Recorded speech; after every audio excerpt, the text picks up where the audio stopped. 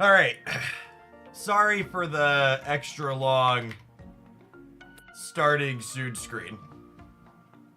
I have a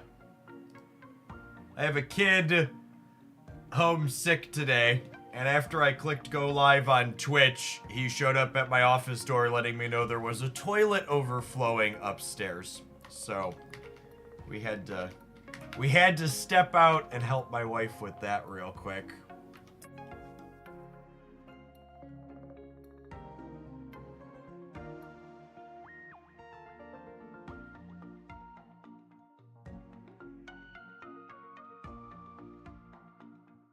Alright, I'm trying to be live on the Hooglandia Pokemon Pocket channel too. It doesn't look like it's going live. YouTube live is such a disaster, chat.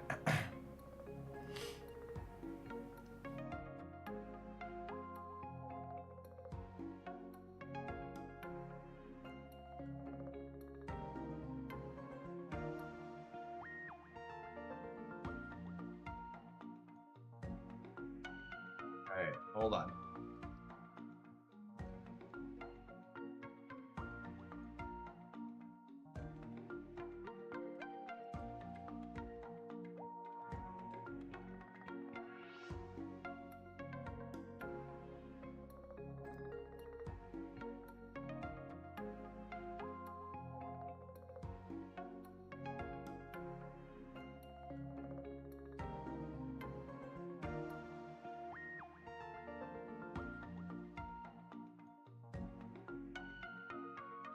That's weird. It says I have a connection on the Pocket channel, but it's not actually putting the channel live. I'll try turning it off and turning it back on again.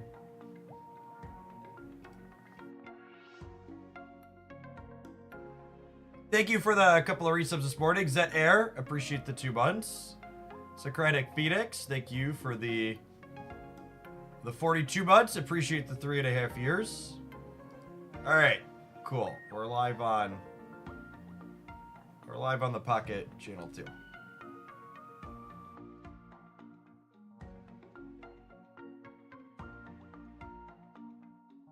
I decided yesterday felt like a good day to try something new, gamers.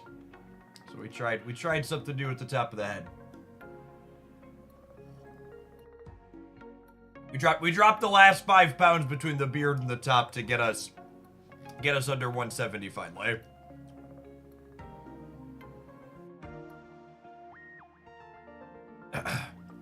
I'm glad I waited to I've been loosely workshopping a video talking about why I think Pokemon Pocket does not need ranked and it would be a good thing if it never came. But speaking of, it turns out, chat, all the clickbaiters telling you that ranked was coming in the data mines were wrong. And I'm honestly glad they were wrong after the more I've experienced Pocket. So, we have a PvP event live where you can collect these cosmetics for your profile for winning matches.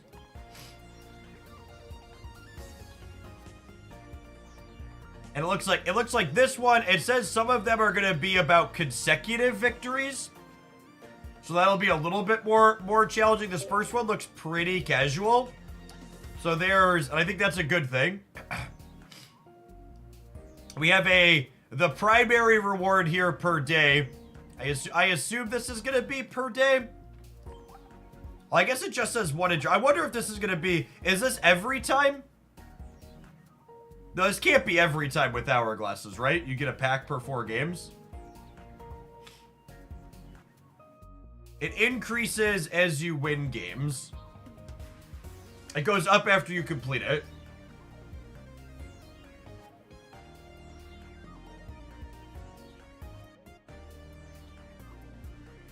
To unlock the next quest when it is done, it's scaled up to 12 after participating. Okay.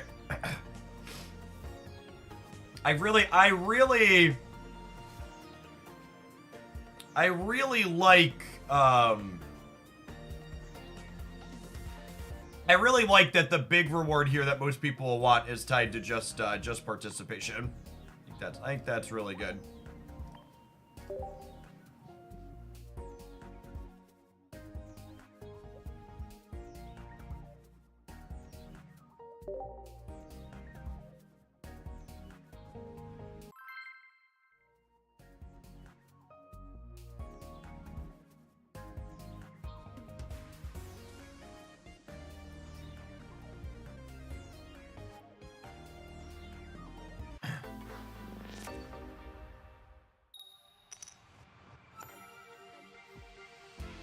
How is viewership for Pocket compared to Snap? For me, it's actually been almost identical.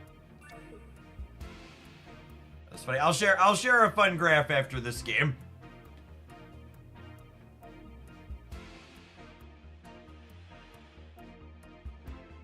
Data dork. Absolutely love talking metrics.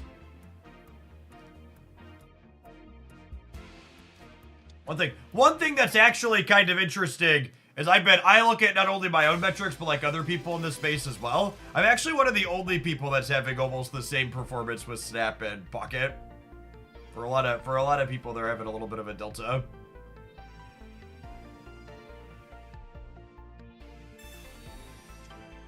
I think true viewership for Pocket will show after the honeymoon period. I agree. Pocket's viewership is likely going to increase from here. Spellslinger, thank you for the 69 months. A lot of other creators are actually having worse Snap performance than they are Pocket performance. Mine's mostly level.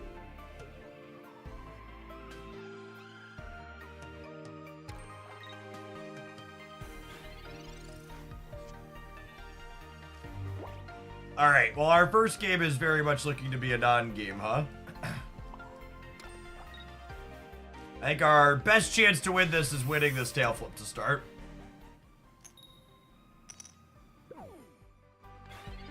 That'll do, pig. 6 basics and 2 Pokeballs later.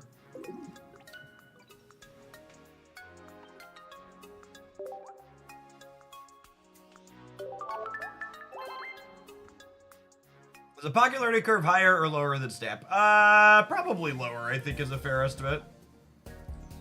Yeah, it's similar. Some fun graphs. This is my viewer counts the first week we've been doing Pocket and Snap one into the other. It's just like, it's actually almost kind of freaky how exactly dead level it is. This green is Pocket, and then Snap had a jump up for their season launch being real, but then it tapered off real quick as people all bounced out again. And then in comparison, oh yeah, this is a good one too. Just show it. I've streamed. This actually was just coincidental. I did exactly 11 hours of each this week so far, and the viewer accounts were within 10 on the average. What we've done.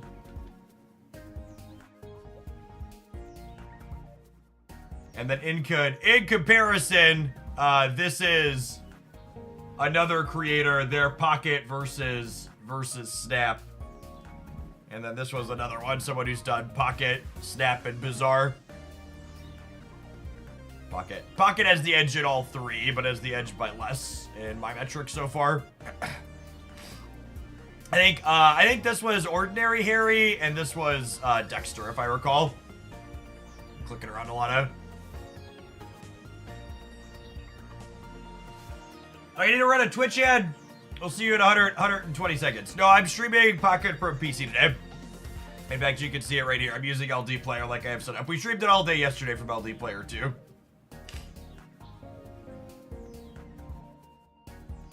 Any thoughts as to why they are so similar? I think a lot of card gamers are looking for... I think a lot of Snap gamers are looking for something new to poke at. I think Snap's a kind of a low point for sure. I think also an interesting / amusing An interesting / amusing anecdote. No security concerns with LD player. What security concerns should I have with LD player? Are they going to steal my pocket monsters?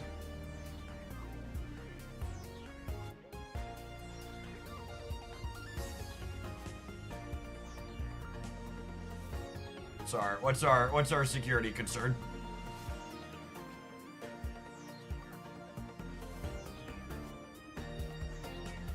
Oh, I'm still tiny. I was tiny from the other. Let's make me bigger. She's been fine with it, Quarth. Are the devs actually Team Rocket? Asking the real question.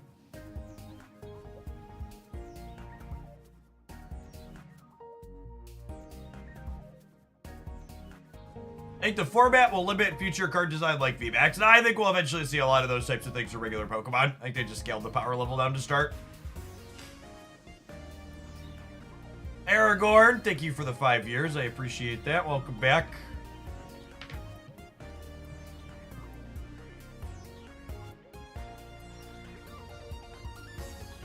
If you're someone who's a stats junkie like me, and you haven't seen it before, Sully Gnome lets you access all those metrics I was showing on screen there a second ago.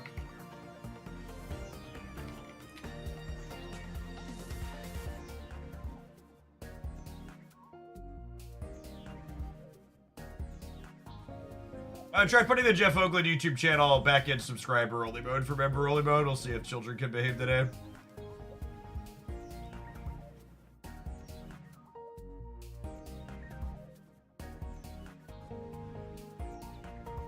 Mitch, thank you for the 15 months. I appreciate that. Welcome back. I got it added. I didn't like it. Yep.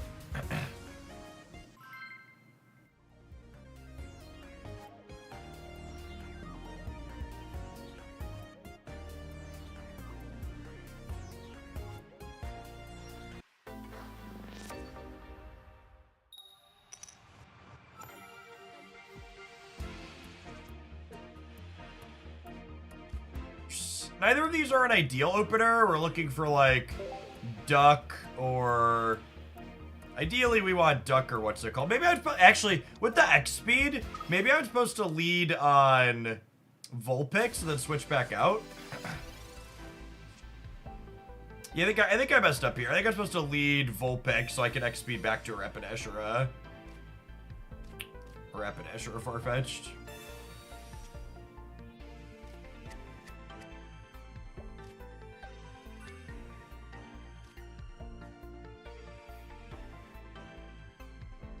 Player on red card.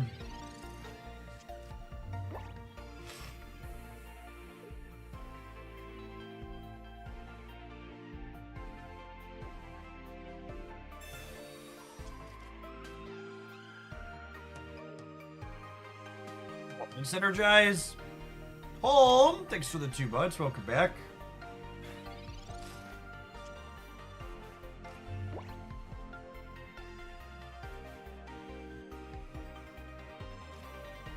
Yeah, I definitely messed up here. If I would have, I'm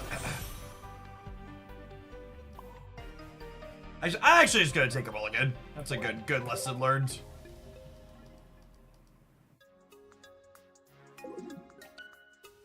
I think one of the most truly incredible things about gamers is they can sit there and hear me talk about how I made a play mistake and my card is awkward because I made a bad choice.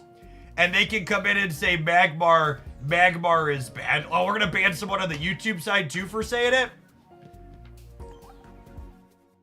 Gosh, if I've evaluated every single card in a card game from the perspective of I evaluate it at its absolute worst case scenario when I also made a mistake playing it, no card in any card game is ever playable.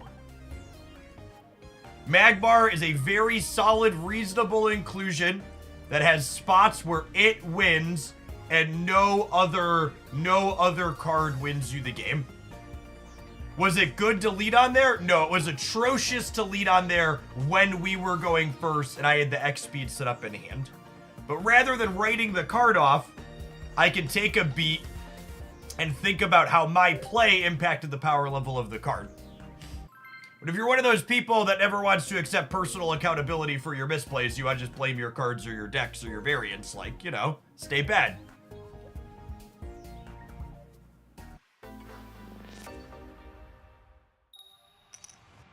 Yeah, trimming the beard and the hair makes my weight loss more apparent, which is nice.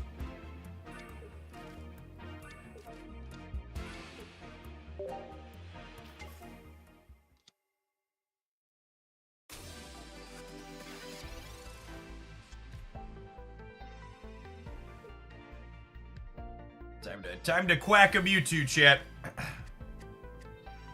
Magmar's ideal if you're going second. It's better if you're going second. Usually you don't want to lead on Magmar. He's like, they're your follow-up after you Rapidash.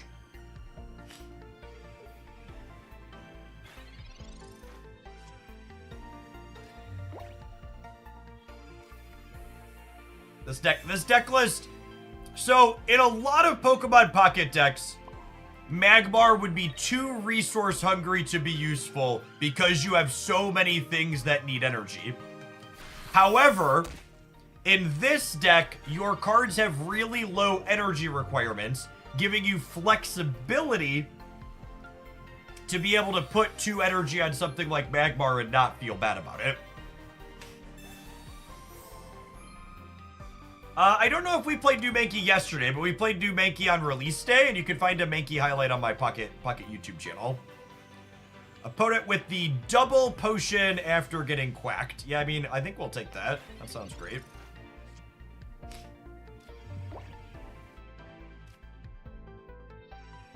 Looking for a Ninetales here. Perfect. Okay, and now Ninetales here with the Blaine means that if my opponent has Giovanni, we get to knock out their Mewtwo next turn because they're already through their potions.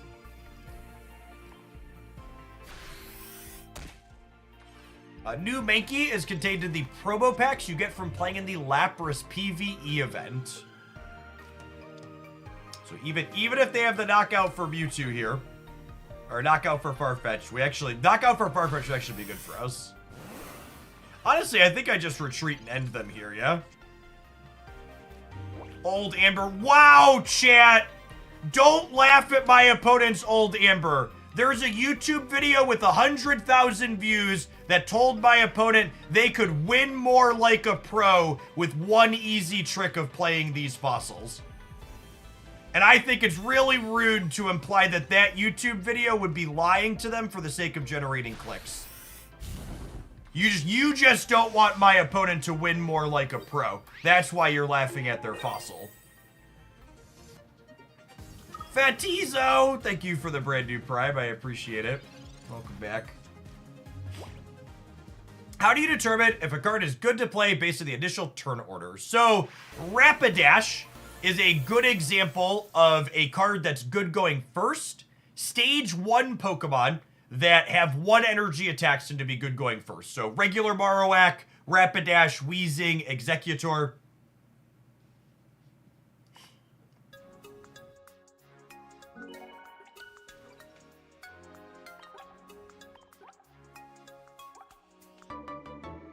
A participation emblem! I love my participation emblem.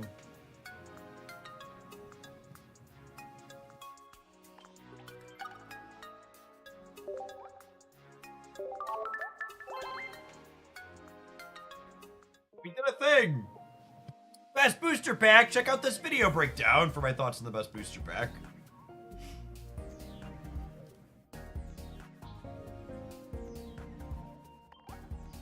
That Campbell's super drink is tomato juice.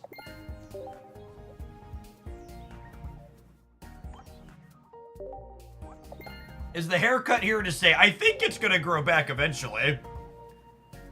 That'll remain to be seen though. We've never done this before. Taekwasias, thank you for the 24 months. The people playing fossils in their decks is people leaning extra hard into the bad deck building of not playing enough basics in their Pokemon Pocket decks.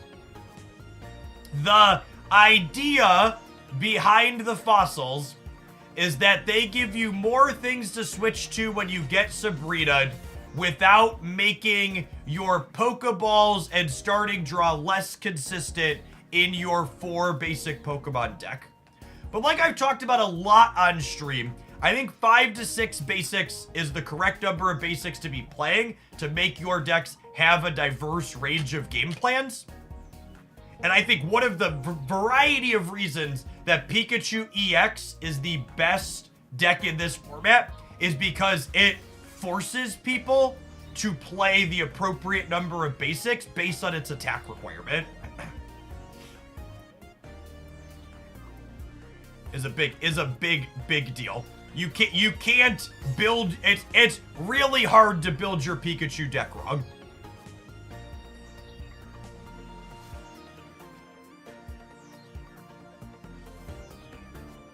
Because Pikachu makes it clear you should be playing a bunch of basics.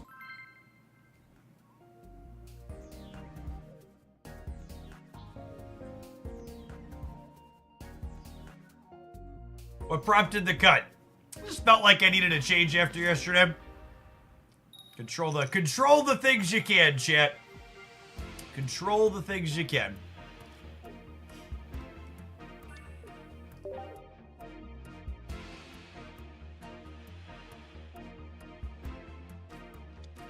And team, best way to counter Pikachu EX. The Mankey Marowak deck is really good into Pikachu. It's kind of mid into Mewtwo though. Are 2 Zapdos needed for the Pikachu deck? I don't think so. I think you could definitely get away with less than that.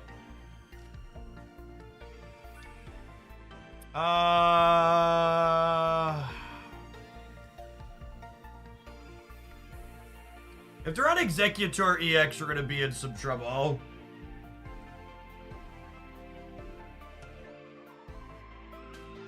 They likely are. I'm trying to decide, do I want to put the energy on Vulpix or I want to put it on Magmar? It's probably Vulpix and hope to hit the Tail Whip, yeah? If we hit the Tail Whip, we're in a good spot. If we miss on the Tail Whip, we need them to flip some tails. Oh, the Tail Whip actually doesn't matter because the Evolving clears the debuff, yeah?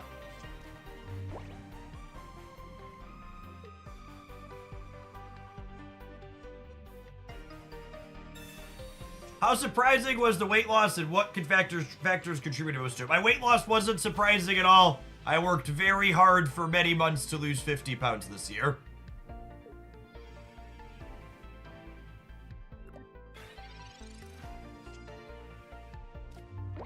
There's no deep, dark secret or get thin quick trick that works. It's just you run a calorie deficit.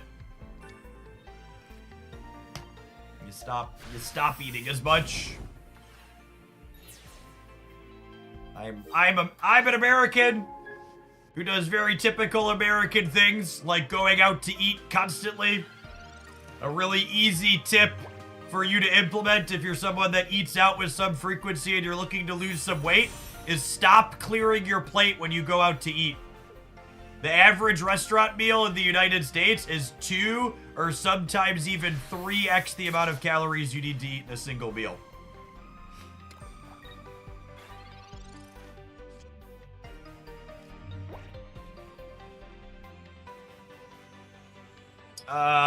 So we're gonna, I would say, well, the Sabrina means we're done here. We're gonna lose the Ninetales, but we get to pull the Bulbasaur up and knock that out, and then just their last one can't do it. What 5th basic would you suggest to Mewtwo and Charizard decks? It's either Kangaskhan or Farfetch'd. I think if you want to hedge Pikachu, you want to play Kangaskhan. If you want to hedge Mewtwo and Charizard, you want to play Farfetch'd.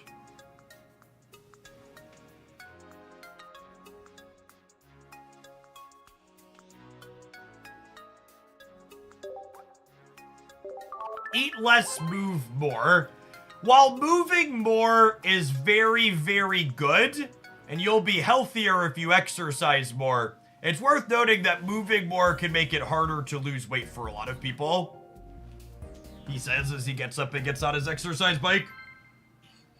Exercising makes you feel hungry.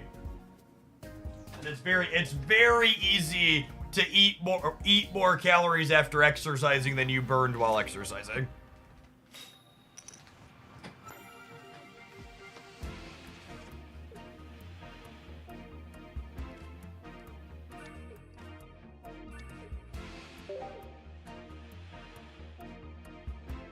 Born in Al, thanks for the over 3 years. Welcome back.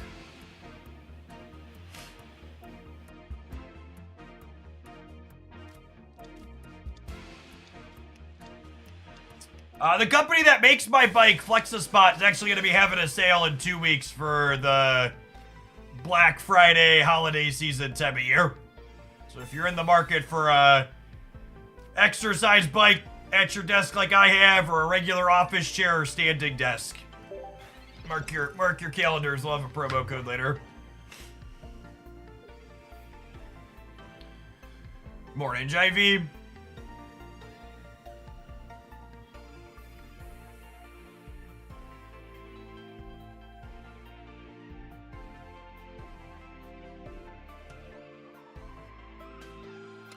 I think one of the biggest deck building mistakes that happens in all card games, that happens a lot in Pokemon Pocket, is people don't spend enough time thinking about their average draws and spend way too much time hyper-focusing on how good their best draws are. And that's why we see people making bad deck building choices, like only playing 3 and 4 basics.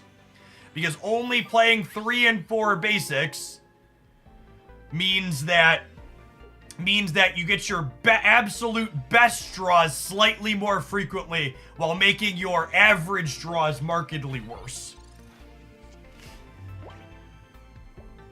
Yeah, I've been working with FlexiSpot for a long time now.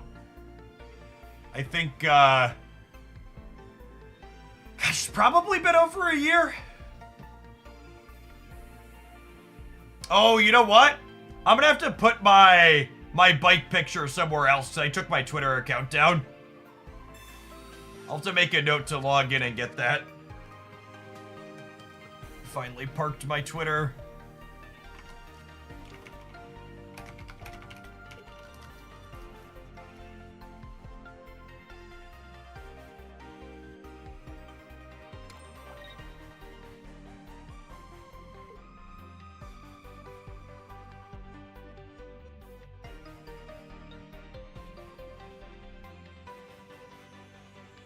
Second Rain, thank you for the quarter of a year. Welcome back. Glad you're enjoying both Pocket and Snap. I am too.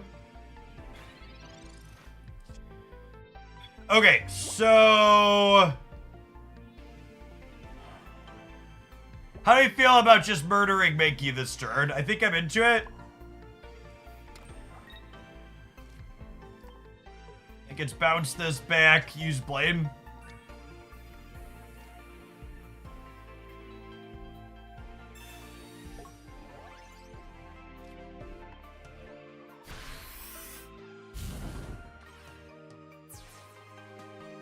I'm using high performance, or I'm using high quality display settings.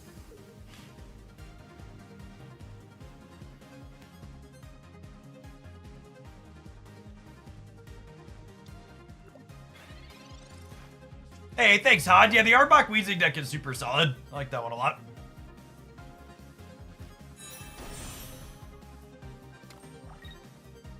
We should be good to go here now, yeah? That's interesting. I guess you get my duck.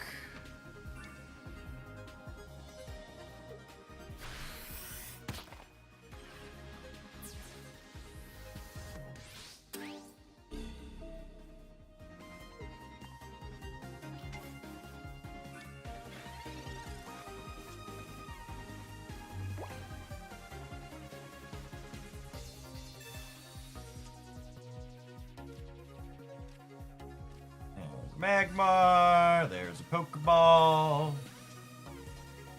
My wife and I both got FlexiSpot chairs and they've been great. Yeah, we actually just got another one of the OC6 regular office chair that I sit in every day for Christy for her office upstairs.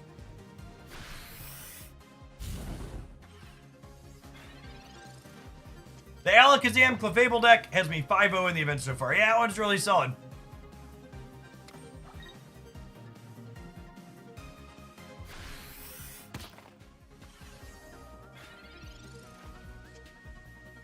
Yeah, my FlexiSpot code, I think, has sold about $21,000 worth of product so far in the Hooglandia community. I've never had anybody tell me they've had any issues with it.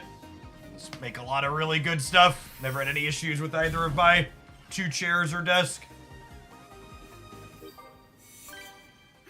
Where can you find these deck lists? My Pokemon Pocket YouTube channel has tons of great deck lists, like Alakazam, Clefable, and other things. If you're looking for a constant flow of off-meta Pokemon Pocket decks, that's the place to be.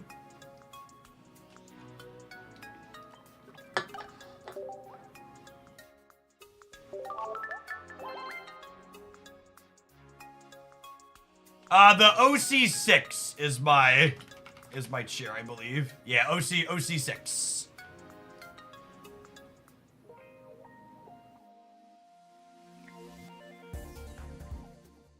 I haven't covered a ton of the EX Pokemon yet, but I actually have an EX Executor Wiggly one in the queue for later.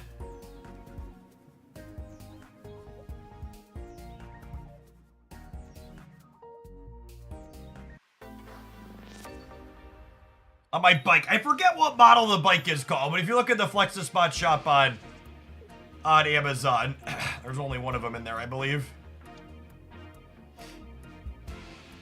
I'm gonna lead Magmar with having first energy advantage here, I think.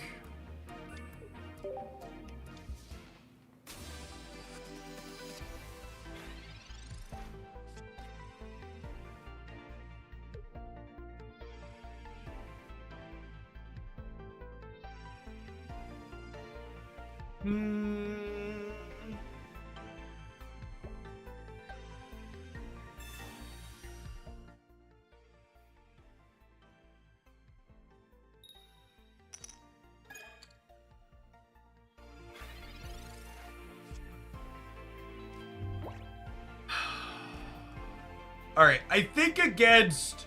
Well, I guess they missed...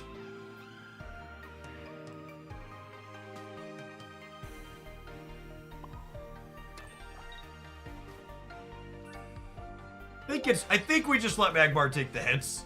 Because I would put second energy on, hit for 50, and then they'd clear me. So I think I want to just build the bench here.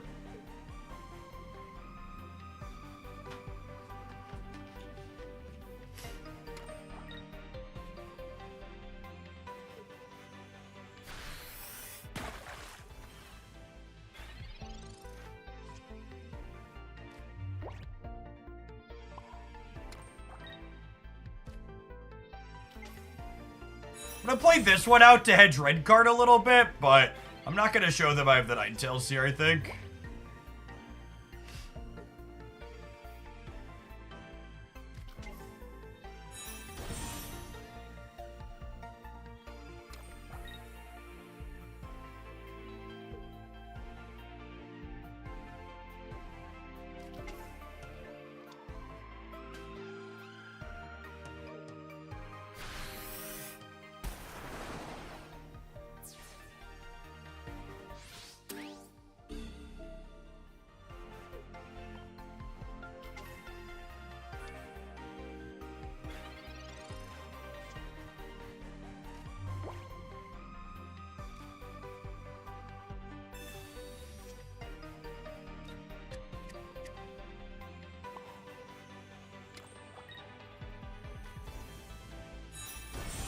I am not offering you legal advice. If you are uncomfortable playing the game from PC, you should read the EULA and interpret it for yourself. I feel comfortable playing Pokemon Pocket from PC in the emulator. It's really no different than using any other Android device in most ways.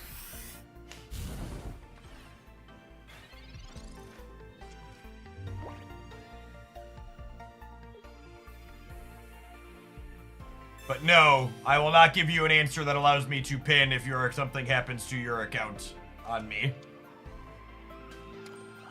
Not playing it. Not playing that game.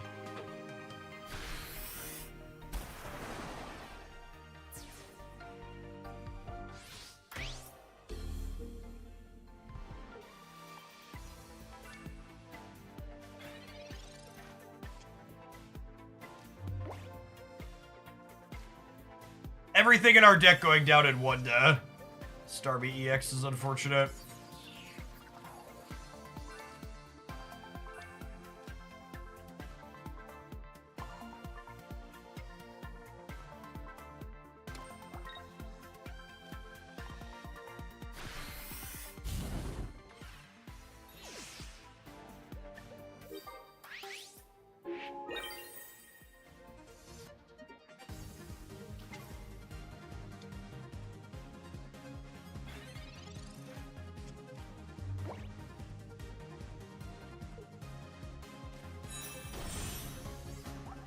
We need no Starmie and then one of our 2 Sabrinas off the top.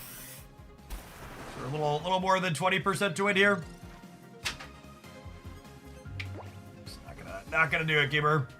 That's close. If we'd have led on Rapidash, we'd have won this set. We'd have knocked out the Starmie before it put down the Rapidash, or knocked down our second thing.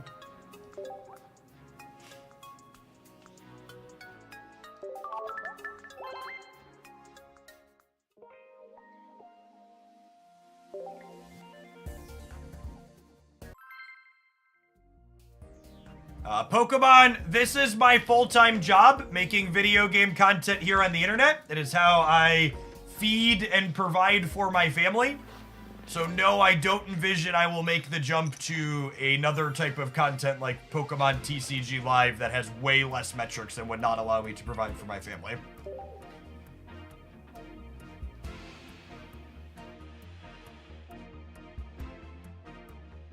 Morning, Axiom. I don't know if you can log into your Apple account on Android. You could definitely link a Nintendo account on your Apple as well, though, and then the Nintendo account will work on Android.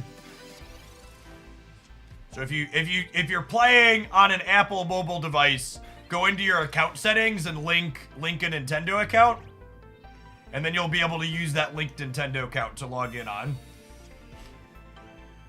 You can link Apple or Google on Android. And can you link? I have no idea, chat. I don't use fruit hardware.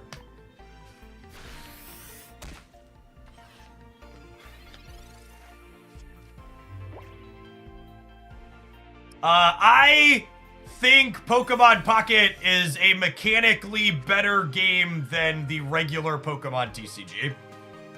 I think the regular Pokemon TCG was good and innovative 30 years ago when it came out, but it very clearly adheres to game design things that we wouldn't do for a game designed in 2024. Calling Pokemon Pocket a slimmed down version of Pokemon TCG undersells the fact that a lot of the slimming down was done to modernize the rules of the game.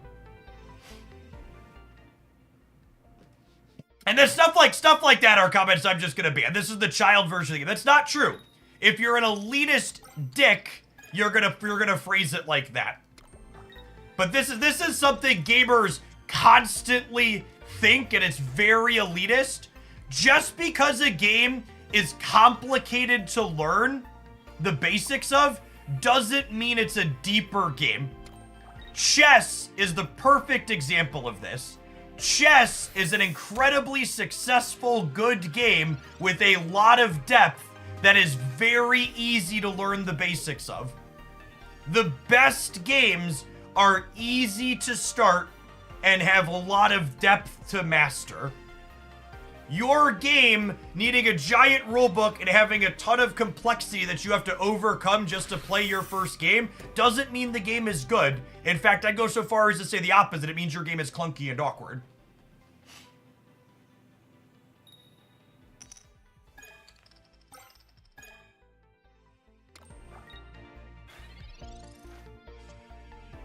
That is not the Blaine I wanted for Christmas, gamers. Blaine or Giovanni. We had 3 live draws there to knock out this Moltres. It's really unfortunate.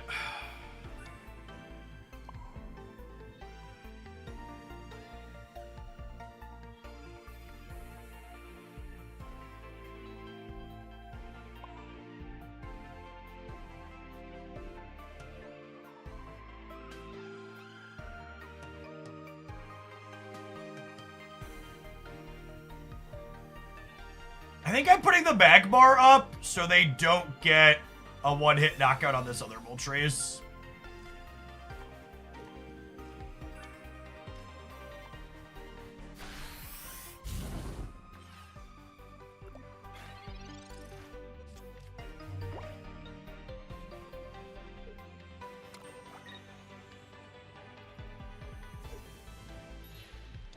Yes, I am playing a 1 Magmar, 1 Farfetch split here. Oh, this is a good play from the opponent.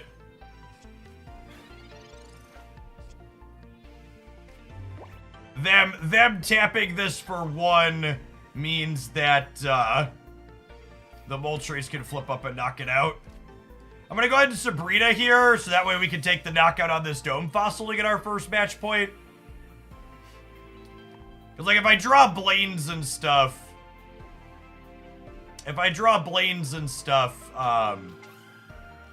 Really? You put the Moltres up? That seems good for me, yeah?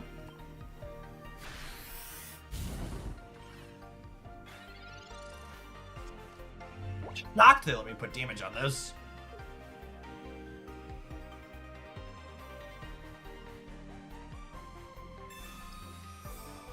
I don't know that Pocket has good one-to-one comparisons to Magic. I think the best tempo-y deck is probably something with Wheezing. But it's also a little specific. I don't know, it's a good one-to-one comparison there.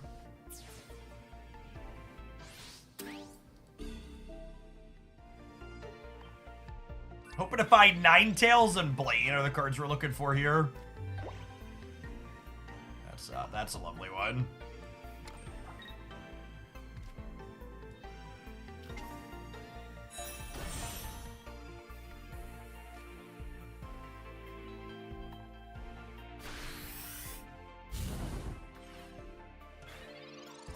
So if they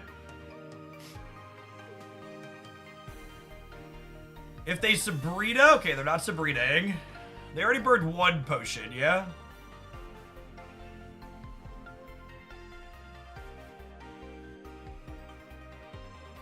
Yes, tempo is a very, very big thing in this game. Taking knockouts with energy on them is a big deal. Why not Blaine here? Because that tells my opponent I have it. You're right that I might draw another supporter I want to play, but I think that's worth the potential downside.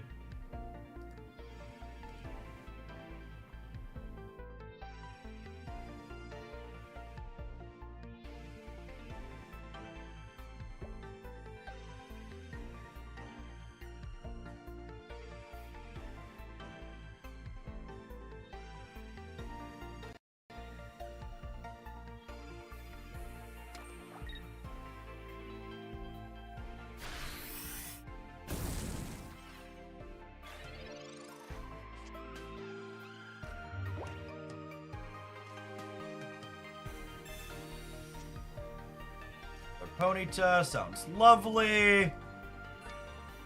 So with the Blaine here, we're going to pick up 2 knockout points. And then if they want to knock this out, they have to put this up. I doubt they have Persian in their deck. Would be a scary card for us. Then I've got 2 Ninetales, 1 Rapidash, and 1 Research and 8 cards. So a lot of good draws here.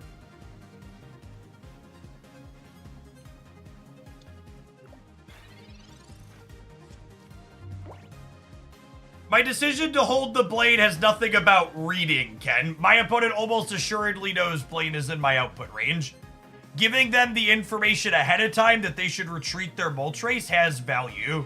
Just because they know Blaine is in my output range doesn't mean they know they need to play around it. Or they might take a play with the assumption, oh, I could hope they don't have it here because they haven't played it yet. Like, wholly expect my opponent knew we were playing Blaine there.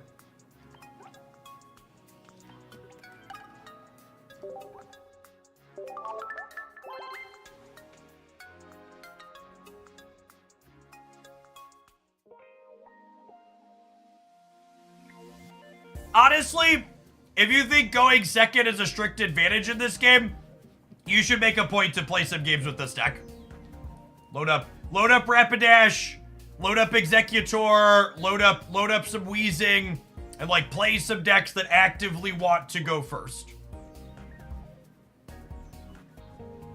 Alright, gamers, we are going to go ahead and take a quick pause for the cause of run an ad break. This is my favorite play deck. I think I'm going to play this in the tournament on Friday night that I'm playing in. We're going to do some variety on stream today, though, so I'm going to go ahead and queue up another deck here in a minute. Actually, you know what? It's been a minute.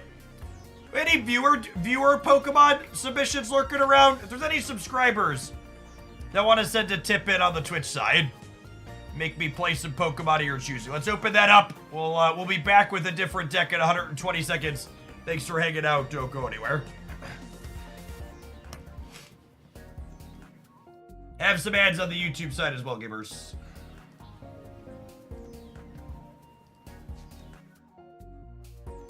Can you play this deck if your Blaines are not full art? You can, but you'll draw them less frequently.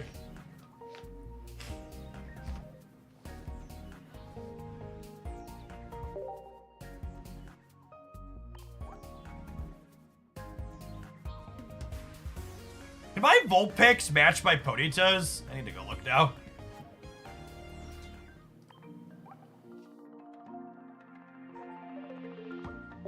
Aren't all of the same cosmetics or the flares? Yeah, it's the only one they can have. What tournament am I playing it on Friday? What are the community tournaments on Limitless? I don't think Lapras EX is worth playing. Literally, the only games where it's worthwhile are the games where you Misty Flip.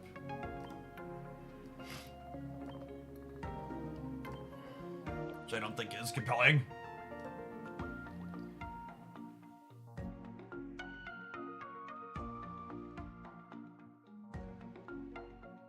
Anything with Omastar, Alakazam plus Weezing. Sounds good, Rocky combo.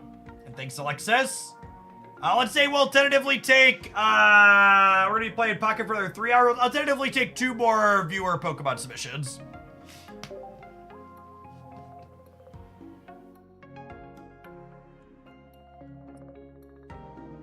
I liked this Jolteon Omastar last time we played, but part of me wants to build a... Maybe we'll play some more of this. I got a full art Misty from a Wonder pick the other night. I haven't played with it yet.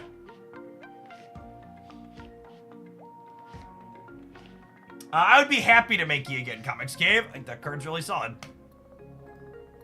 We'll do some of this. Duripoke, thank you for the 17 months. Omastar Greninja. I think Omastar Greninja is... It's tough playing 2 stage 2s into all of the Pikachu. It's just a lot. There's a lot of Pikachu.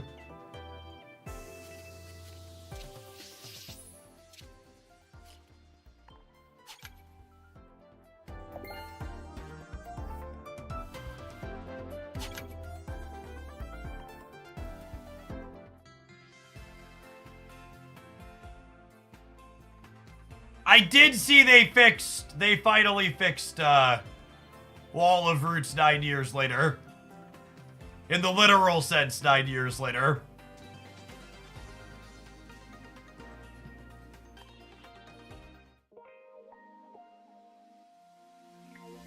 What if we do Starmie Omastar? Yeah, I tried a bit of that. That might genuinely be good, honestly. Let's build that.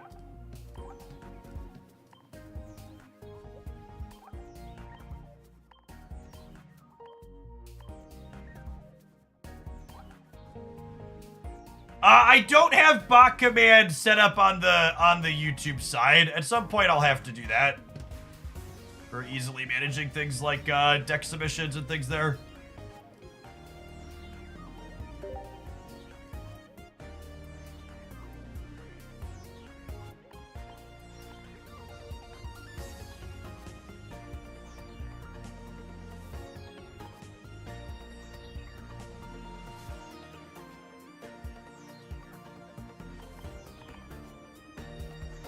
What's Omastar? Omastar's a pretty solid finisher.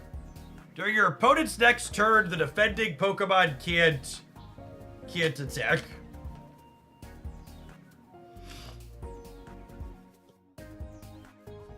Pretty solid into the big Mamajimos.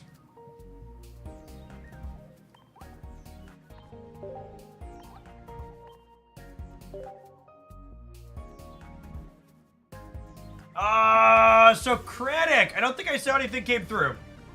I have Alexis, I have Rocky, I have Comics Cave. Let me refresh. I don't think I have a fourth one.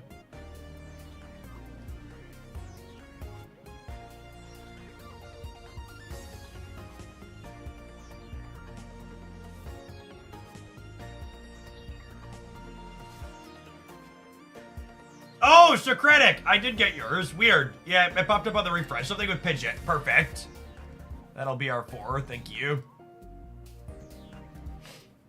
Yes, the card text means they could switch Pokemon to attack.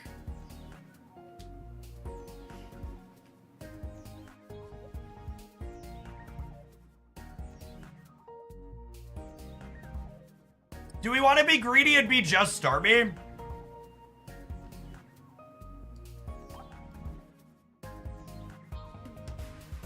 Let's be greedy and be just Starmie.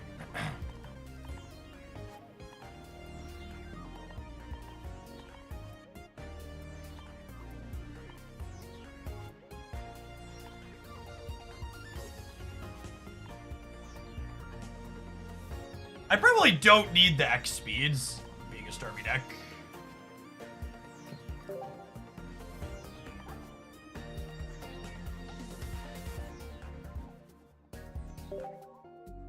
Cohax, thank you for the 2 years. Appreciate that. Welcome back. Executor Alakazam's alright. I think I like Weezingala better, but it's definitely fine.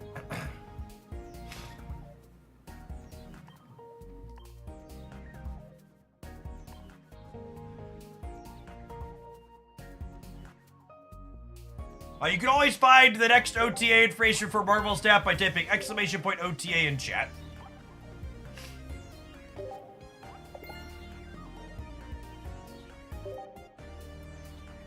Look at all those hourglasses.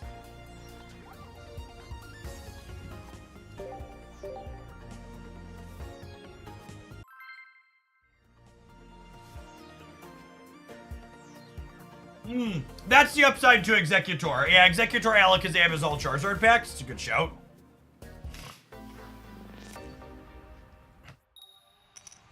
I think the new PvP event is phenomenally structured, and I absolutely love the way they're approaching PvP in this game as opposed to having a ranked ladder that makes me want to hate myself. I think this type of event is a phenomenal way to give people some type of aspect for PvP without having the incredibly manipulative ranked ladder structure that's typical. We talk about mobile games being predatory in terms of monetization a lot, but one thing that does not get talked about nearly enough is the fact that things like ranked ladders are incredibly predatory systems. Ranked ladders are a manipulative experience that make you feel compelled to play the game in a way you'd rather not play for the sake of making an arbitrary number go up. I really enjoy that the reason to play games in Pokemon Pocket is because you have fun playing.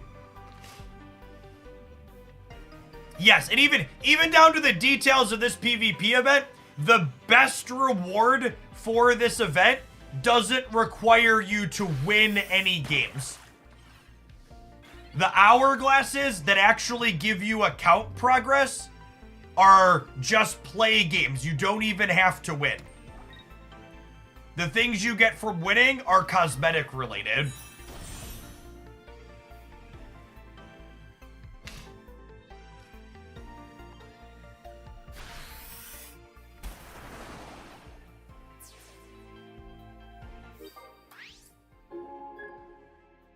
Thanks, Celestrix.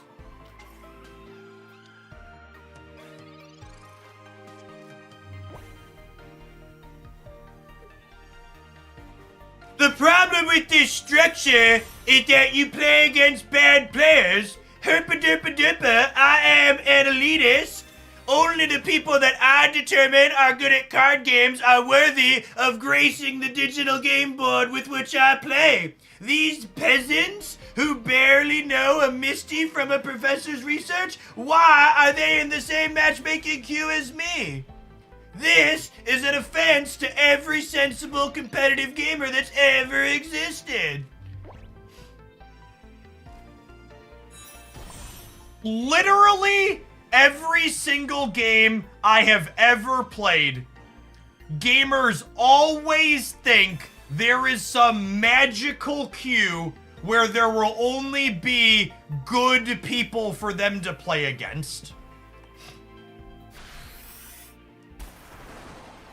I would bet dollars to donuts that there is internal MMR in the matchmaking for this queue. I would bet significant amounts of money the matchmaking is not purely random and is based on an MMR matchmaking inside of your thing. And for reference, the MMR on the new account, all these new accounts while the game is new, is going to be a little weird as people start to finally start to play enough games and get assigned a reasonably strong MMR. But no, you don't need a ranked ladder to have quality matchmaking. In fact, this shows your ignorance with other games. Unranked queues in almost every other game that exists like this use MMR-based matchmaking too. They're not purely random.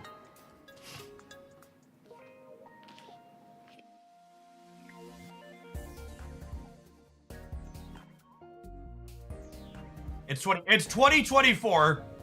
They're making a ton of good design decisions with this game. That's almost assuredly a design decision they've made.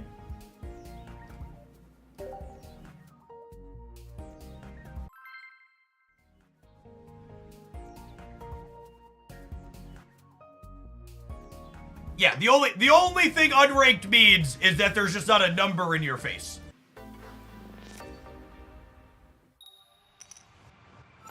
Do you have a preference over whether people watch on this channel or the Pocket specific channel? I don't know that the YouTube stuff really matters. I'm only doing 2 streams over there because I wanted to see how it would go. And so far, the Pocket channel has been having better metrics than the Jeff Hoagland one, which I guess isn't surprising.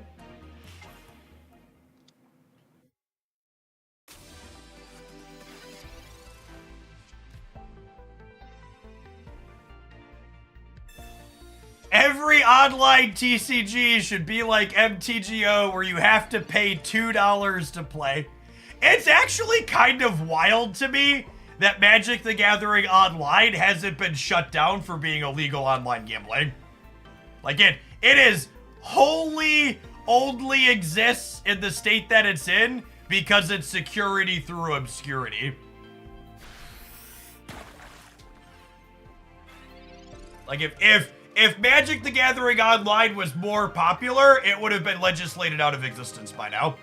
And for people who aren't familiar with Magic Online, it's 2 decades old, and they have a ticket currency, which you pay $1 real to get a ticket, and then you spend those tickets to enter events that pay you out things that you turn back into tickets.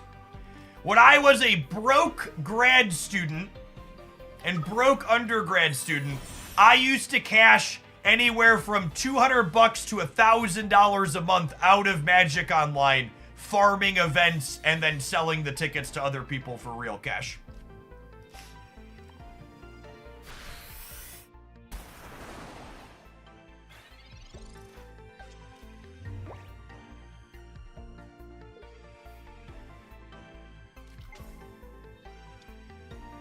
I think this deck is probably fine.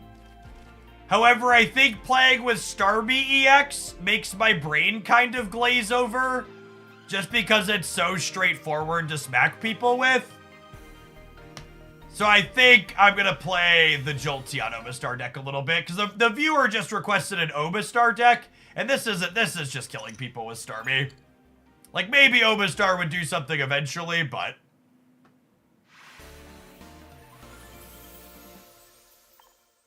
Let's go ahead and play a deck that's less in on its front line.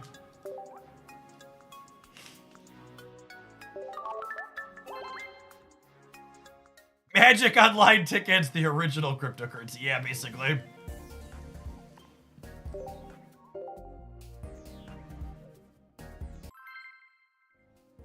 If you really want to make money on a card game, just learn poker. Yeah, I played cash poker during undergrad too. I was also low four figures most months. Playing cash poker optimally is one of the most mind-numbingly boring things you can do. It's so dry. So Jolteon has one of my picks for most underplayed cards in Pocket right now. Pin Missile does an average of 80 while being able to swing high for 160 and low for 0. It is quite good in my opinion.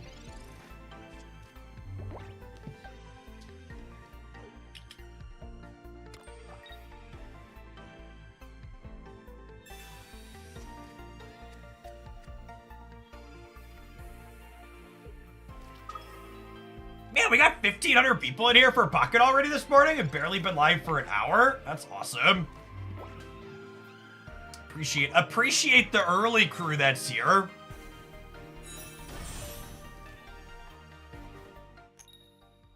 Anybody new that's not familiar with me?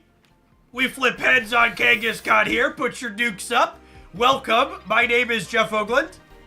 I make content full-time here on Twitch. I've been a mainstay on the platform, doing it as my job for the last 7 years, been streaming for over a decade. In addition to Pokemon Pocket, we stream Marvel Snap on this channel. In a former life, I played some other strategy and turn-based games like Magic, the Gathering, like we were talking about a little bit. Some Hearthstone, some Runeterra, some Mythgard, some Hex Shards of Fate, lots of different things over the years. Alright, mama, put this rat in the ground. Holy, she is unstoppable.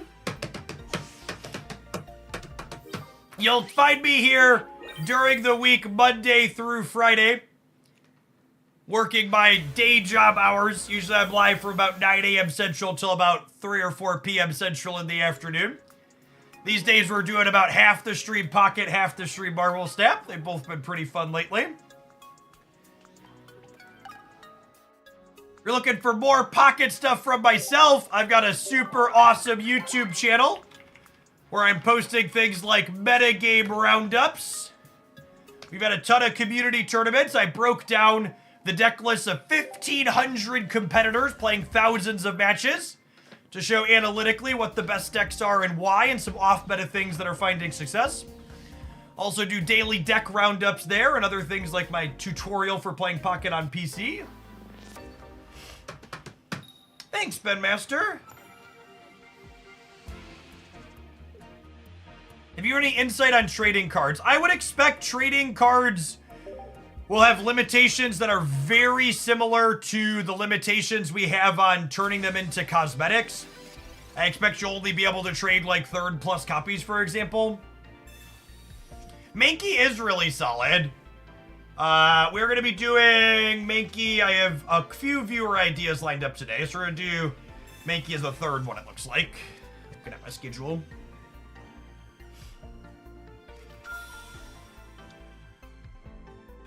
You can find my deck list on my YouTube channel. There is not an automated deck list updating tool like Untapped for Pocket. It is a mobile game and not a PC game. Awkward. We are about to get murdered by a red card. Oh, Mama's tired from the last game, chat. She's feeling sweepy.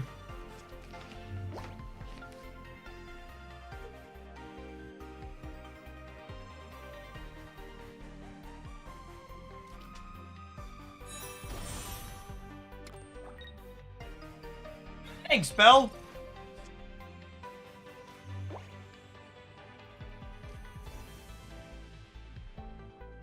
I think we researched because I do really need to find a fossil to get the Omastar line going, ideally.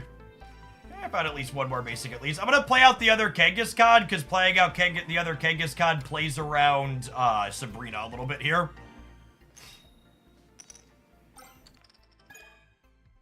I do not think red card is a good card. In fact, one of the videos I need to finish putting together is showing mathematically how terrible red card is in most situations. So I can have easy numbers to reference for people.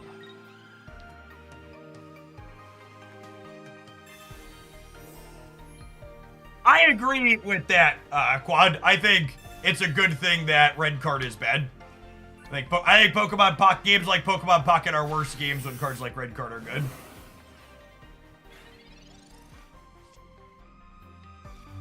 Praise Helix.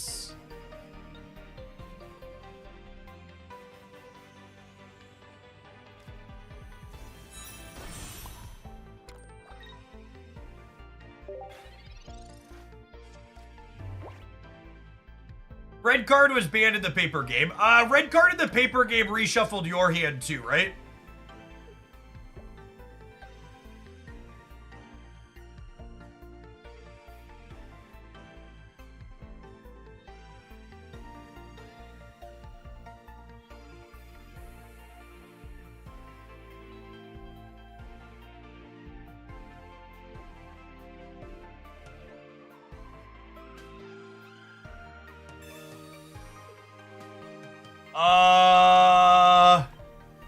Thanks, I think?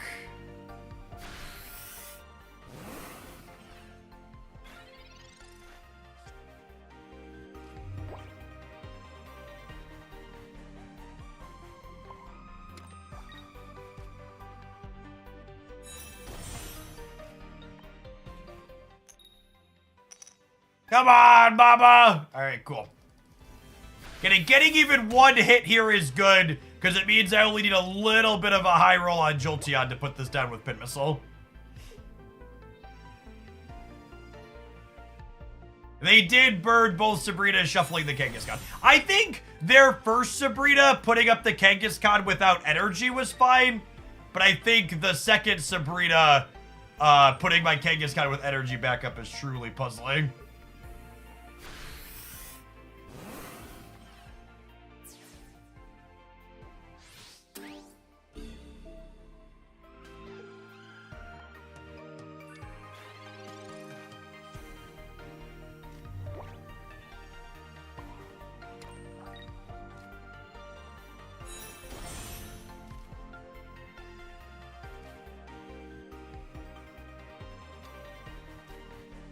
We had 3 heads here, the game is over.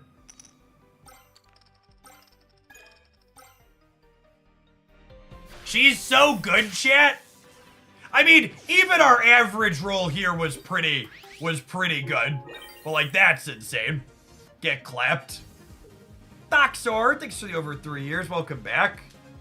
I really like Kangaskhan inside of Charizard, but I also think there could be merit to playing the full Rapidash line. Thanks, Raven.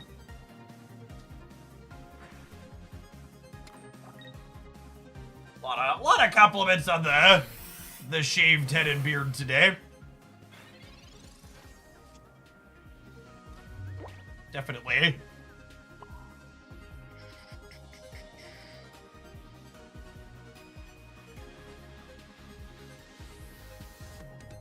Very aerodynamic, as one way to put it. I think I'm gonna switch here, yeah? Or do I want to just attack with this? I can't decide.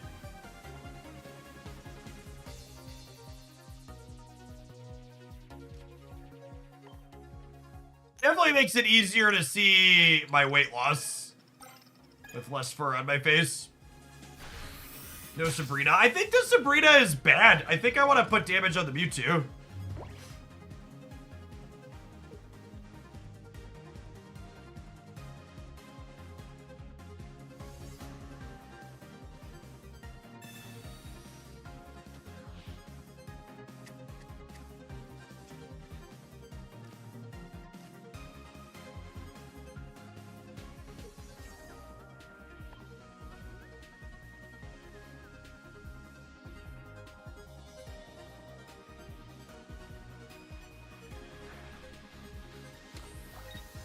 What do I need to start Pokemon Pocket? Just your mobile device. The in-game tutorial is really solid.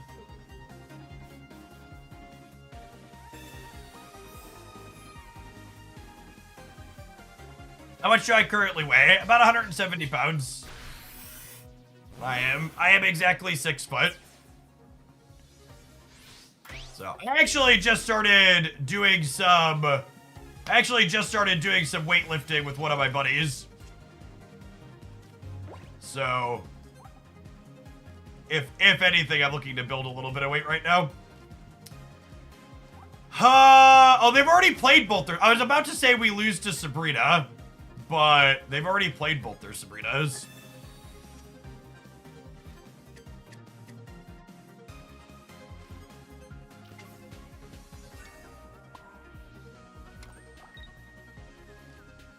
They use both potions. They have. So we're done here.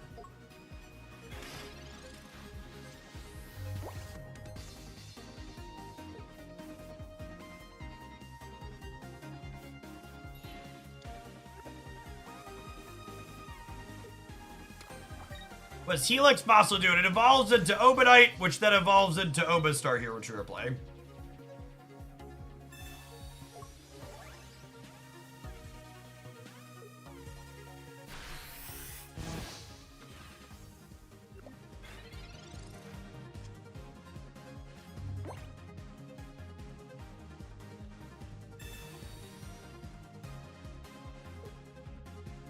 No, you don't have to flip a coin to cancel their attack with Obastar. It's really strong.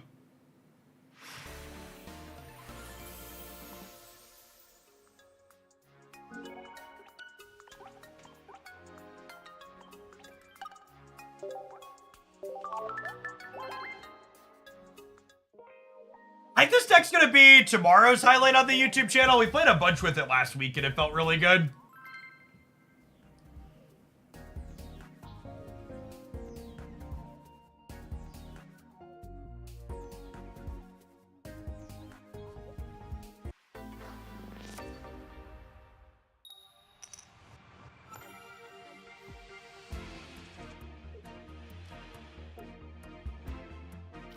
The way the cards snap to a spot on the left that's invisible here makes me wonder if they've got some code for stadiums in the game already.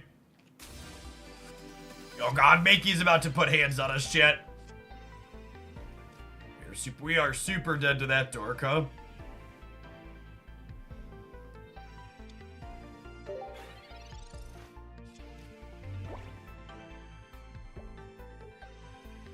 Lord Miller Gaming, thank you for the 80 months. I appreciate that. Welcome back. This is Pokemon TCG Pocket. It's a new digital-only version of Pokemon TCG designed to be fast and fun. It does a good job at both. Released at the end of last month. Brewly, thank you for the 18 months. Welcome back.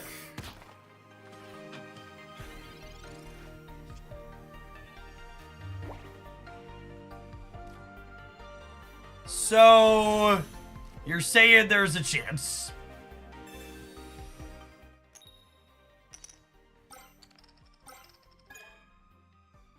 Full Art Misty, pay to win coin. Thanks for the red card, opponent. This wouldn't have been possible without you. Good night. Good night. Singleton Misty bringing the pain.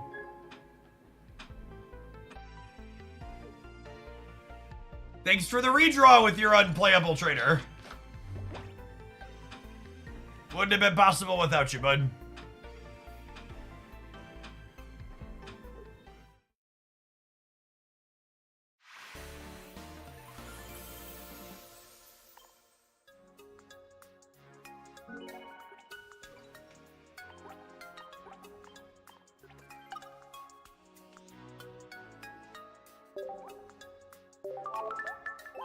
Thanks for the red card.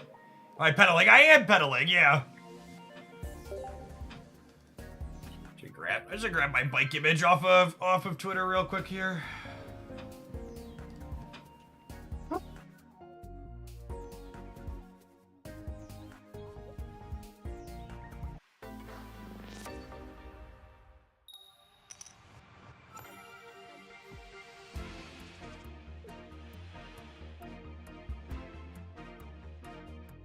a minute. Second. That's lovely for Jolteon. Hey, what's going on, Southpaw? Actually, honestly, one of the most awesome things about doing some Pocket in addition to Snap, we've had a lot of the old-time Magic gamers drop back in again. There are a lot of folks who used to watch my Magic stuff that didn't just quite click with Snap that are enjoying Pocket, which has been great to see those folks come back.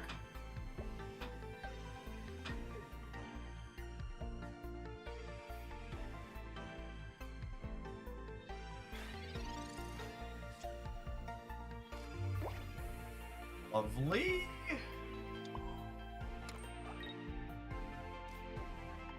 And honestly, that doesn't surprise me a ton. Marvel Snap is a game that I enjoy, but it's very different from a traditional card game. And one of the things that I've liked a lot getting into Pokemon Pocket has been that Pocket reminds me of some of those traditional card games things that Magic had that Pocket just doesn't, or that Snap just doesn't do. Things like playing for tempo. The best example of that. Enjoy me some tempo gameplay. We really would prefer not to get red carded here. Thank you, opponent. So, having another water energy guaranteed here means that we only need to hit 2 heads on this Jolteon to, we only need to hit 2 heads on this Jolteon to be able to knock this out with the Ammonite next turn. And if we hit 3 heads here, the game, ends on the spot. Unlucky.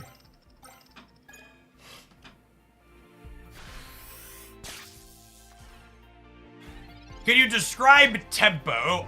Tempo refers to making plays that put your opponent down on resources. So, for example, trading knockout points with your opponent where you knocked out a Pokemon that had 3 energy on it, but they knocked out a Pokemon that only had 1 energy or 2 energy on your side. We would call that a tempo positive exchange because you're up tempo.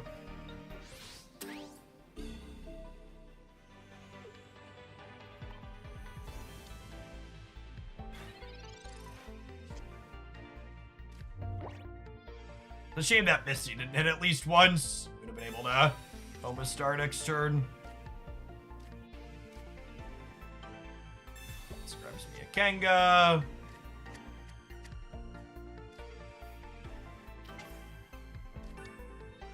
I think the PvP event is awesome, but I really hope they never put normal ranked into this game, genuinely.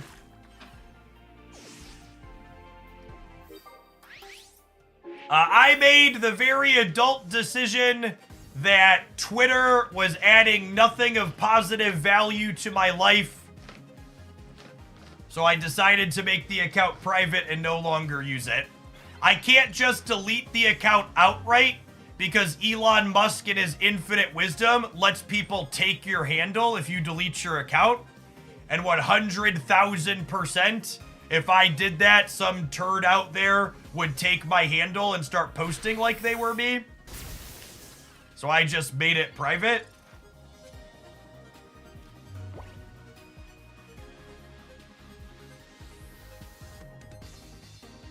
Are you moving to Blue Sky? No, I think social media in general is a cesspool state on existence, and I have no desire to continue engaging with it.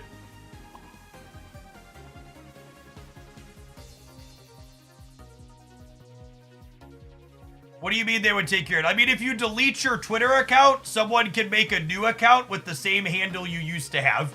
So if I delete my if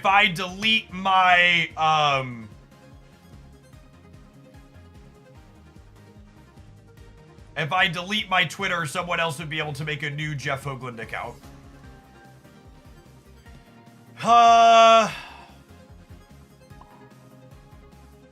think it's this. I don't know. This might be wrong.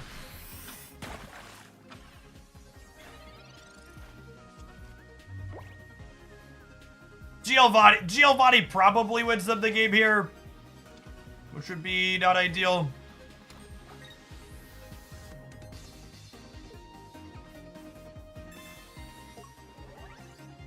Okay. I think we're done.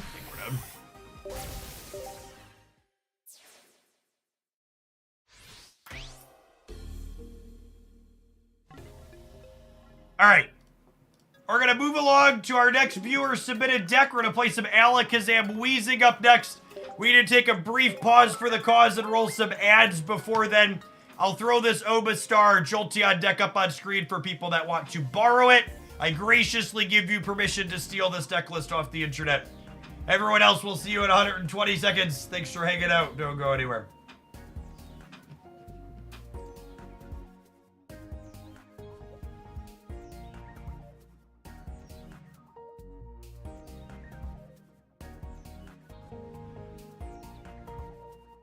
Were you on the Pro Tour for Magic? No, I played on an independent tournament series run by Star City Games. Because I was playing Magic competitively, I was a broke college kid. And traveling to play on the Pro Tour required buying lots of plane tickets. There's a reason why a lot of the most successful people on the Magic Pro Tour have, like, professional jobs, like hedge fund managers and lawyers and stuff. Or if they're gamers, they have money from playing poker, because it's incredibly expensive to travel to be on the Magic Pro Tour.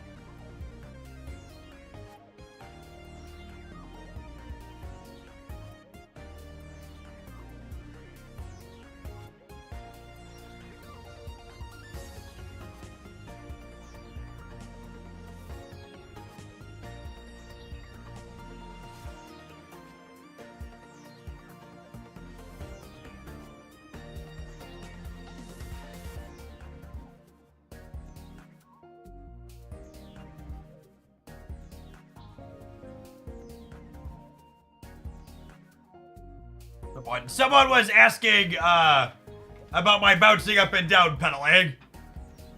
This is my my Flex-a-Spot bike chair that you'll often see me vibing on. Overweight white man and adorable toddler sold separately. That being said, I've seen my user demographics. I am confident that many of you at home could provide your own overweight white man for the chair.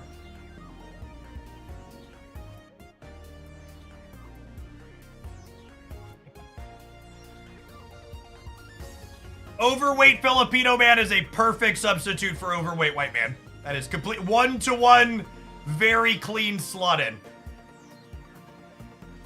And if you're in the market for something like this, I would ask you, please, for my sake, wait 2 weeks. They're going to be having a sale. It'll be good for you too. You'll save some money. But I'll have a new referral code. I'll have a new referral code for Flex-a-Spot. You want to take a peek about what they have, there's the link in the Twitch side. But they'll be having a sale at the end of the month. Flex-a-Spot. If you're hanging out on my content, you'll definitely know when the sale's coming up. Whew. Let's hop into some games with Wheezing Alakazam is our next submission. Yeah? I think I have that one imported already. I do.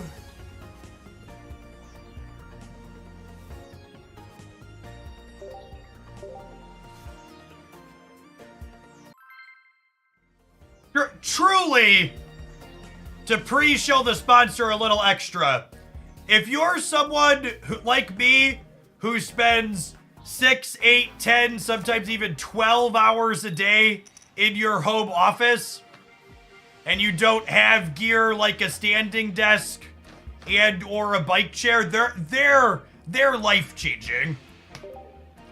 You will feel better at work, not just being in a seated position at your desk for the entirety of the day. In fact, speaking of, we've been on the bike here for about an hour. I'm gonna stand up for a little bit.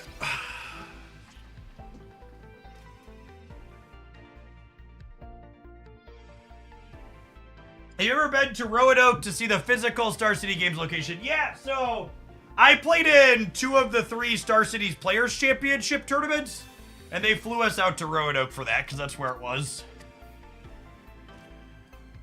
Perfect start for us here. We just need to top deck a Wheezing.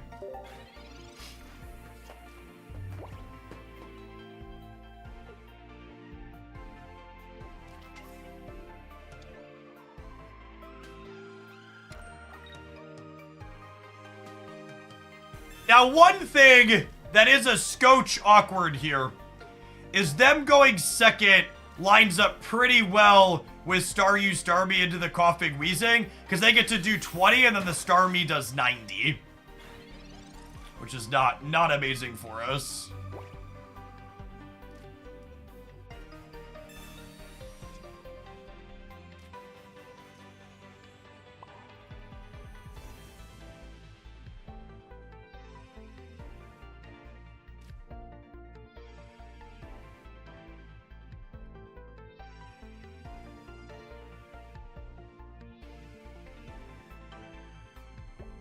What do we think of Wheezing, Toggle Poison Gas, Koga it back, Energy on Abra, teleport back to the Coughing?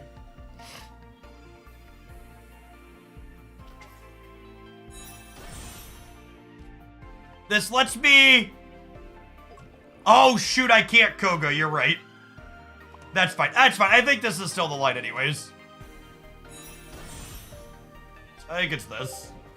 You're right. I researched.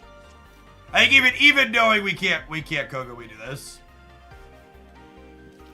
My Discord has the announcements section now open to it, so you can pop on in there using that link to join it publicly.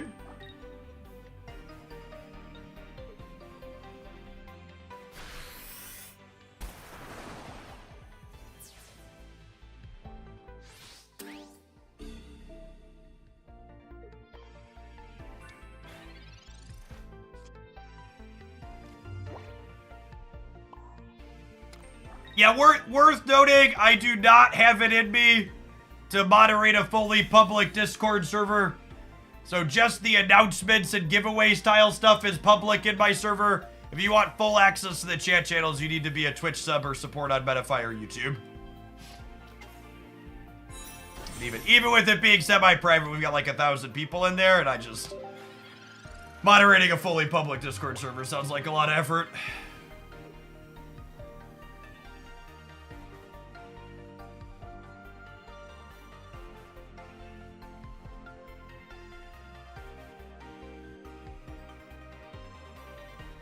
I think a lot of the decks, like Blaine or this deck, Rock, that have a lot of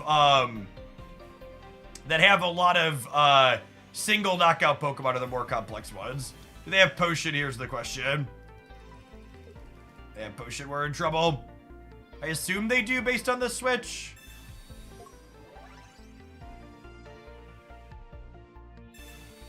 I just have it all. I think that means we're dead.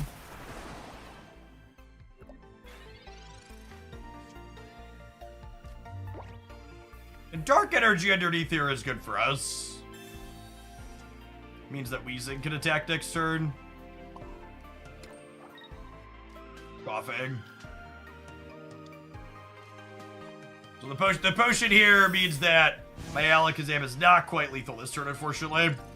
We're needed a Giovanni of our own.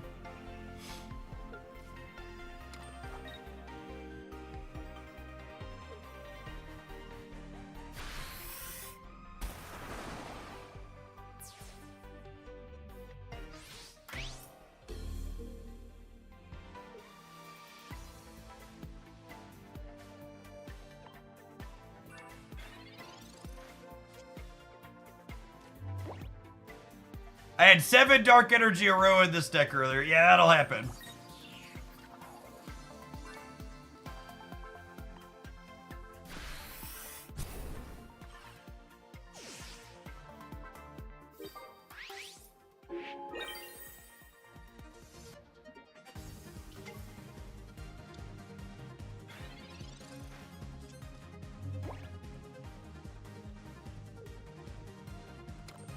Trey Be Easy, thank you for the brand new Prime. Appreciate that. Good morning, good morning.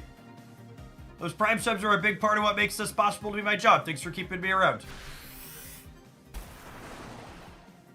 Alright, well this Lapras EX having a retreat cost of 3 might let us put them in the dumpster here.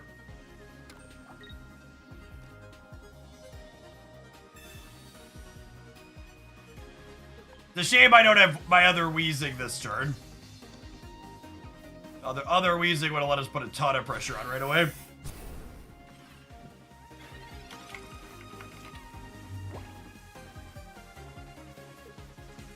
What's my favorite deck to play so far? I really like the Blaine deck. Dead to Misty? Question mark? Yep.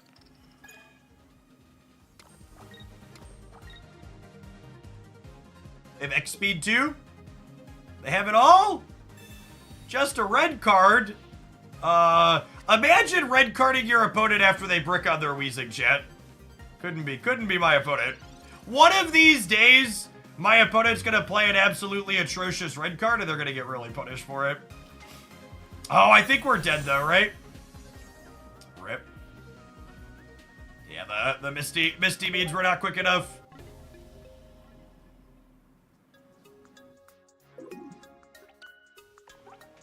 Slow.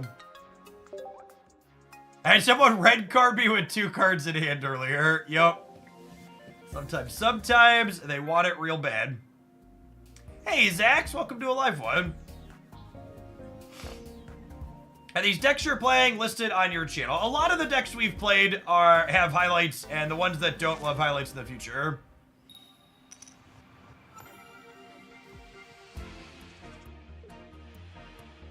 Second. Farfetch'd is absolutely quacked when you're going second. We also have Psychic Energy as our first tier, so don't want to lead on coughing. Mankey is actually going to be the viewer deck submission after this one. We're going to play this one for a little bit, and then we've got a Mankey deck and then a Pidgeotto deck.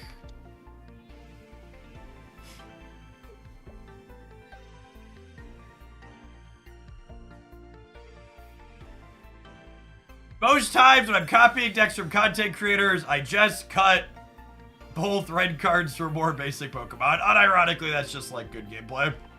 Smart.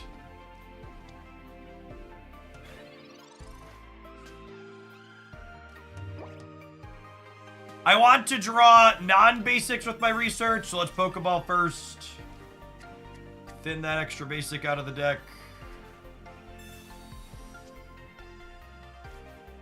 Neither of those are the Weezing I wanted for Christmas.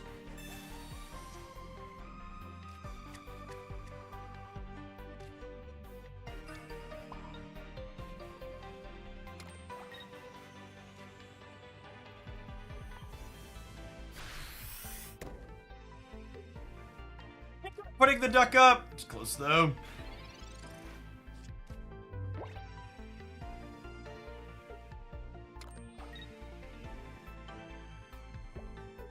You can store up to 2 daily packs at a time, so you need to log in once per day to not lose value.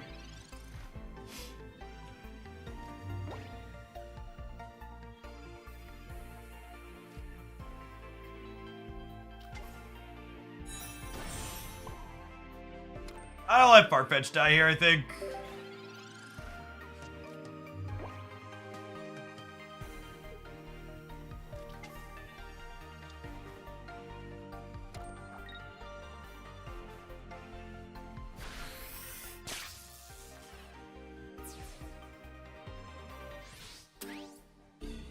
Looking for Kadabra and Alakazam here.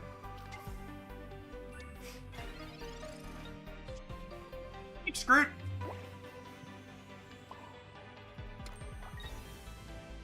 This is only 40 total, so with Giovanni, that would make it a total of 50.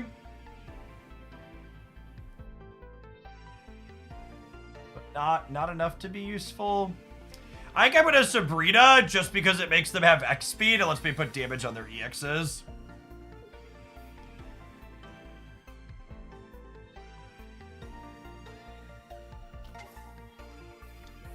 I think both Pokemon Pocket and Marvel Snap have games where you have no chance to win.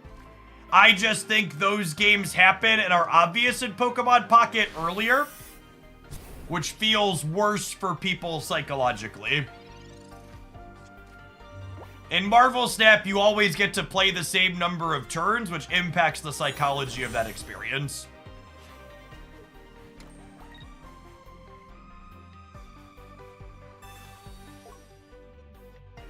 Speed.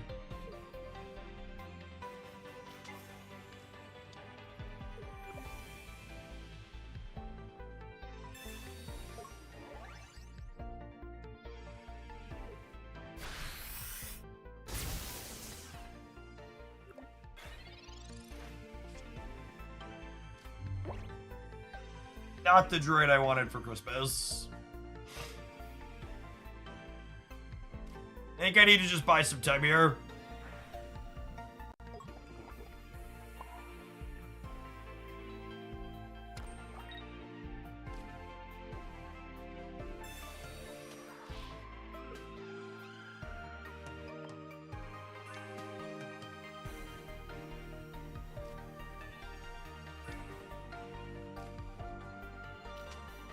I think I'm waiting to put wheezing on this coughing. I'm just gonna let this one go down.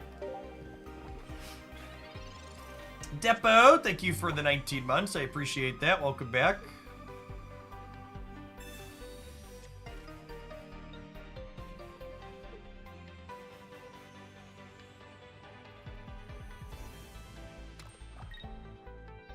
Thanks, Torres.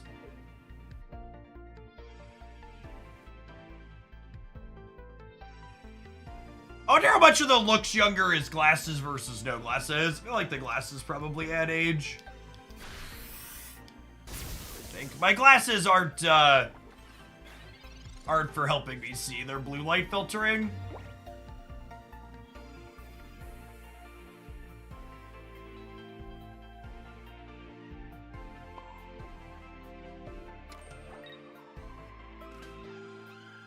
It's just this.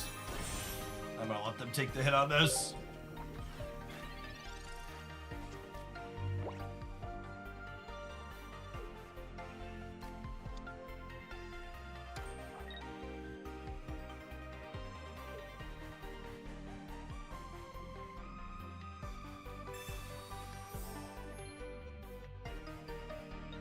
We find Kadabra next turn.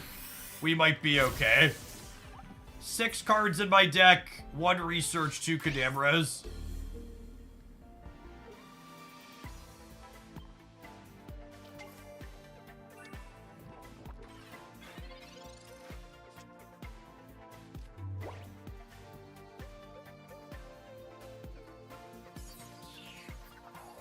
I think bricking this turn means we're dead.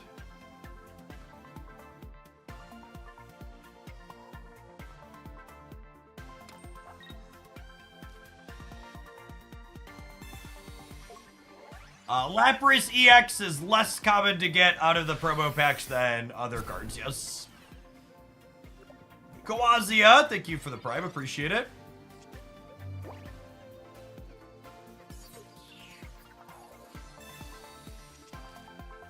We do not have official confirmation on card releases, but data miners say there are game files that indicate we'll have a small set in December. Data mines also show we'll have another mini card event style drop at the end of November. So there'll be Promo Haunter and Promo Jigglypuff as mechanically unique cards, then 3 cosmetic promos coming at the end of November.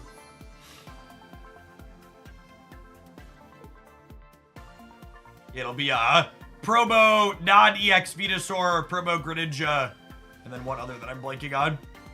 Yeah, it seems like they have a really robust content schedule lined up for this game.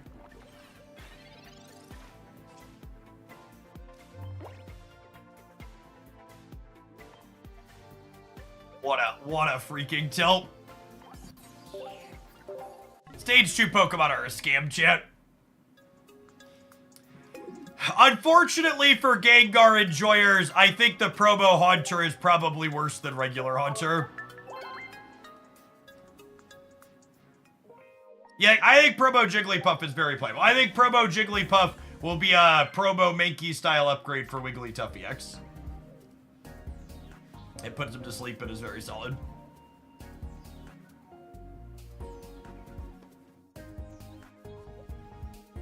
Picked up to almost 1,700 people here for some Pocket this morning. You love to see it.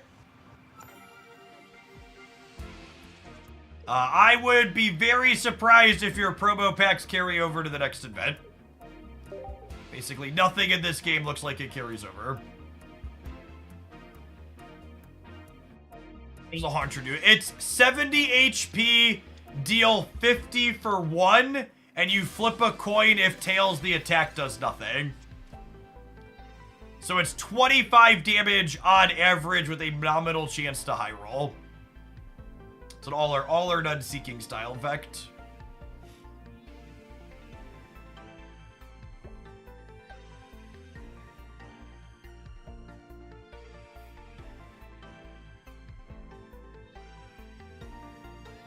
It's not good, yeah. I mean, Lapras EX is also trash, chat. So, like, they released 2 new cards in the Lapras event, but only one of them is remotely playable. So the end of November will be similar again.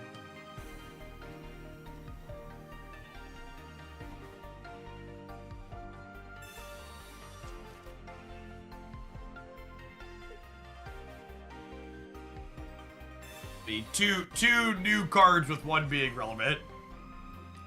Yeah, but people that are coming into Pocket from Snap, you'll need to understand, unlike Snap where they try and have a lot of cards be playable, regular card games like this have ones that are just like, they're bad, and they're supposed to be bad. They're pack filler.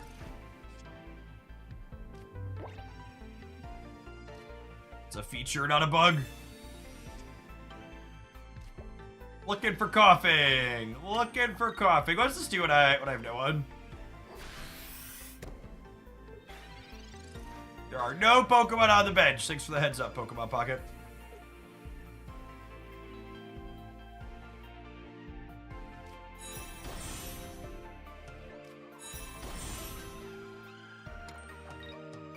Yeah, Greninja easier at the end of the month is the promo event I mentioned. So Greninja will be in the promo packs at the end of the month.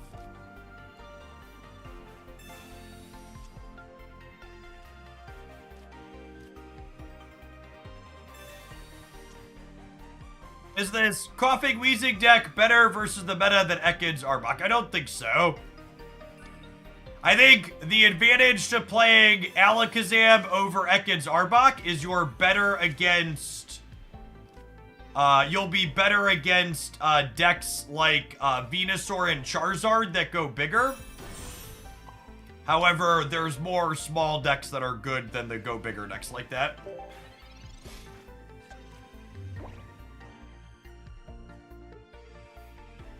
What feature does packs filler serve in a digital card game?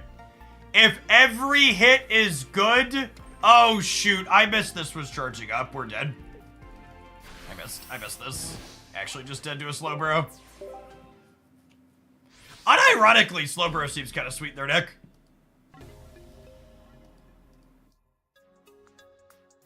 I think experimenting with more basics is something more people should be doing.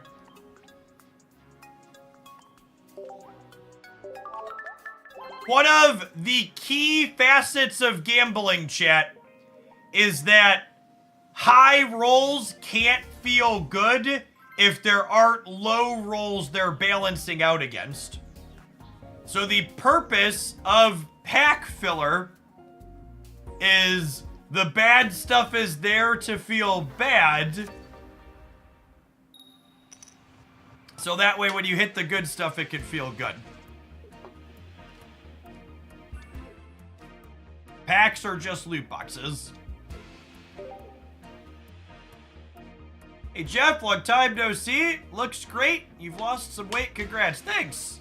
Yeah, I'm down about 50 pounds this year. Went from a little over 220 to about 170.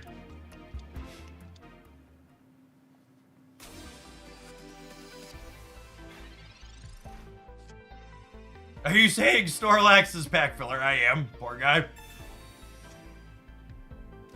He fills the pack out really well too. He can stand to lose some weight himself.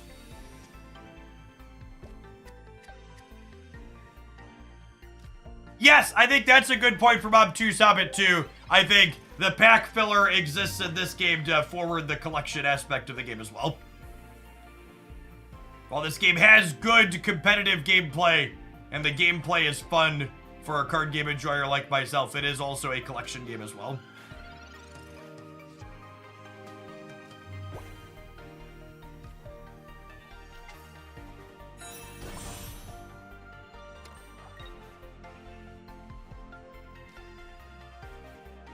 I play 2 Kangaskhan in a few decks, but not all of them. But I also think, like, if you're not currently looking to play a deck with 2 Kangaskhan, you can wait to craft it.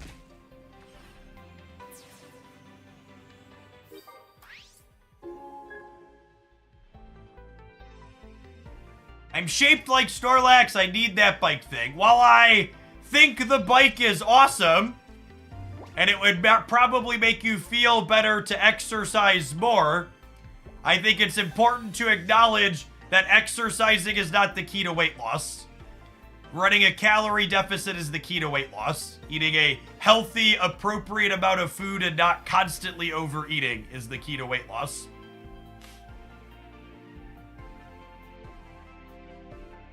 These are the 3 big things I changed to drop 50 pounds this year.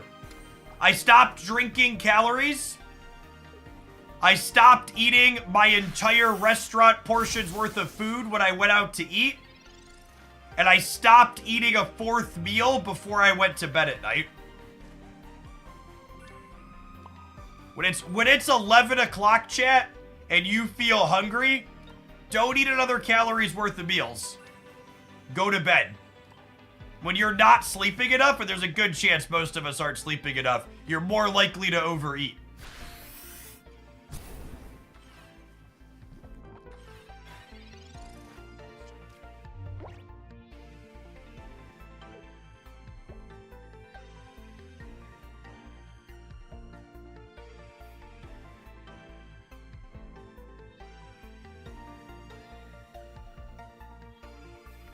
You can't sleep because of hunger. What would you recommend? I'd recommend talking to a professional dietitian or doctor.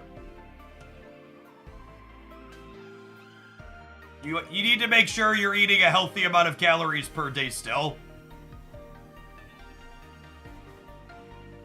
But I will say there's a big difference between feeling hungry and feeling like you're idle and want to eat or put something in your mouth because you're idle.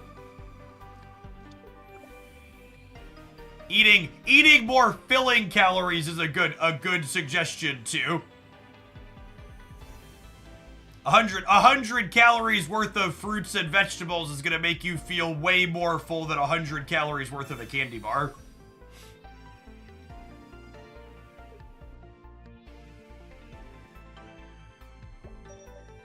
Timing of the meals, drinking water too. All of those things are. Our opponent is just pushing buttons here, it looks like. I think we're done.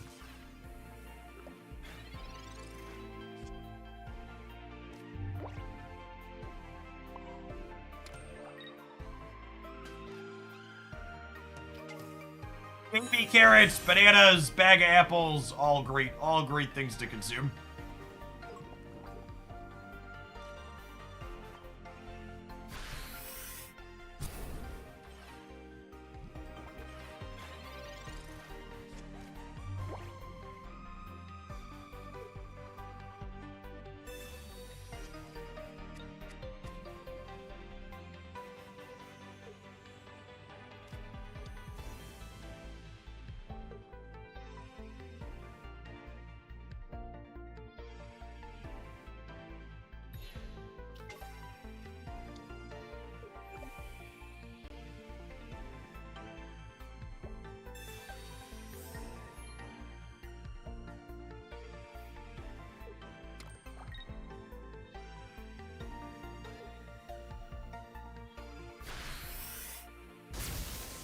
We already have one knockout point here, so This game should be done at this point. You put this on here. Alakazam threatens to put this down in 1.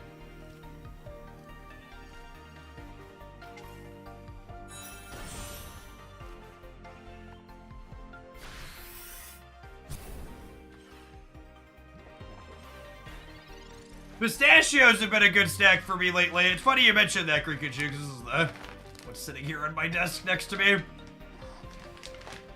It's just considering reaching into.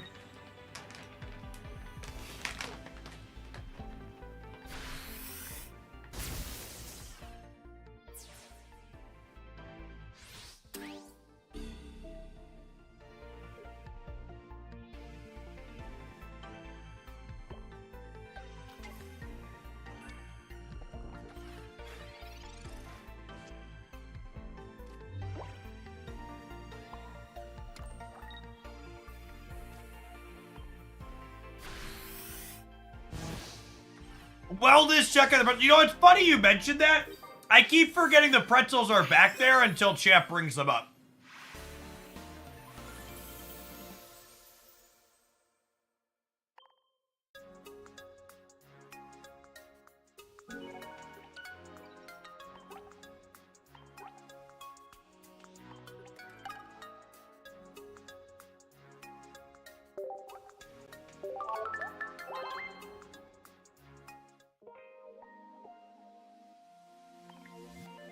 Swapping Farfetch for Kang and Arbok Pidgeot sounds very reasonable. Get all these rewards, chat. So many prizes. So the account progress from here is you play 10 battles. Don't even have to win them, just play them. And you get 2 packs just from playing. And it looks like we can continue getting Stardust from winning more.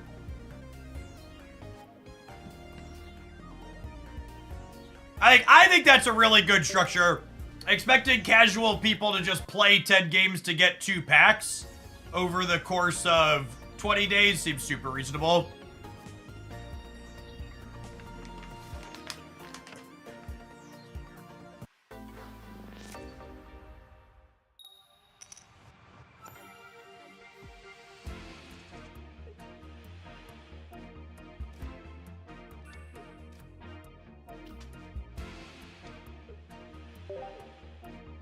Yes, you have the full 20 days to play 10 games.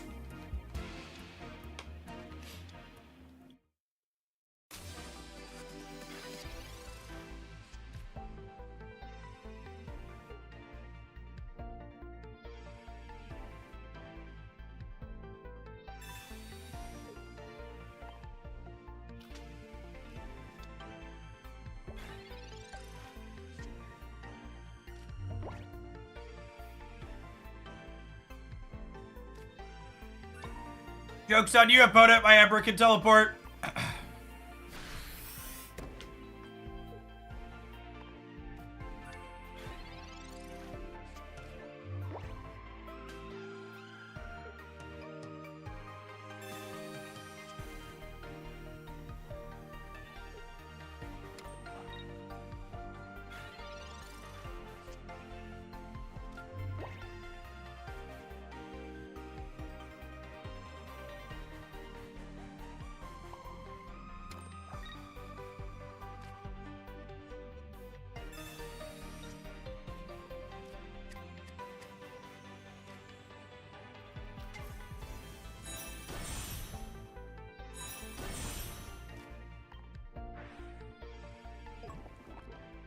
Where do I find the mission where I have to move 7 Pokemon in 1 game?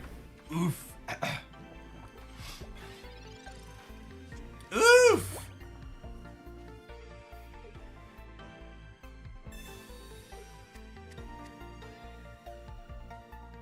No quantities of 5 for damage. We purely have an extra 0 on all the numbers because bigger numbers are fun. Makes people's brains go burr.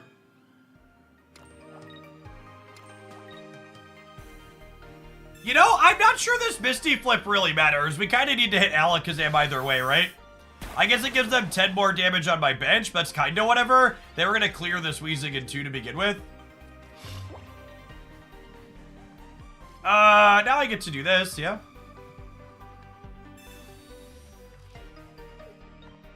Retreat 5 times to get a point. Please, dear Gondo.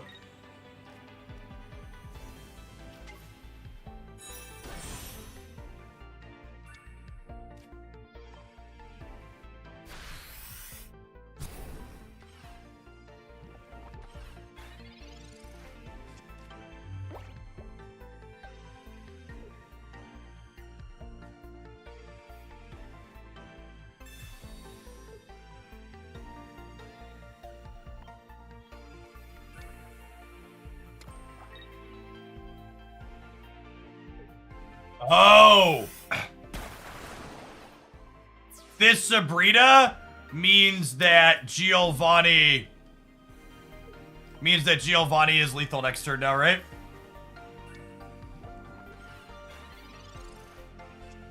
Unfortunate. Do I Sabrina them now? I think so. I'm gonna have to knock out both their things eventually anyways, yeah? Are the PvE missions worth it? It depends on what worth it is to you. Doing PvE missions don't spark joy for me, so I'd rather just swipe my credit card and get the stuff instead. But yeah, if you're free to play, you're gonna need to do those eventually.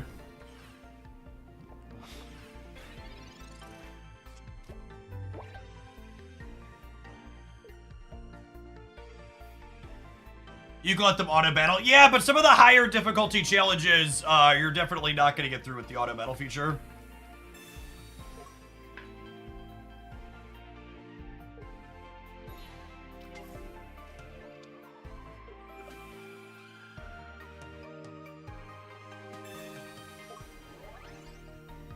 Opponent navigated this game really well.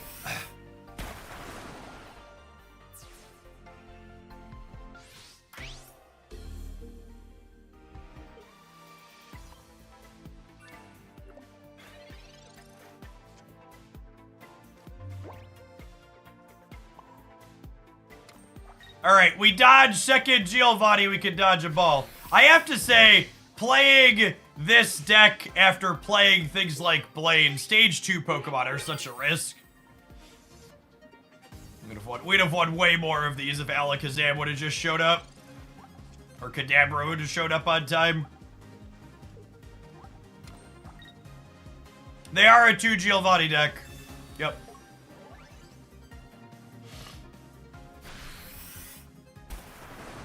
Yeah, I'll be curious to see if we get some trainer cards help us find stage 1 or stage 2s eventually in the game.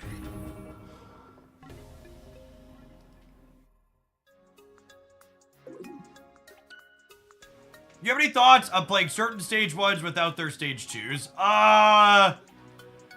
The Dragonite deck that I'm going to post in a highlight today has like 1 Dragonite in it, but in general, I think you need... In general, I don't think any of the stage 1s that evolve into stage 2s are worth playing without getting the stage 2s. Electric is like fine, but Electros is better. Like you're still playing it for the Electros. Alright, what are we doing next? Ooh, we're gonna return to Mankey. Alright, we need to take a brief pause for the cause to roll some adverts. And after we take our scheduled break, we're gonna have a return to New Mankey here on stream.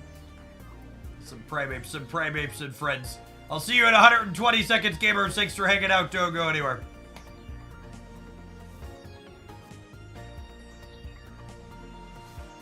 I have one more viewer Pokemon submission after this. So let's go ahead and open those up again. So I think we're going to be playing Pocket for a little while yet here. Got almost 1,800 people in here.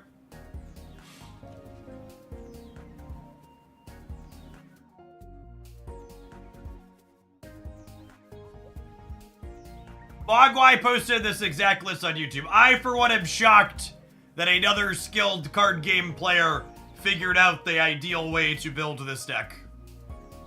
This deck very much bullies Pikachu. Agree.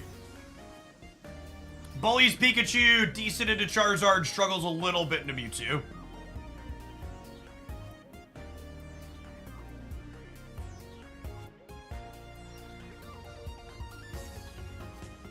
The squares at the bottom of the cards are the cosmetic they have assigned to it.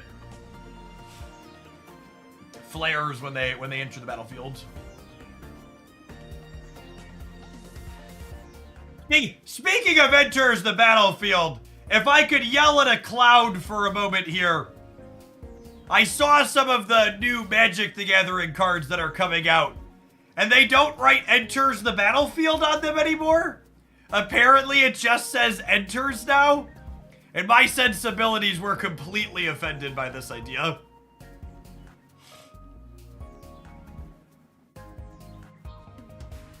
Imagine having the audacity to streamline the text in your video game.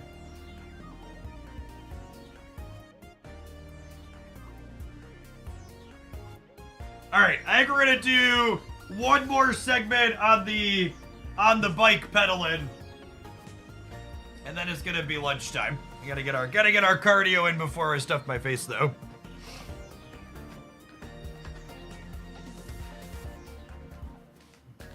Enters the graveyard. Enters what, Watsy? Where are my cards going? I'll never know.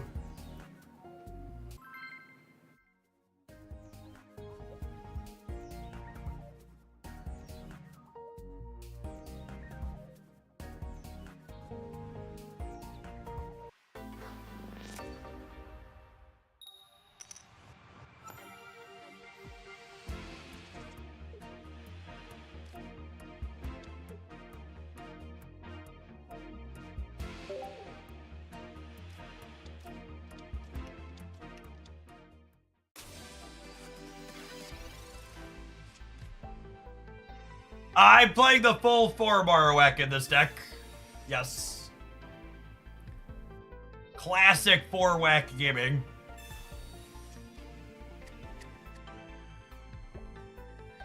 I think Venusaur is super solid. I think Executor and Executor EX are definitely the best frontline for it. I think there's a few ways you can approach it. Farfetch'd on the back is scary here from the opponent. It means that if they have X speed, they can put my Mankey down.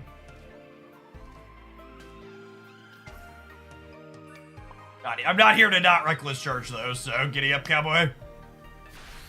Hey, thanks for the Benny Scissor. I'd be happy to Vito.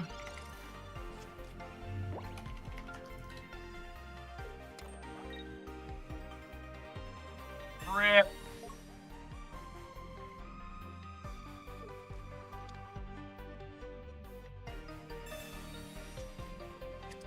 Mankey seems like it's probably worse than Sand Slash against the field while being better against specifically Pikachu stuff. Hopefully they put us into a Marowak here.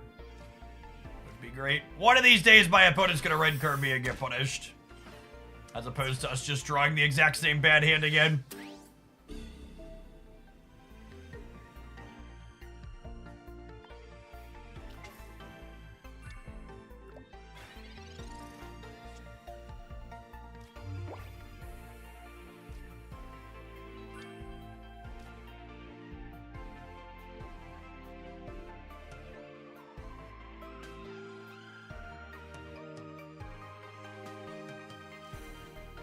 I think this is just a tempo Sabrina with the spot we're in. Thanks, Licks.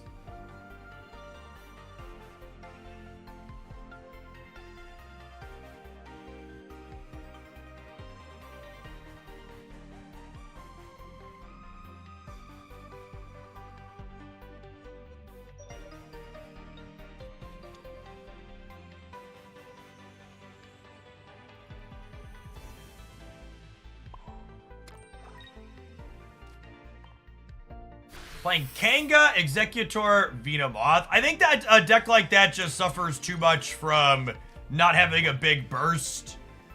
Blaine's upside is that Ninetales can give you that big solid burst damage.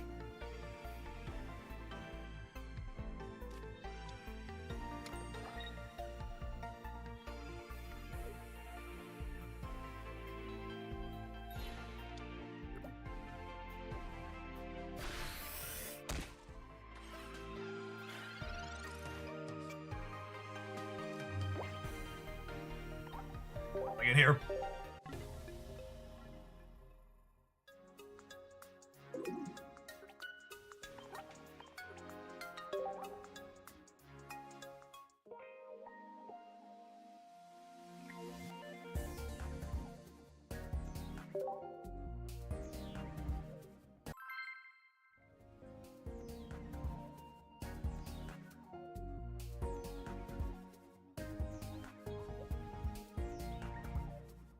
Yeah, we just got done playing Wheezing Alakazam. It's okay.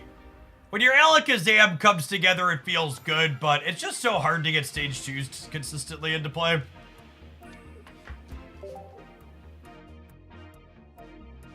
Can Charizard work without Moltres? Not very well.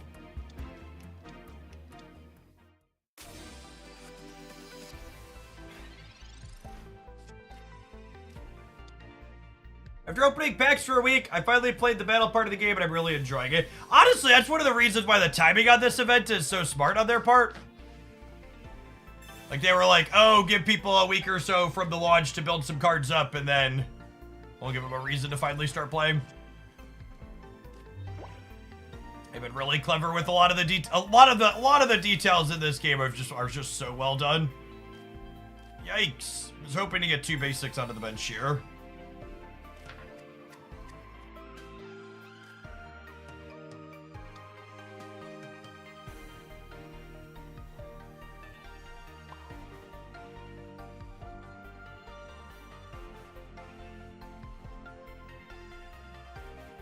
So the problem with just putting Mankey up here is that they'll get to power up Jinx, and then Jinx will put my Primeape down.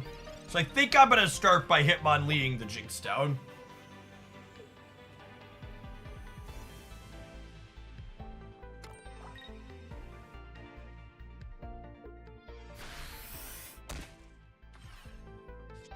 We're a lot of Articuno gamblers in the event. Honestly, we've had a good spread of opponents in terms of matchups so far. We played into a lot of different things. A lot of Staps missions don't require winning. While it's true that a lot of Staps missions don't require explicitly winning, a lot of Staps missions ask you to play the game in very specific ways. Specific enough to the point that I personally would prefer if they just asked me to win more often rather than making me feel obligated to play decks I didn't enjoy.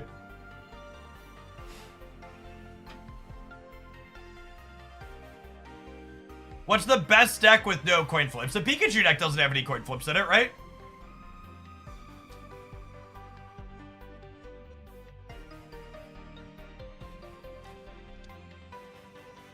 Golden Chicken, thank you for the 20 months. Appreciate the support. Zapdos turn. I think you could play Pikachu without Zapdos. 100%.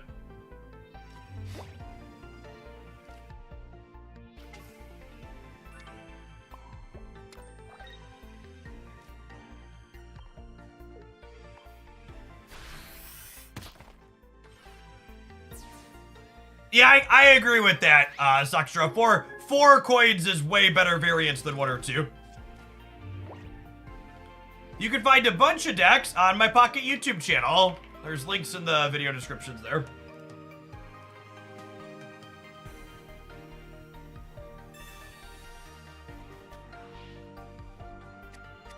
This is a pretty good red card for them. We were pretty hard. It's fine. I redrew the Marowak EX. It actually just doesn't matter.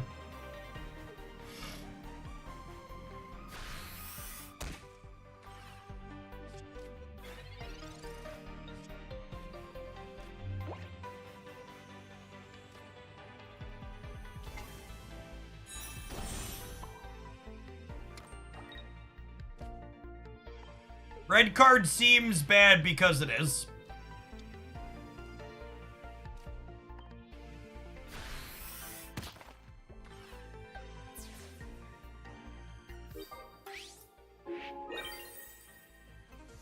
Is fighting ground the best type of this game? Not at all, Nick.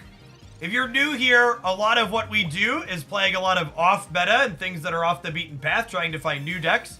Today, we're taking viewer Pokemon submissions to build decks around on the Twitch side. So someone asked us to play some Primeape, so we're doing that. The objectively best deck in the game right now is the Pikachu EX deck. And if you'd like to see some metrics on why that's the case, be sure to check out my tournament roundup on the Hooglandia Pocket channel recently.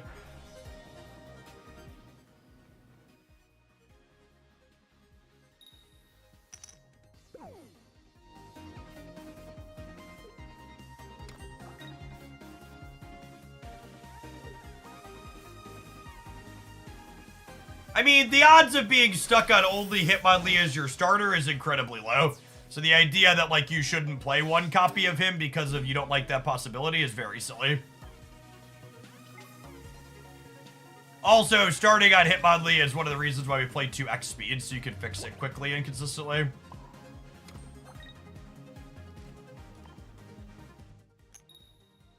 I think if you are playing a fighting deck and don't have at least one Hitmonlee in the deck, your deck is misbuilt by at least one card.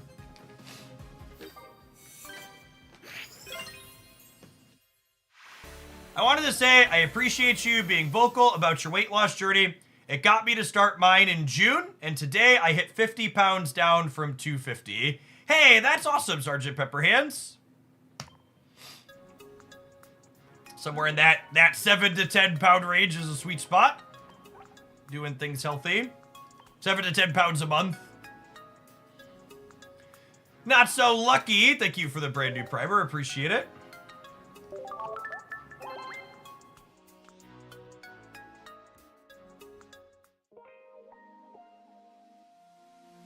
Flexispot is the company that makes all of my ergonomic equipment, my bike, my standing desk, etc.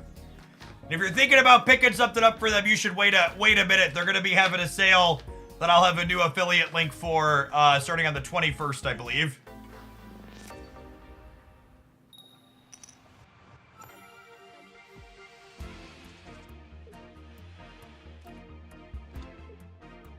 We don't have a current Manscaped sponsor, but I definitely use my razor from them to do the top of my head.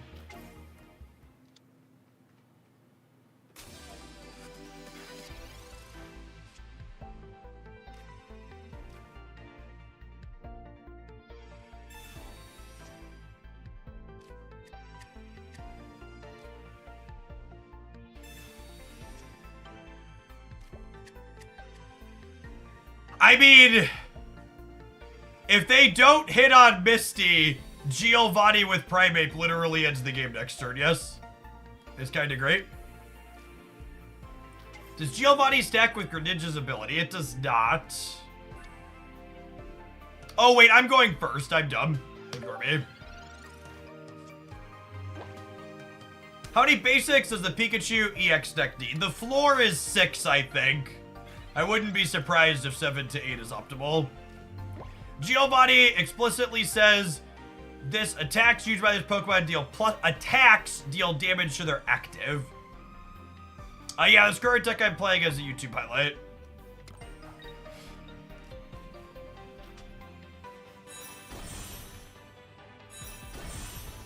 Come and get it, buddy. Dinner's ready.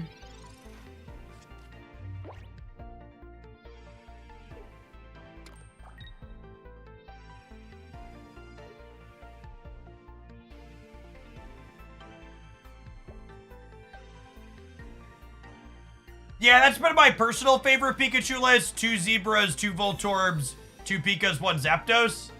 But I think it's also worth acknowledging that I don't really have a super strong opinion on the topic. We are, like I frequently mention, we are not a best deck stream. I'm not sitting here grinding the absolute best possible things day in and day out.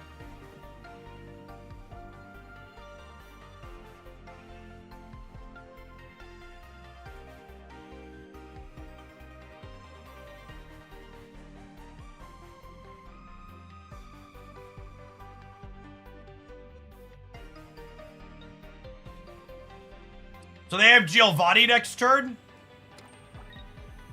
Is what this no attack means, I think.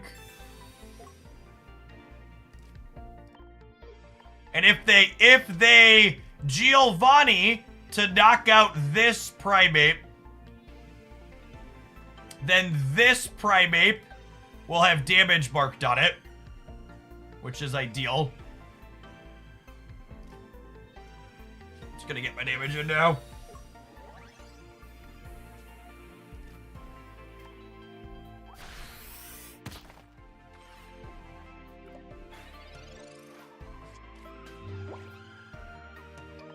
Hopefully, we draw regular Marowak next turn. The hope here is we draw regular Marowak, we put Cubone up, we crack him for 40, and then we build this up to finish.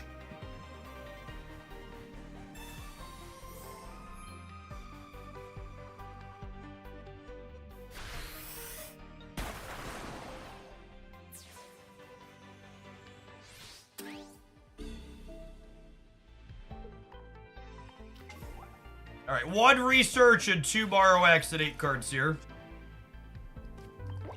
2 Marowaks and 7 cards, statistically a favorite. There we go.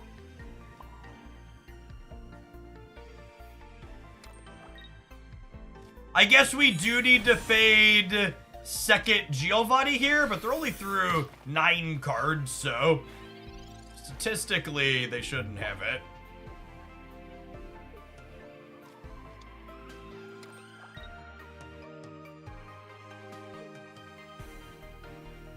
An anonymous gift sub. Thank you for the support. Appreciate it.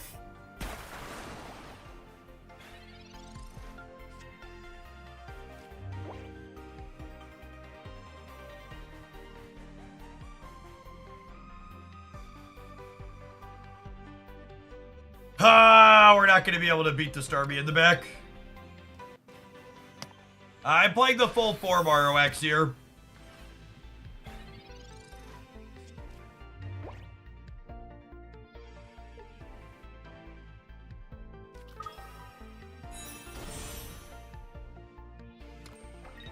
Where are you spending your social media time? Nowhere.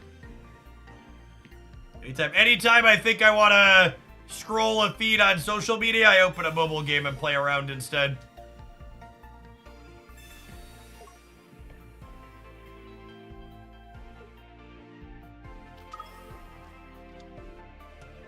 I parked my Twitter account. That was the only one I really had. Yeah, Discord is as close as we get, and I turned off the politics channel in the Discord server. Just need to...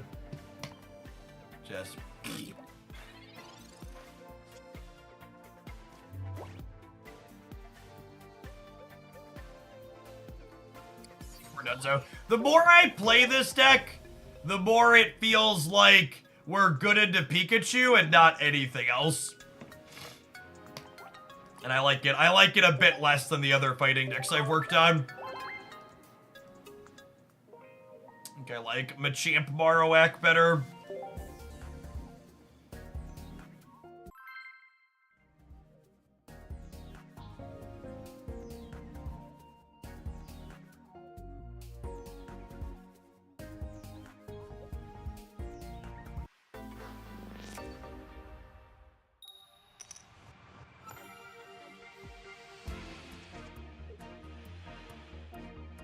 Please explain to me when you would want to go first versus when you would want to go second. Cards that like going first in Pokemon Pocket are ones like Rapidash or regular non-EX Marowak or Executor or Weezing. Going first means you have the evolution advantage. It means you're evolving first. So stage 1 Pokemon with 1 energy attacks or stage 2 Pokemon with 2 energy attacks both like going first.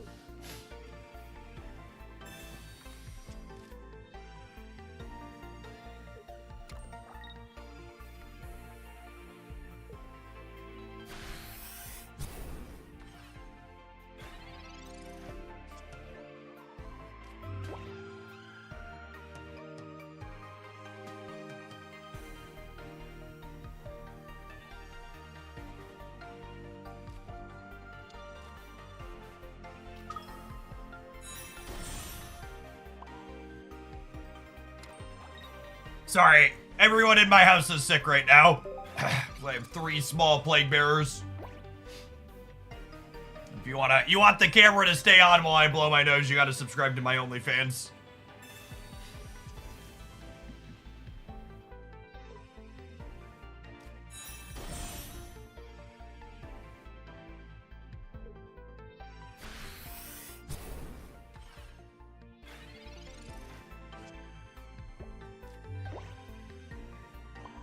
Alright, Mr. Marowak, do your thing, bud. We actually lose the game if we brick on these flips. We win the game if we hit it, though.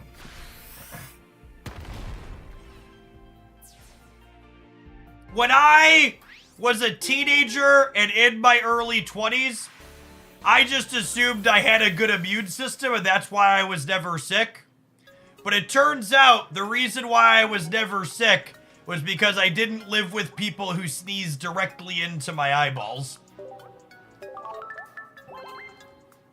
Turns out when that's the case, it's a lot easier to catch things.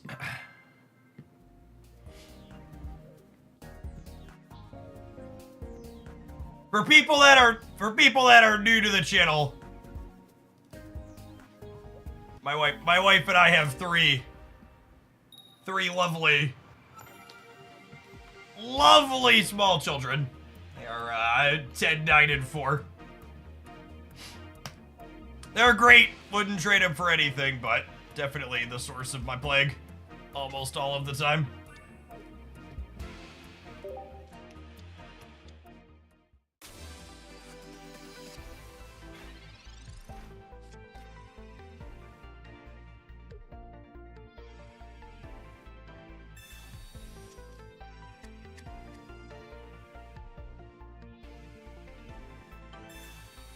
Quit telling me their ages. Yeah, some of you have sub 10 years that are older than Haley. Many of you have sub 10 years that are older than Haley.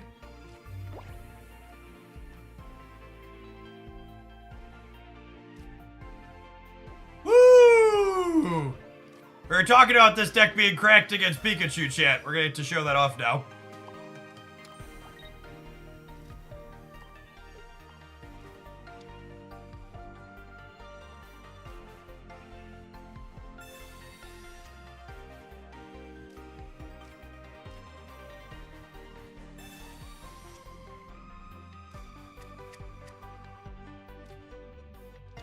The shame we didn't have Giovanni to clear this Blitzel.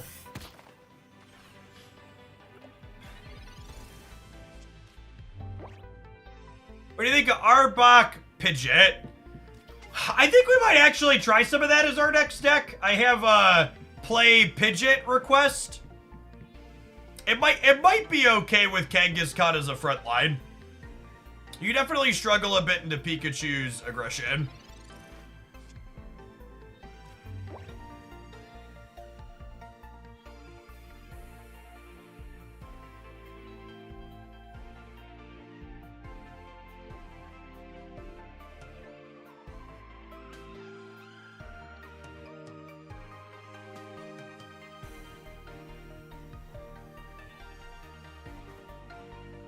I think I'm supposed to do this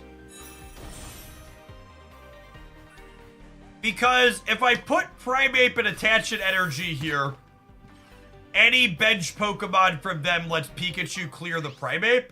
So I think it's leave Mankey up, let them clear it with Pikachu EX, and then hope our Marowak EX goes toe-to-toe with it.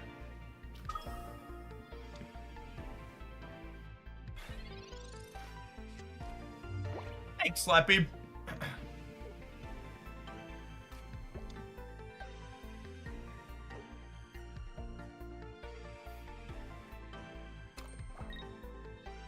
I agree that the promo symbol is a little bit visually displeasing.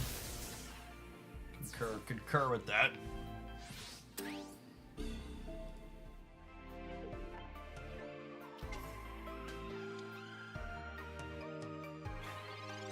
There is a whole swath of Pikachus from them. Alright, Marowak, 25% of the time it works every time. Let's go, bud.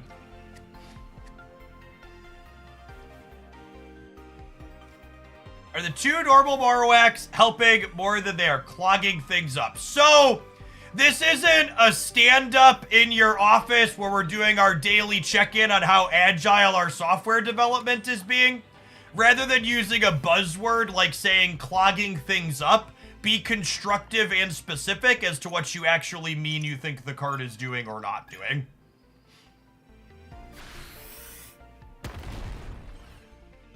In many situations, I would actually go so far as to say that I prefer regular Marowak to Marowak EX. Because in many situations, Marowak only having to risk one knockout point by being your active is a big deal.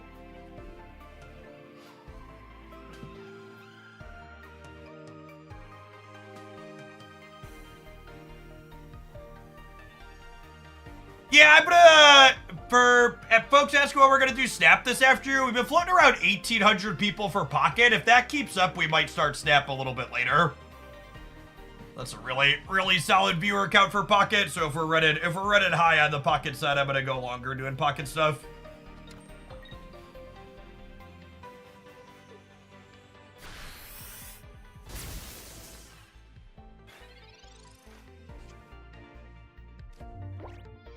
Like here, for example, with this regular Marowak draw, I'm actually going to go ahead and evolve this and swap these out and crack this Pikachu for a guaranteed 60, yeah? Kevbo, thank you for the 17%. Appreciate that. Welcome back.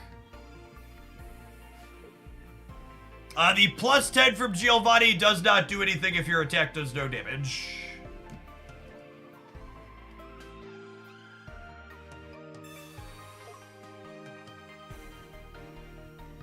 All right, do they have Giovanni along with their X speed here? Yes, normal Marowak is a very good card when you are going first.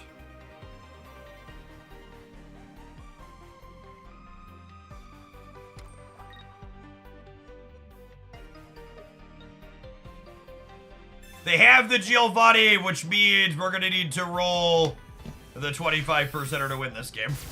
So, if the opponent had been a little bit less fortunate, or if we had had slightly better variance on this first flip, we wouldn't need to get lucky here, but the way the cards have fallen here, we're going to need to hit the double heads to close it out.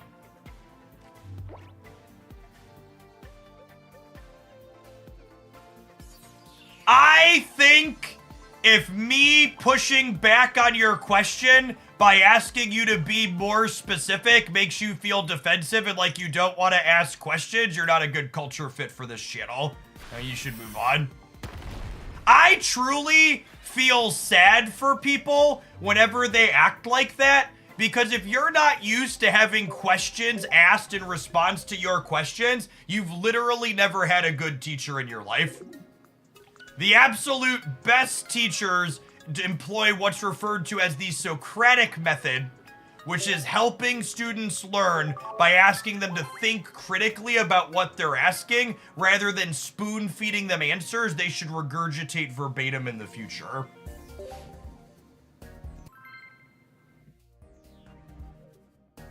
It's a method of encouraging critical thinking rather than simply rough memorization of facts.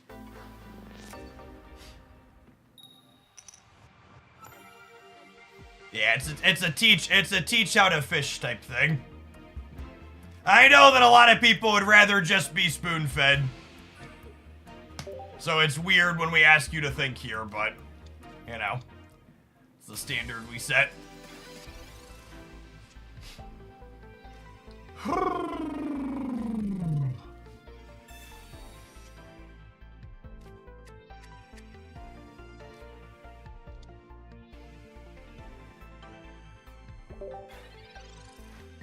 Makey looking real scuffed into Staryu again here.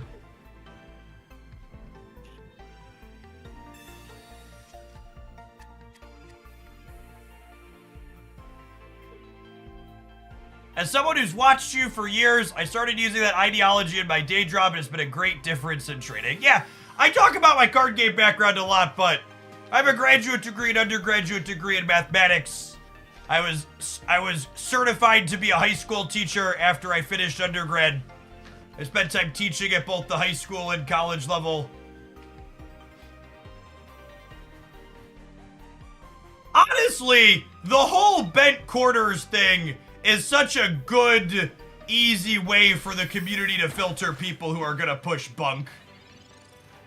Like, anybody who was remotely implying that the bent corners conspiracy theory of ways to guarantee specific rare cards was true, like, I promise you, chat, when the loot boxes are broken in the gacha game, it gets fixed in hours or days at most. It's a top priority. So, Martian, there is a visual bent corner on some booster packs sometimes in the carousel because they took lots of painstaking detail to try and make the booster packs open and feel like physical product. So, there are some of the cosmetics that visually have a bent corner on them. That's true. Because there's lots of painstaking detail that went into making the opening packs feel like it does in paper in so many ways. Alright, I think we're gonna be done with this one. And honestly, I think I'm gonna delete this deck from my editor. I think playing this set, this deck, in this queue against consistently more competitive decks really hammered into my brain that this deck does not feel competitive into things that aren't Pikachu. I like Marowak, and Marowak EX is alright, but Primeape really just folds like a wet paper bag into the things that it's not super effective against. Alright, what are we doing next? I need to build something with Pidgeotto. I think I want to try Pidgeotto Arbok with Kangaskhan Frontline. So we're gonna roll some adverts on the Twitch and YouTube sides. We're gonna build that. We're gonna play some of it when we return. Thanks for hanging out. Don't go anywhere. Oh, actually, maybe we'll build it live together. I want to run upstairs and grab my leftover calzone from yesterday. I'll be right back. So it's lunchtime.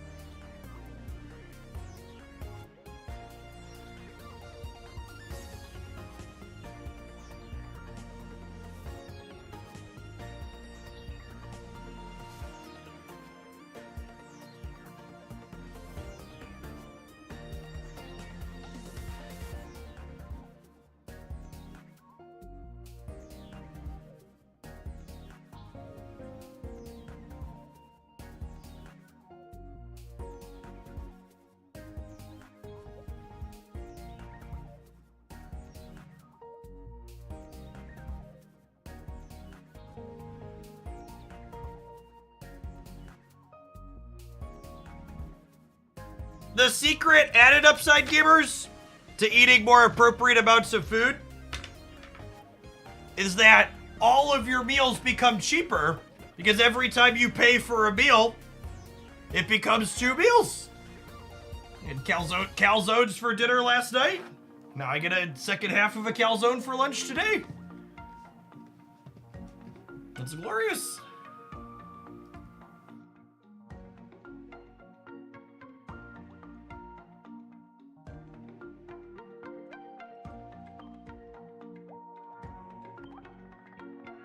Strads hate this one simple trick. Yep.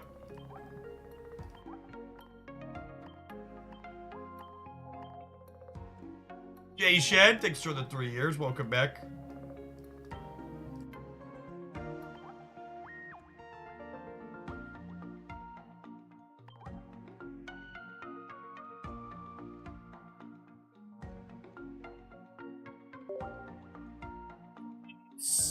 Rapidly approaching a nice amount of months. Thanks for the 67. Failed Destiny, thank you for the 14 months. Glue Crew, thank you for the 7 months. Appreciate it. I think there should be XP given when lost. You think it's fine as a... No, I think if you gave any amount of XP when lost, you would see people queuing up with scripts and botting their way to lots of wins.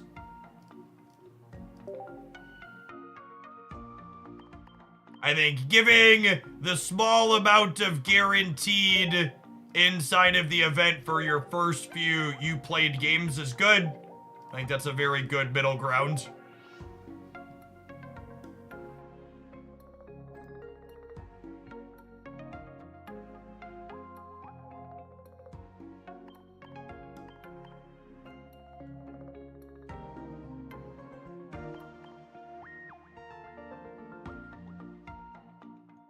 I do love this Pidgeotto art.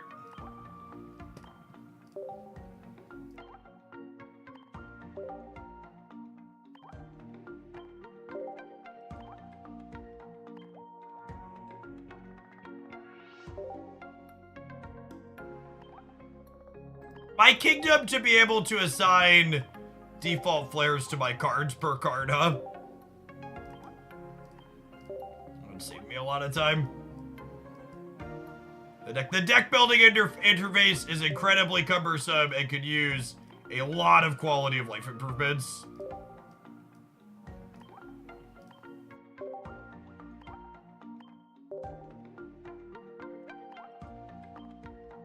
Alright, I got 4 slots left.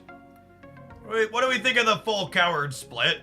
Like 1 Giovanni, 1 Sabrina, 1 potion, 1 X speed?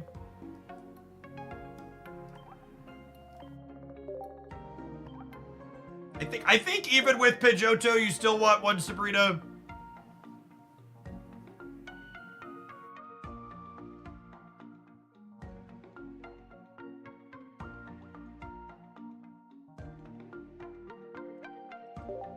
Let's start here.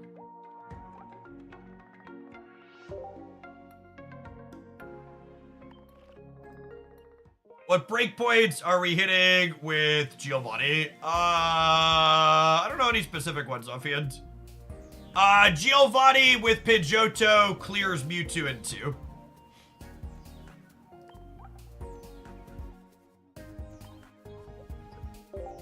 Fans.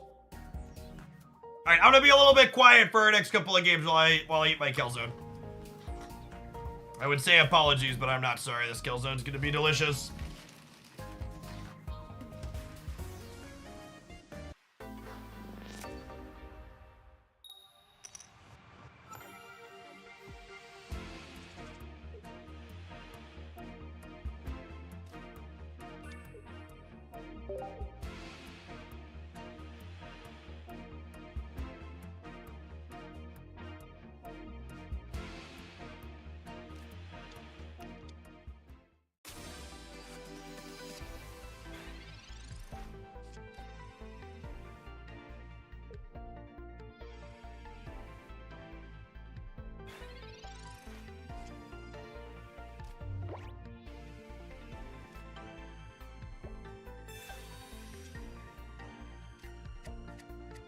It's also possible that playing this deck as Weezing instead of Arbok could be good. To be better into this.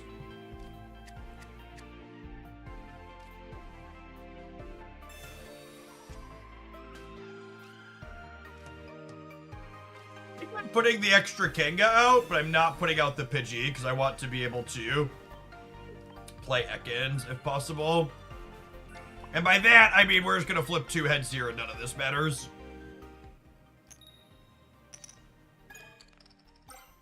Unlucky.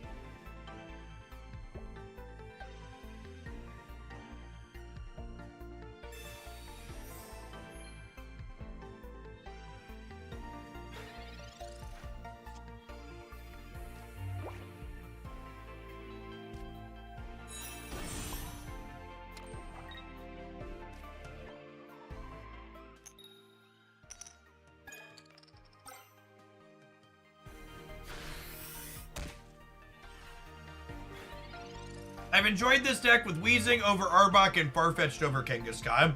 Yeah, that seems like a reasonable way to build it. Maybe we'll play a couple like this and also try a couple like that. As a viewer deck request, which is something with Pidgeotto. Might be fun to try a little column A, little column B.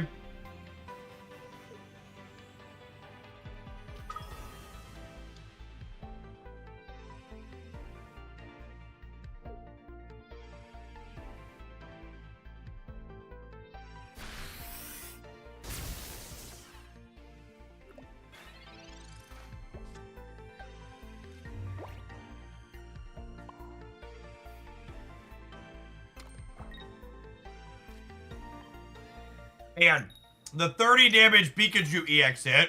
Oof, size large.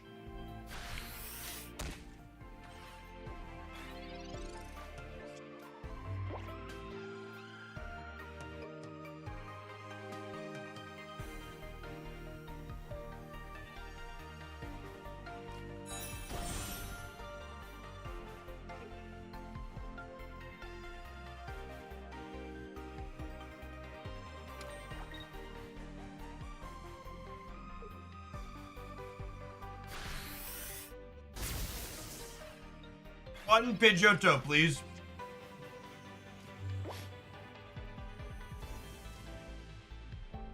We would have hit our stage 2 here. We could have kicked this up and then Giovanni to get the guaranteed clear would have been nice.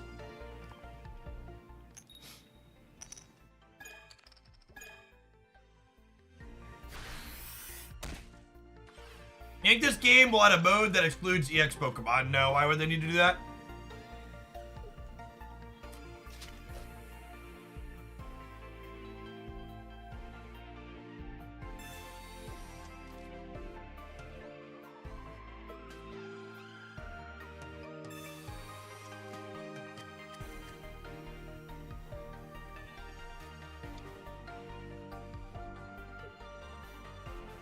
I really like Clefable with her 100 HP, 1 energy attack. I think she's a fine frontline for, Alakazam. But I think it could be fun to try and pair her with Slowbro as well. I should put that on my to-do list. I think Slowbro's better than he gets credit for. To make the game more challenging, can you tell me why you think the game would be more challenging without EX Pokemon? I think if you think the only reason your opponent's beating you is because their EX Pokemon are easy mode, you're gonna be sorely disappointed. And learn that is probably because you're just bad. Thanks, Vincenzo. Hey, thanks for the tip, whoever that was. Refresh my thing here. Assume it's for a deck submission. Multicolor Arbok. Yeah, that sounds fun.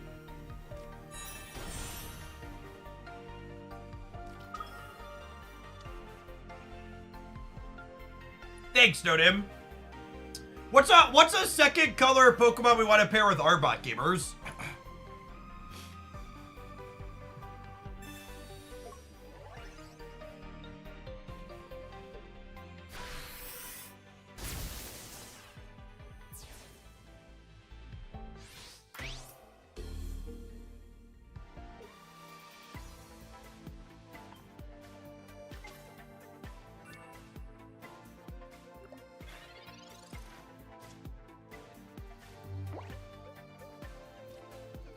It's always Greninja.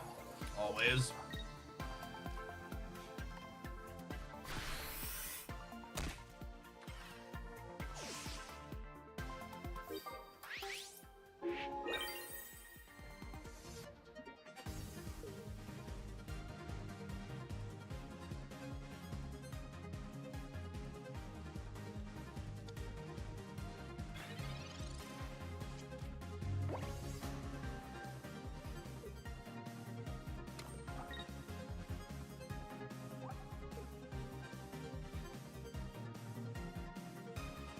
Sabrina could get us.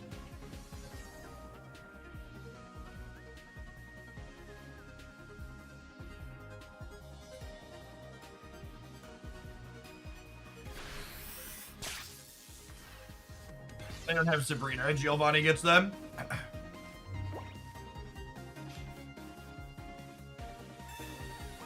Extra tenor here.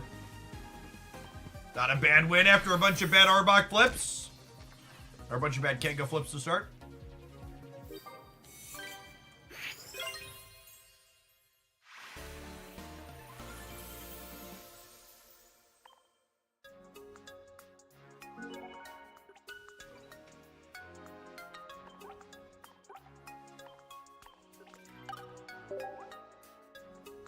Hey, Rhino, thanks for the 58. So LD Player doesn't run iOS applications. However, if you're playing Pokemon Pocket on iOS, you can link a Google or Nintendo account to your Pocket on iOS account, and then you can use that same account on LD Player. Yeah, link your Pokemon account.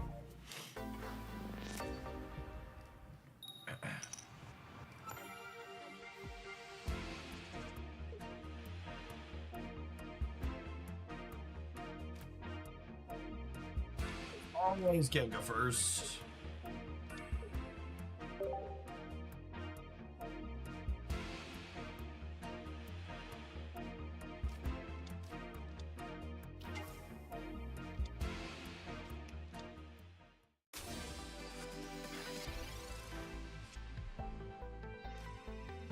How do you get the screen wider in LD Player? That question with some screenshot tutorials is present in my video setup guide. Check it out.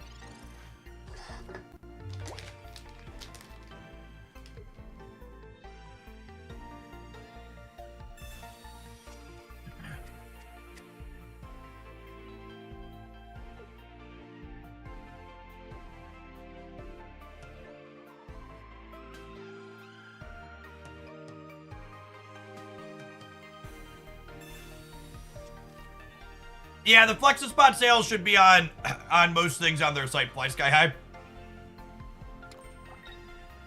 I don't know exactly what it'll be per product, but most of the products should have some amount of discount on them.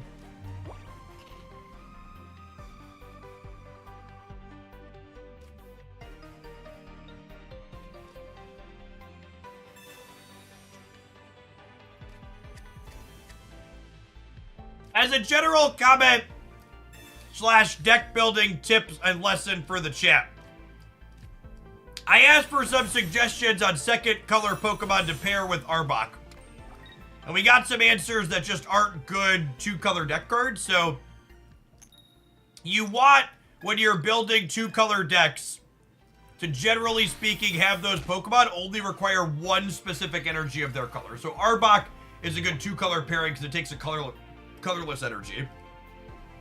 So things like Greninja could be a good example. Tentacool could be all right. Tentacruel's big problem is that because of weakness, it dies in 1 to Pikachu EX.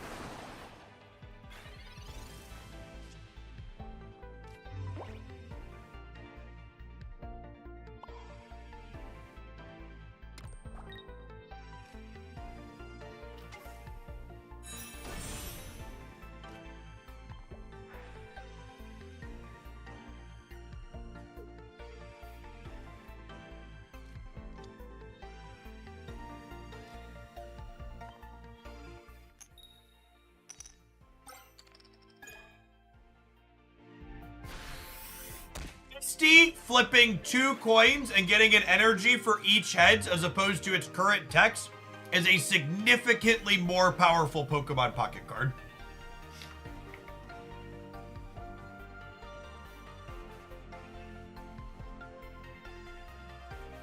It means you get 1 extra energy out of it guaranteed a lot of the time.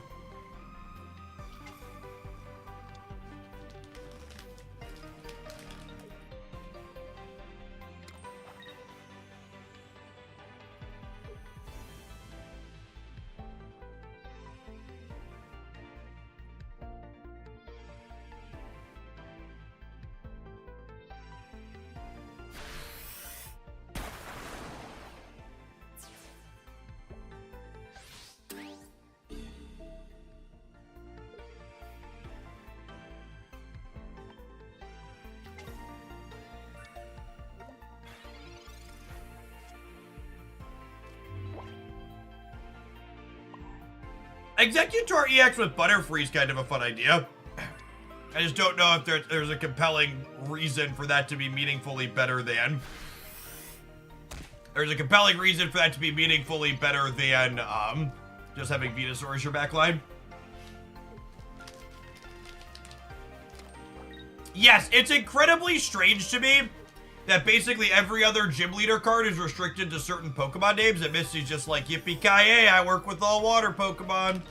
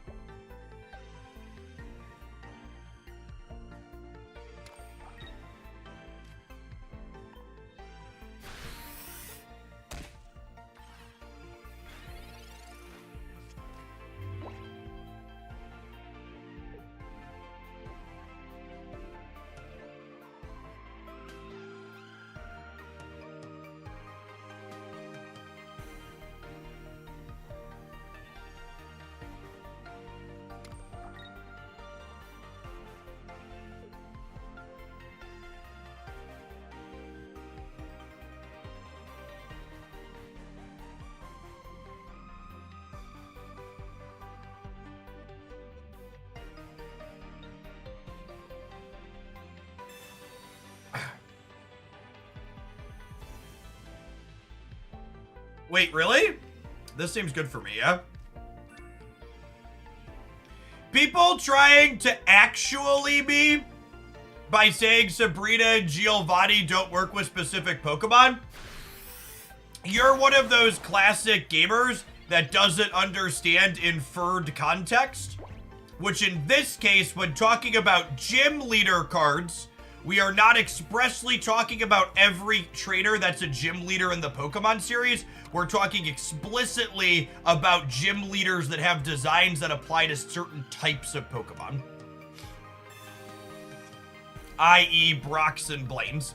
A better comparison, if you had a brain in your head that was capable of understanding context, would be to say, but Jeff, Erica works with all grass Pokemon. That would be a reasonable comparison. But Giovanni and Sabrina, those are not reasonable one-to-one comparisons of cards in the same classification as Misty.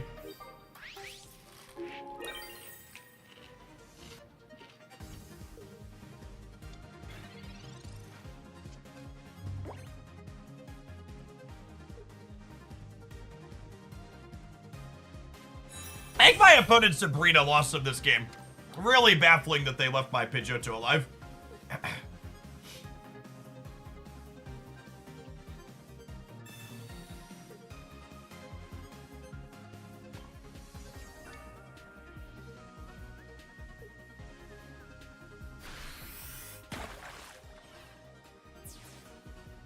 They're dead now because I have a free Sabrina on board.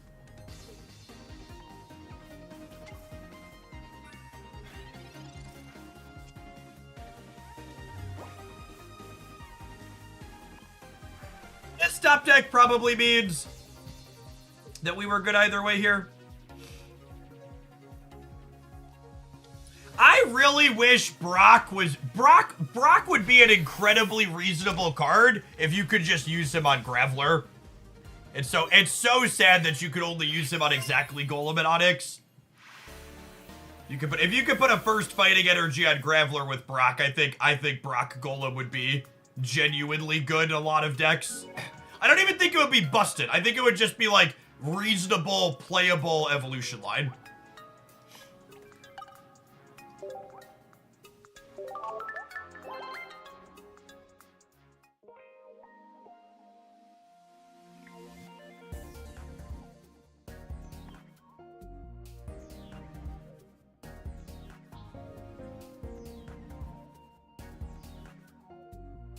Let's try this again.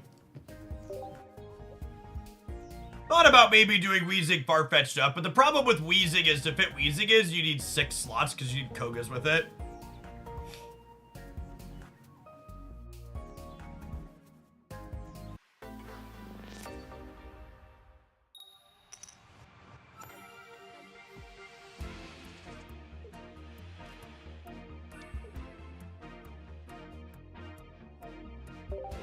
Chris X, thank you for the Baker's Dozen. Welcome back.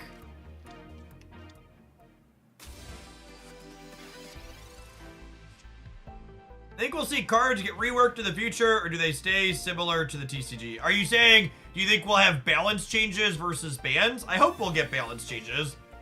It's worth noting there's text inside of the client that says they reserve the right to both ban or modify cards, essentially. So it feels like they don't quite know which direction they want to go yet either. Could go either way.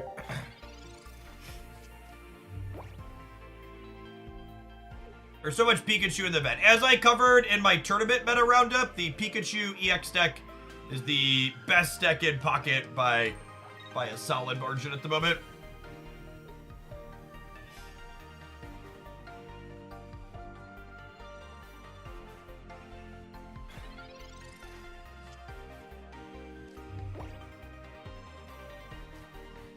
Research I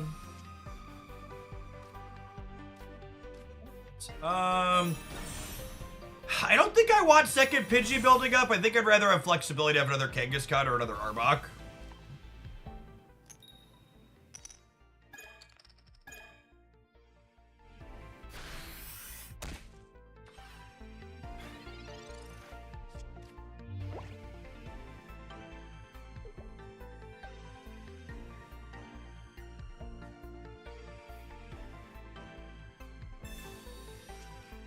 Can't get chat. She's feeling dizzy today.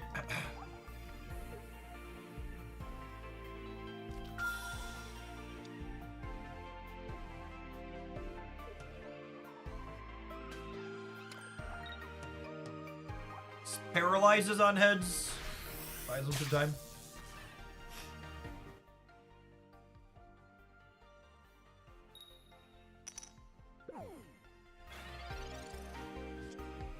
Yeah, the promo Jigglypuff is data mined to be coming at the end of the month. In another event style launch, like the Lapras event is going on right now. That should be fun. I agree that new Jiggly looks playable.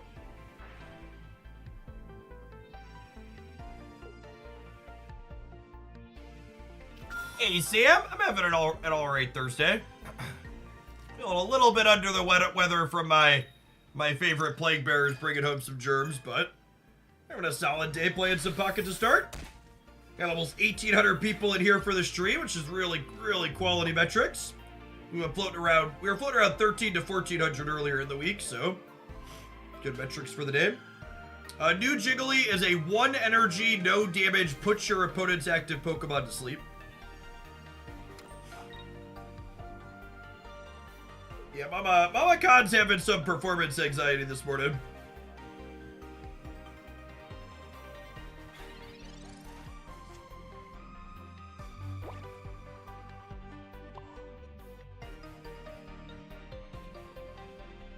Alright, Kenga, just breathe.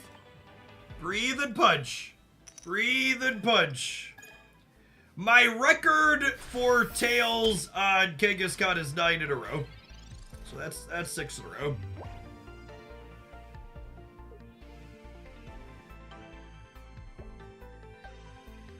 If I'm being honest, the more I've played with New Mankey, the less I've liked him.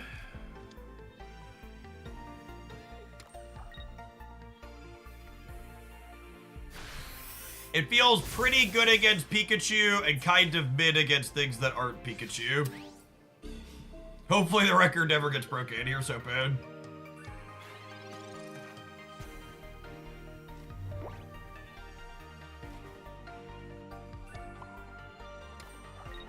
Okay, so Arbok locks Pikachu EX in place here. And then we can pick up this knockout next turn for 2 points, and then hopefully Pidgeotto's drive off can get us one of these non-EXs in the back line. Is Giovanni a bad guy in Pokemon lore? He is, yeah. He's the Team Rocket boss. Do they have Giovanni to clear my Arbok is the question.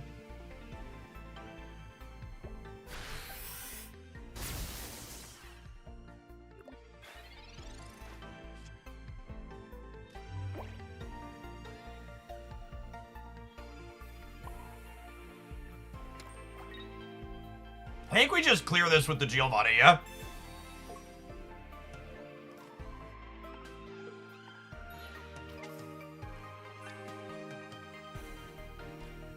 If they hit 3 heads on the Zapdos, we get into trouble, but outside of triple head Zapdos, we're in a pretty good spot here.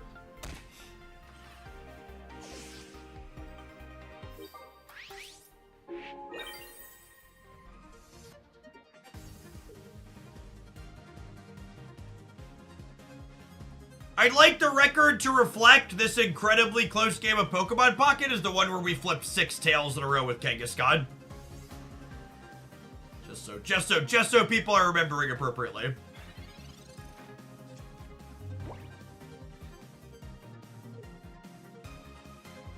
I suppose the pin shirt hitting a heads could get us. This is a bit of a gamble.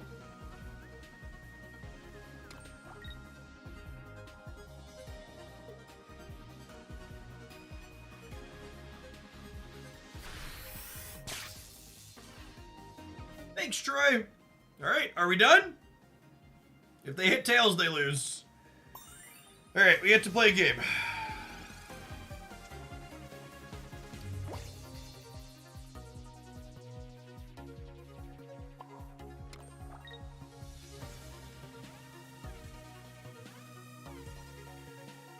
Unfortunately, you can't retreat, but you can still Pokemon ability when you're paralyzed.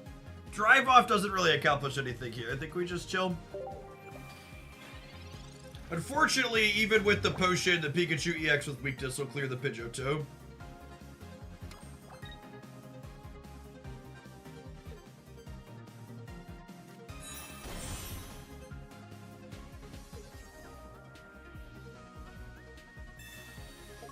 You could definitely play the Vileplume deck with EX instead of regular Executor, but you'll be a little bit more susceptible to, it means when your opponent knocks out your front line, they only need to knock out one more thing. One of the advantages of decks like the Vileplume deck is it kind of forces your opponent to knock out 3 things by being all single knockout point things. Alright, so Kangaskhan lets us play around Sabrina. We are just dead to copy a Giovanni if they have one now. But this at least gives us wiggle room to... Do I Sabrina and play around their Giovanni? Is that the line? That might be the line, yeah?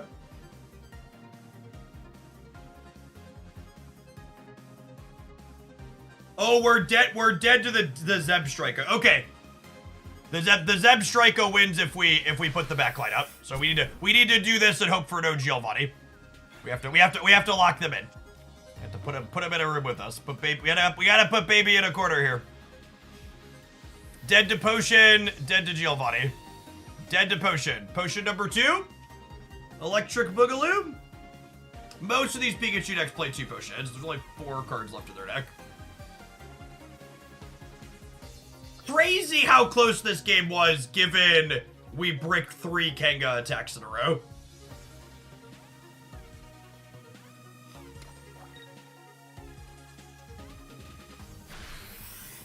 Crazy got him. Really, really good game of Pocket. Good night, Electric Rat.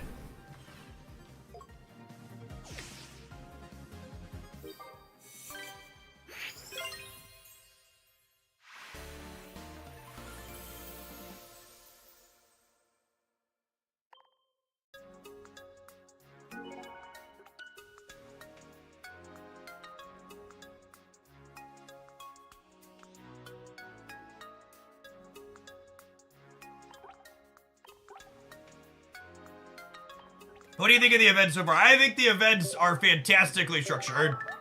I think this PvP event is like a near perfect way to add a way to encourage people to play some PvP, but also not having it be super as grindy as like a ranked mode would be. Truly hope that they consider just doing events like this instead of ever adding a ranked ladder. I think ranked ladders burn people out and are often very frustrating.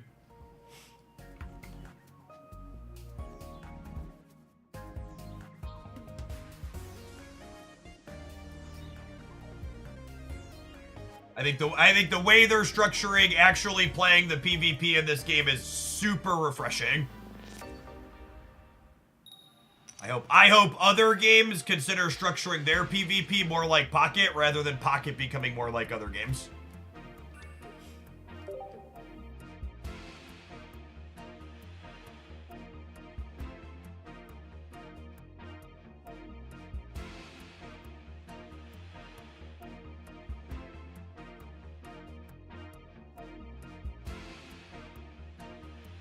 Someone in chat musing that Ekans is snake backwards and Arbok is cobra backwards. There's lots of that in Pokemon, especially in the dark Pokemon in the TCG. Look at Muck backwards, for example. Give you a little insight into what the character is.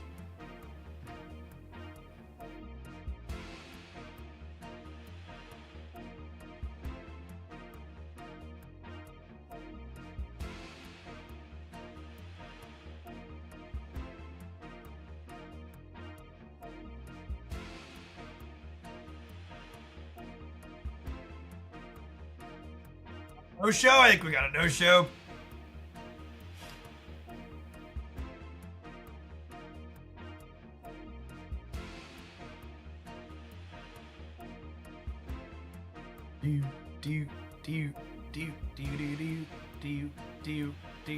Do. I'll never look at Muck the same way again.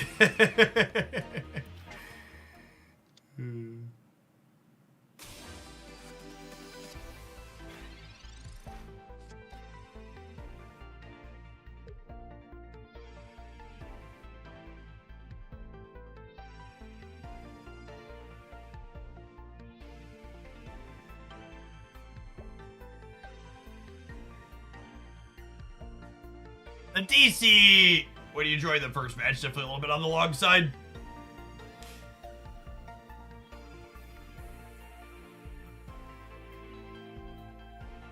It's a shame too, because Sneck is pretty good against Mewtwo. Oh wait, are they here? Sweet. And we drew Papa Sneck? Oh baby. Oh baby. Yep.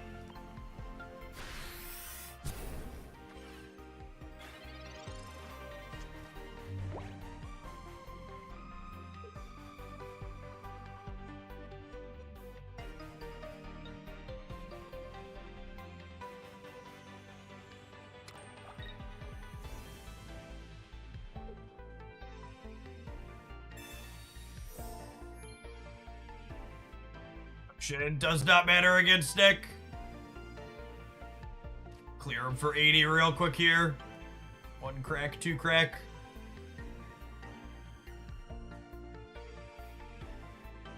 Or just talk about that, Malagarth. I absolutely love how they structured the PvP event. It's fantastic. I think it's awesome. And one of the reasons why this game is almost assuredly going to be successful for years to come, that they are innovating and trying new things rather than just cookie cuttering, copy and pasting systems that we see in every other game.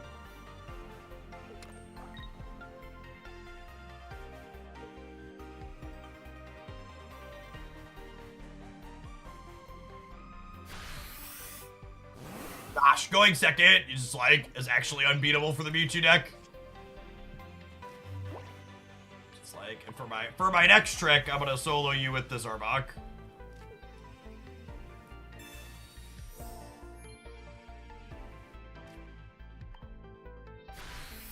Thank you, Burr.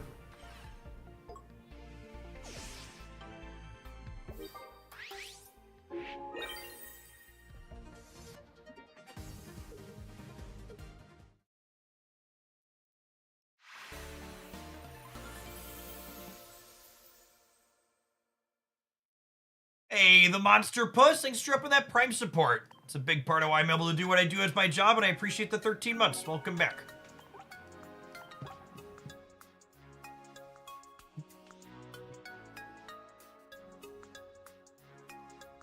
Bunch of new folks hanging out here today, huh? My little Twitch tracker, so we've had almost 150 new followers. If you're someone that's new to the channel and you're enjoying the vibes, make sure you tap that follow button and come back again sometime. You'll find me here Monday through Friday during the week, working a normal work schedule here in the United States. Usually I fire up sometime around 9 a.m. Central in the morning, and you'll find me playing until 3 or 4 p.m. in the afternoon. I'm playing a ton of Pokemon Pocket. I play some Marvel Snap as well, but always strategy and turn-based card games typically. If you enjoy seeing a wide range of decks, usually we change decks every 60 to 90 minutes. You get a lot of variety when I'm streaming each day. I like to work on a lot of off-meta things. On a number of days like today during the week, we also take some viewer submissions and send in Pokemon ideas that we should try and work with. How do you get the Charizard avatar? The Charizard, Mewtwo, and Pikachu avatars you unlock when you have all of the cards in Genetic Apex. Glad to see you're not losing viewers like Pokemon. Yeah, honestly, in fact, I think we're gonna run. Normally, I plan to switch to Snap a little bit after noon, but we got a really good viewer count for Pocket, so we're gonna keep doing Pocket today for a while yet. Over 1,800 people in here.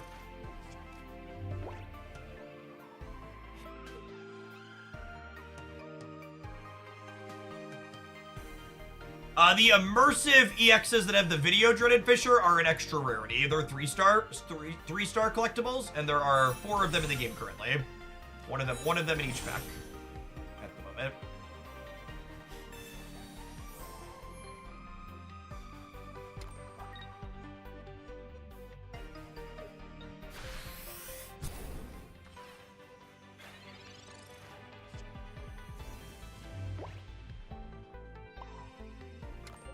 Never was there a Pidgey in sight. What do you think, chat? You think Mama's gonna throw hands here? I think Mama's gonna throw hands, I believe. Heart of the coin. Alright. Alright, it's fine.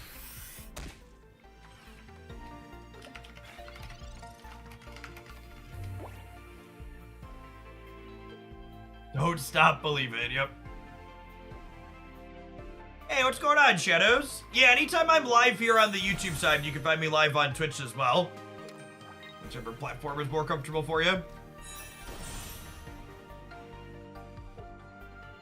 Okay, if we can hit 1 heads this turn, Arbok will be able to come up and finish the Queen off.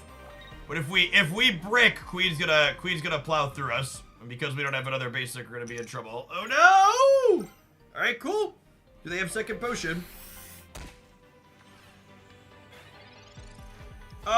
Yeah, I'd take a couple more submissions today. What do I got? I've got 2 up after this. I'll take at least 1 more. The Starmie deck better with Greninja or Articuno? I prefer Greninja personally. Nidoking looks almost playable, prove me wrong. Perfect. I actually been meaning to try Weezing Nidoking on stream. Weezing Nido sounds lovely.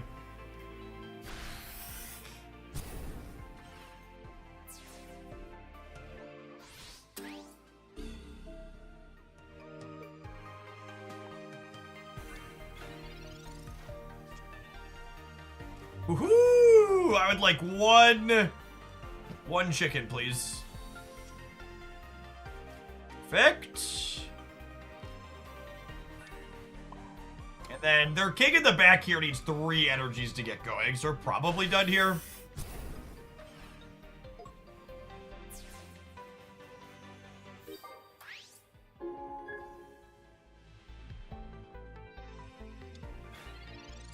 I didn't realize. Yeah, that's part of the reason why I decided to start doing the YouTube side.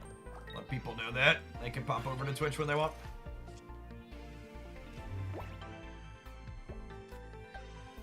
Done here.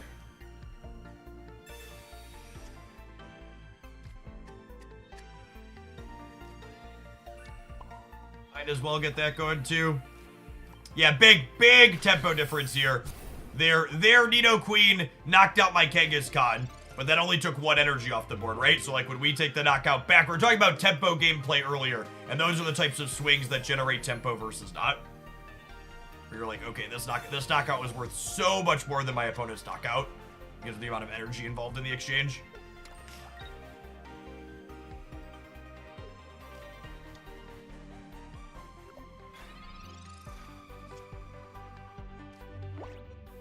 Is Kang and Starmie better than Farfetch? It really kinda depends.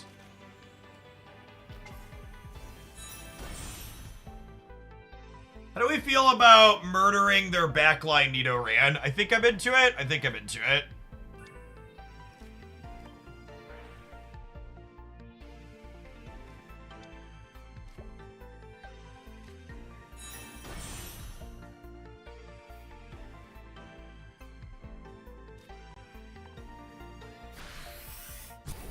Snake eating the young? Yeah, exactly.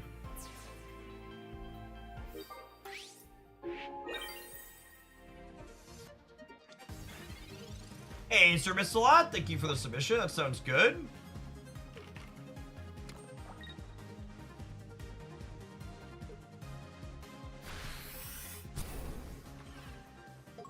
So Charbok goes down here.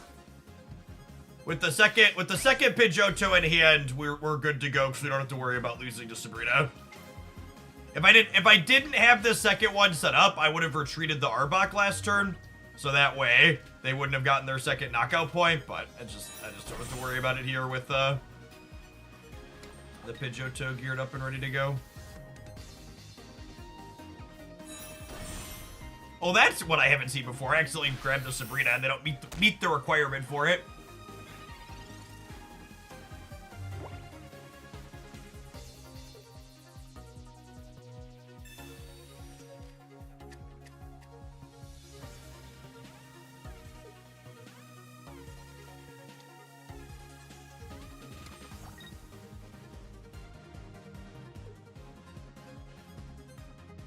Yep.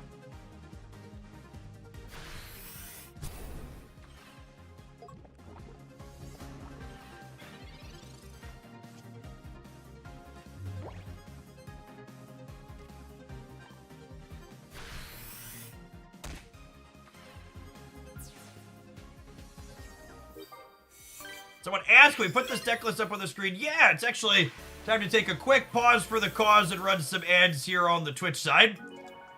So like we do, we'll throw the deck list up while we do that. When we get back, we have a request to play some Venusaur. I think, who had the Venusaur submission? That was a minute ago. Scissor, did you have any preference of what to pair with Venusaur? Or I had discretion, right? I might try some more Wheezing Venusaur. We had played that. It felt okay before.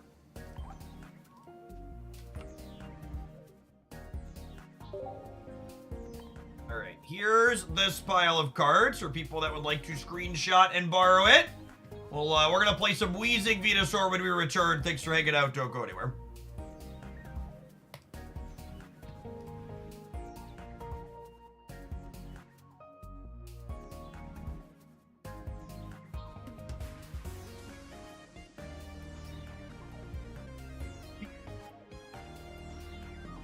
Giving you express permission to borrow this NFT.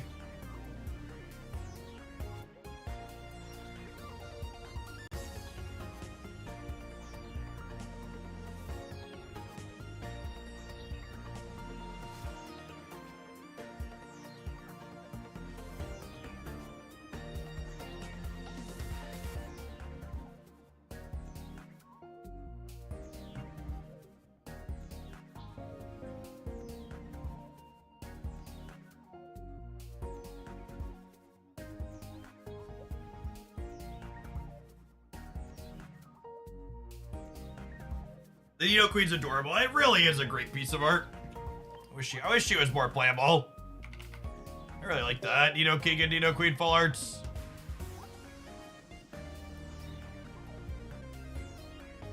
Oh, you can't see it? Hold on.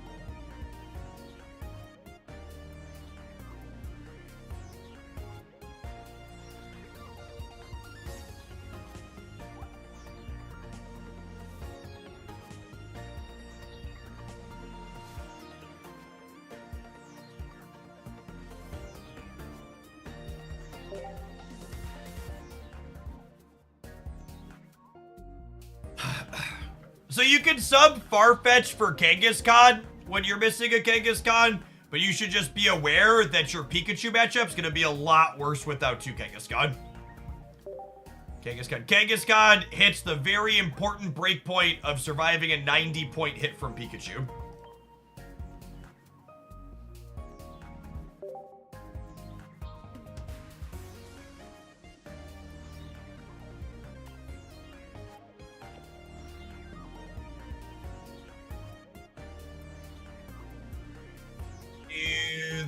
Oh, we're gonna do this up next. It's good. Sounds good. Sounds lovely.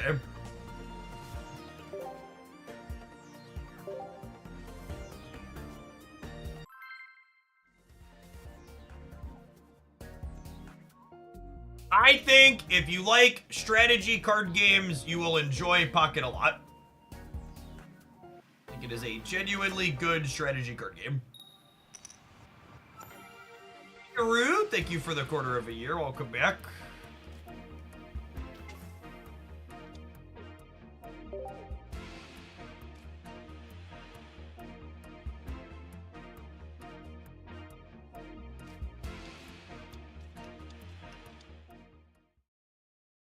$12 Human, thank you for the baker's dozen. Appreciate the 13 months. Welcome back.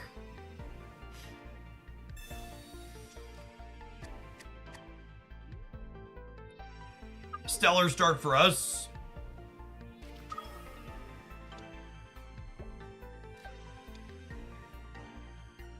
Bishop Weezing here. Really strong start for them.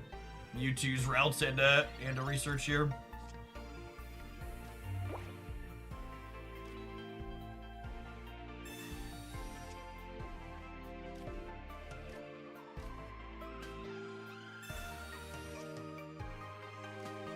Unlucky. I think I'm setting this one up to deal damages.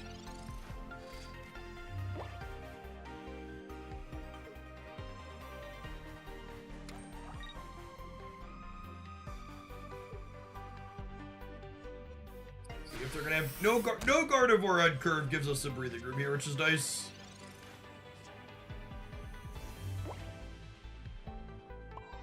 Our Dark Energy in our deck for our Weezing, because it's noteworthy that Venusaur's attacks take 2 colorless, so you have a little bit of flexibility in which energy you can play.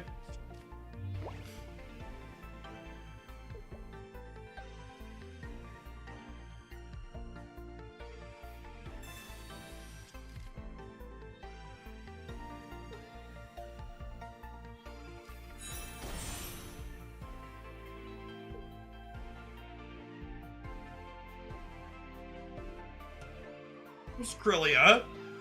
So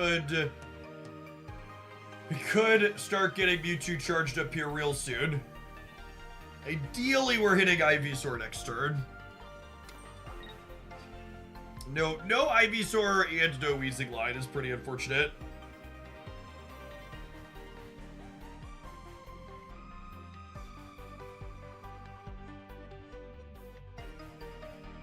If I don't find Ivysaur, the Mewtwo will be in a position to clear my Bulbasaur.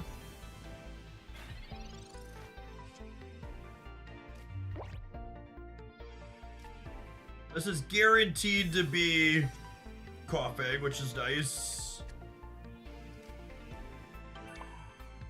This is super effective into Mewtwo, which is lovely.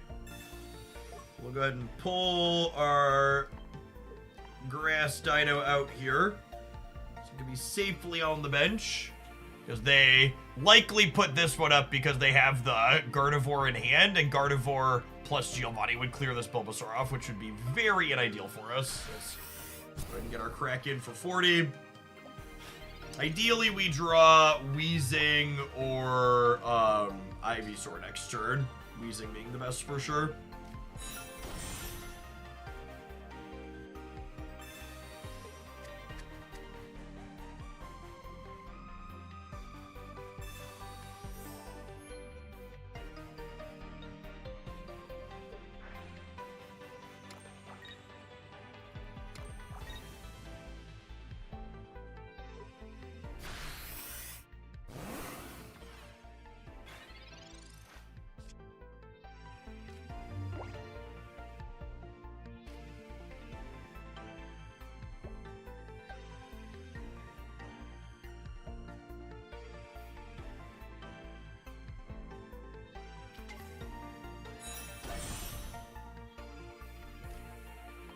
Poison, which puts them to 120.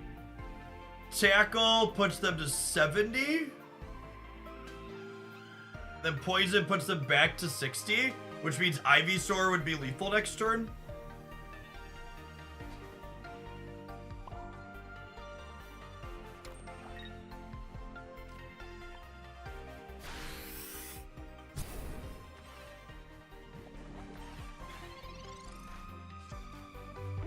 Bulbasaur is unfortunately 10 short, so they're gonna go to 60, coming to us.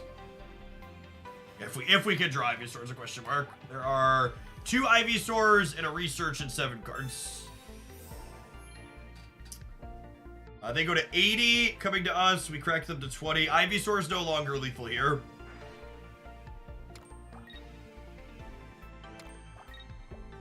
Actually.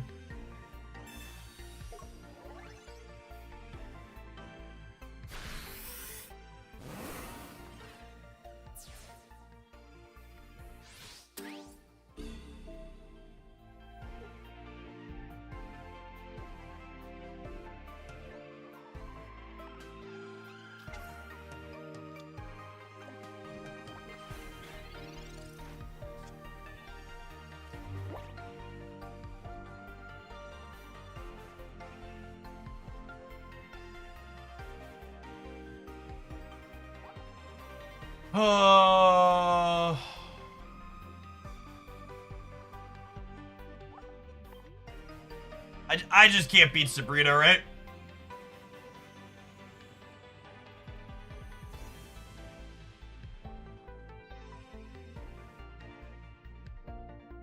Ivysaur just came too late.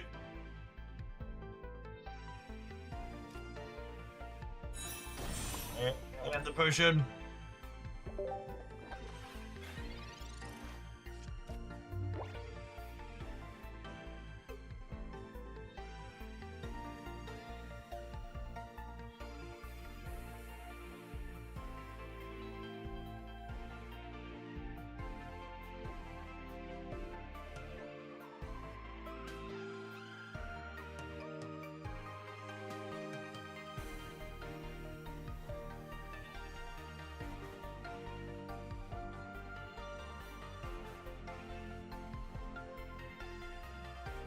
Line feels like it takes too long to set up. I mean, this game was exactly like literally any other Stage 2. Like, Stage 2 Pokemon are inherently inconsistent and have risk associated with the power payoff that they offer. Like, sometimes you just don't have all 3 until, you know, you're 14 cards deep in your deck. Long take, I assume means no Sabrina, yes? Maybe their Sabrinas are buried in their bottom 3? They have Meowth in their deck. Maybe they don't have 2 of them, and their single one is buried.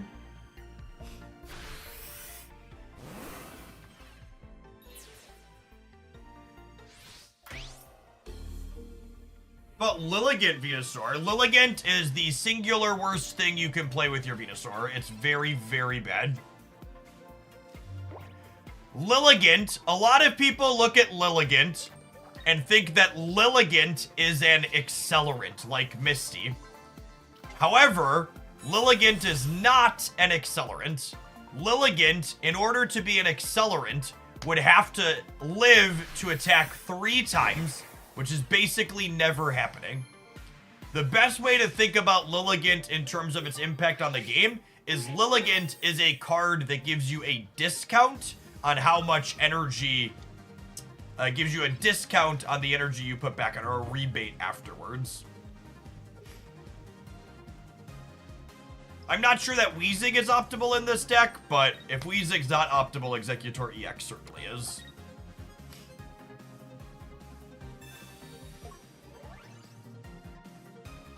That was their second Giovanni, yes? I think we're good to go here, despite this bad variance. Oh, I need an Erica. Am I playing Erica, or do we not have room for it? I think the Koga means I didn't have room for Erica, yeah? I'm unfortunately 10 HP short here, yeah? Oh, Butterfree. Butterfree is slow and bad.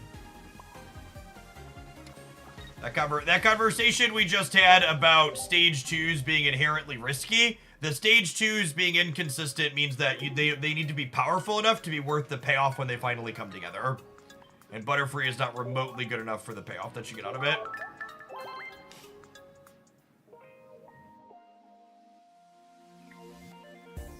Yeah, that game was a little unfortunate for us. We're giving up Erica to Koga in the late game. And the upside's supposed to be that it buys us more time, but we just didn't draw the Weezings that time through.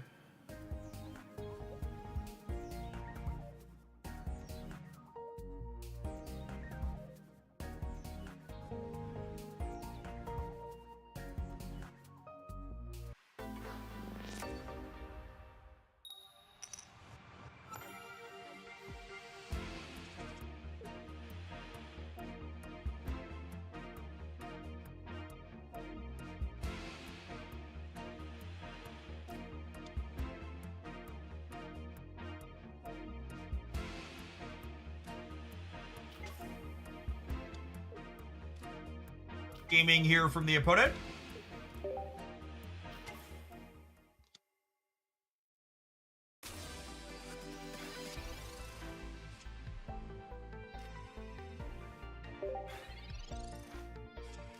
The Alt-Art Bulbasaurs are very good, yeah.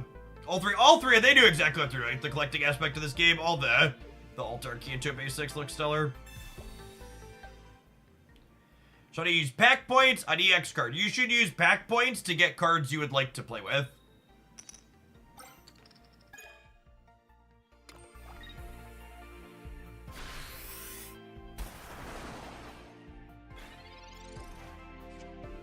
Opponent is going second. They got a heads on Misty. The game is ended.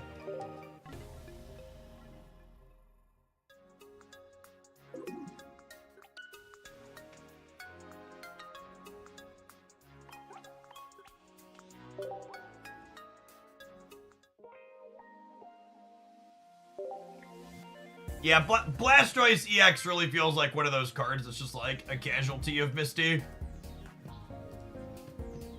This card is doomed to mediocrity.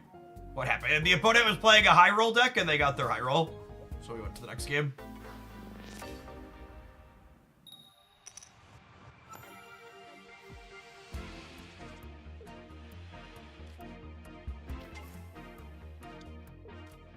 They got Misty while going second.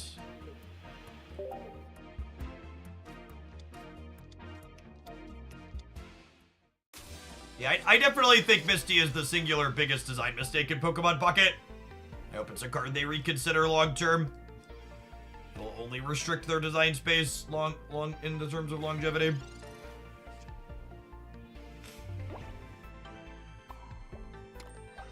Active Bulba is just gonna have to take some hits for the team here.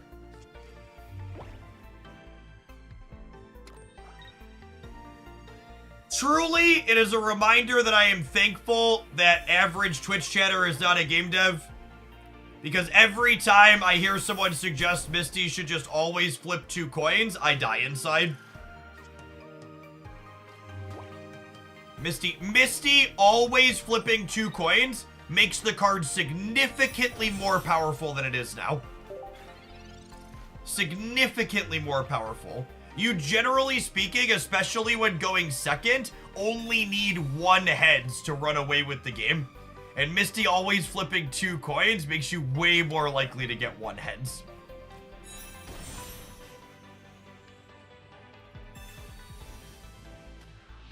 Well, I didn't have Venusaur and the rest of my hand was trash, so red card, do your thing. One of these days, our opponent's gonna red card us and they're gonna lose horribly. Today is not that day.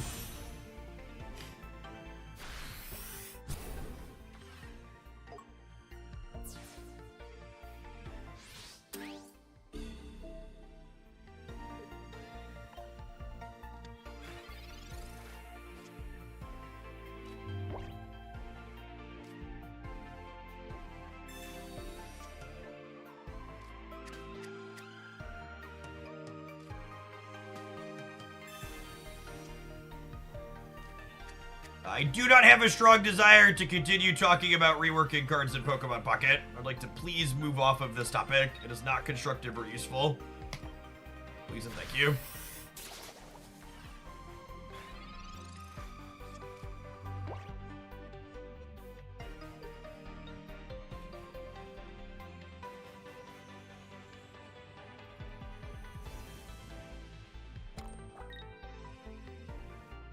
There is no compelling strategical gameplay reason to play a colorless only deck.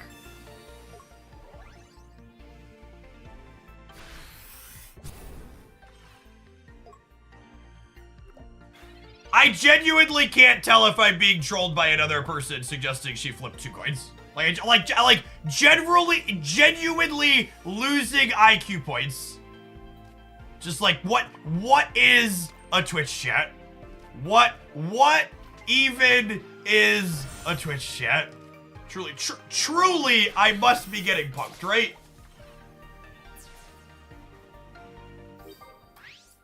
We really should have statistics be a required course for students in high school.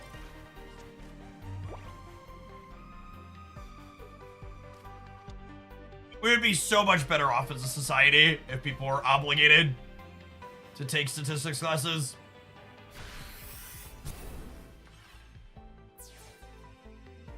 I can get 2 knockout points here. All right, I think I'm gonna shove Wheezing Vito in a trash can, and we're gonna play that Executor version. Is there anything you would change about Pocket's game? I think literally the only core thing I would like to see different about Pocket is I think there should be a lower bound on how many of the same type of energy you can get in a row. I don't think it should alternate 50-50. I think there should be some type of risk associated with playing a 2-color deck.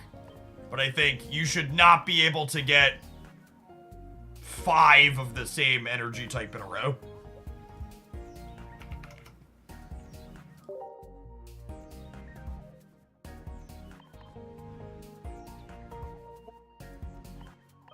I think it's just the EX in here.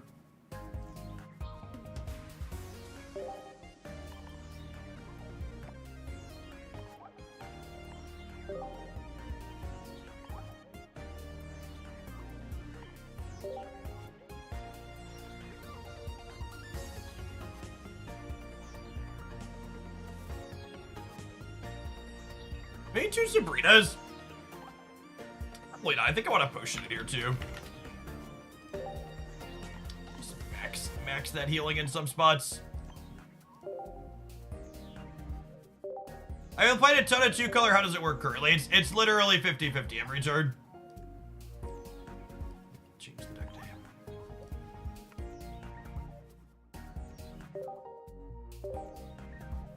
If you low roll, you can get the same of your 2 energy types, like a bunch of turns in a row.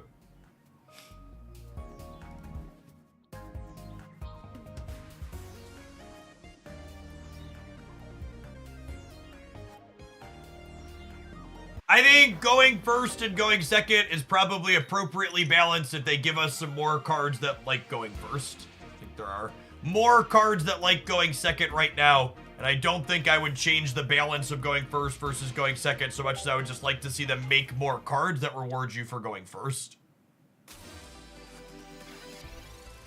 So I would go so far as to say it's even good design that some cards like going first and some cards like going second. We just need a better mix of both of those. Man, it is just impossible for us to draw our non-Bulbasaurs to start in this deck so far. Big grip. Yeah, we need more stage 1s with 1 energy attacks. More Weezings, more Executors, etc.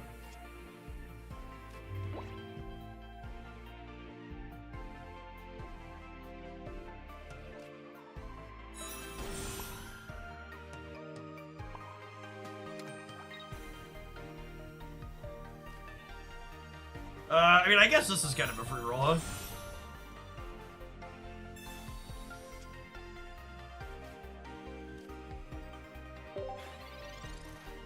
Gives it a higher retreat cost, whatever. Yes, the game makes sure you always open on a basic.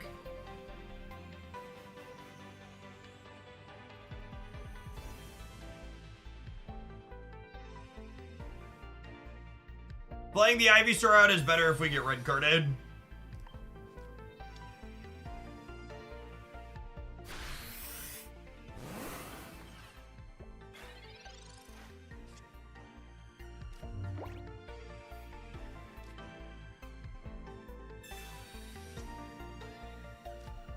Red card is popular because people who play games are toxic and they like to feel like they're hurting their opponent.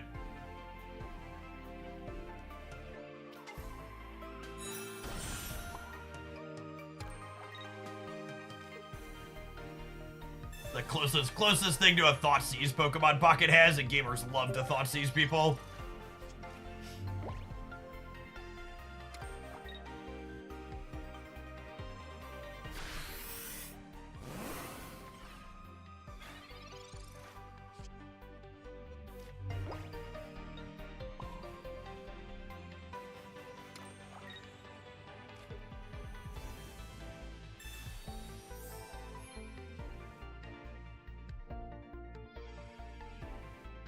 What resources you recommend for finding meta deck lists? I recommend checking out my meta roundup, where I showcase some of the best just dead to Plantino double Erica.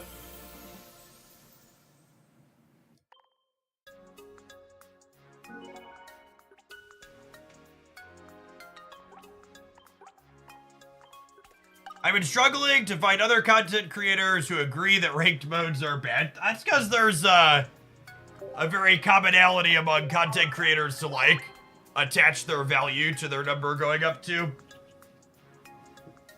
It's very common you open up other game categories and stream titles say things like ranked 1, top 10, top 100.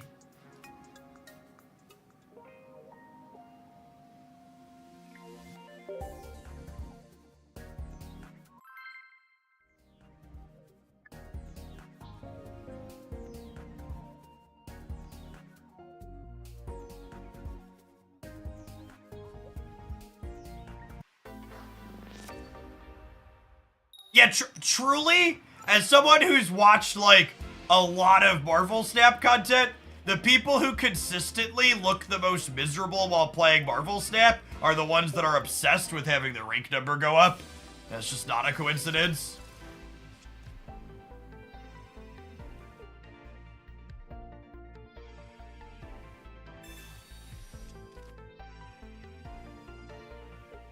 Goes for every ranked game, yeah, for sure. In Snap, it's I think it's a little bit more exemplified in Snap because for people who aren't familiar with Marvel Snap, the turns get played out simultaneously.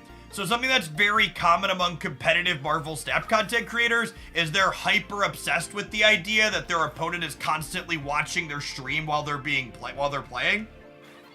So it's very common that every time they lose a variance flip, you'll hear about how they got stream sniped, or they only lost because the opponent's watching their stream. It's a really very toxic culture. I don't believe there's any win streak related things for this event, right?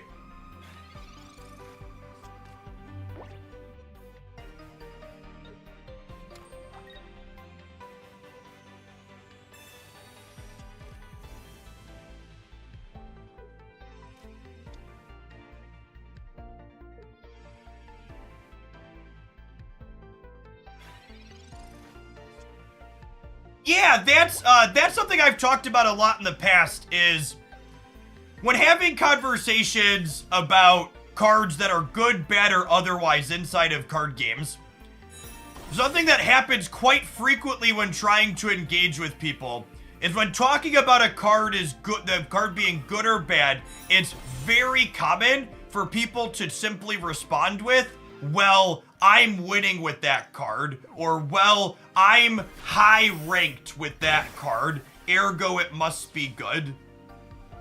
And I think something that gets lost in the churn or the discussion about it is simply that it's very possible for you to not be a mechanically gifted TCG player and still understand the mechanics of the game well.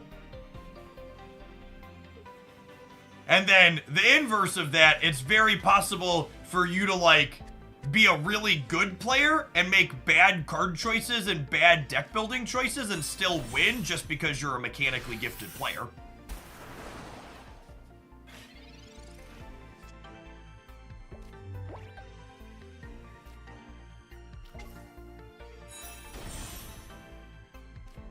does ghosting and stream sniping really happen a lot in Marvel Snap?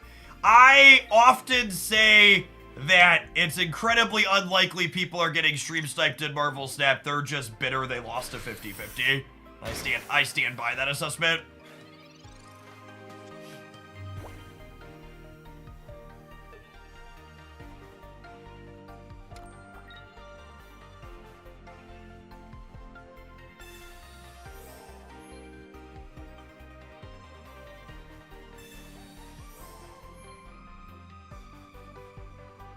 Daddy Plant Dino's getting charged up in the back here, chat. I think we're gonna be good to go.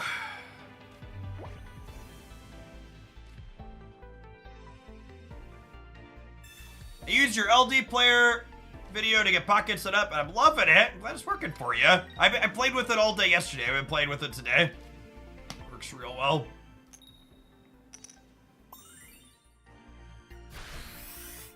Something like a hand hider not possible to snap. Yeah, the people who are paranoid about being stream sniped constantly block out their side of the play.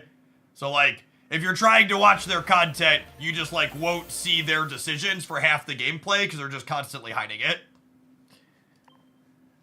You could not play Raichu on top of Pikachu EX. Pikachu EX is a functionally different card than regular Pikachu.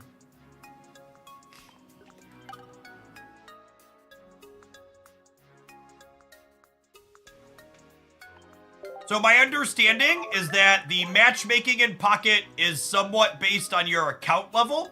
However, keep in mind that there's a lot of variance when you're opening cards, and it's possible for people who have low account levels to have better cards than you, or a better mix of cards than you.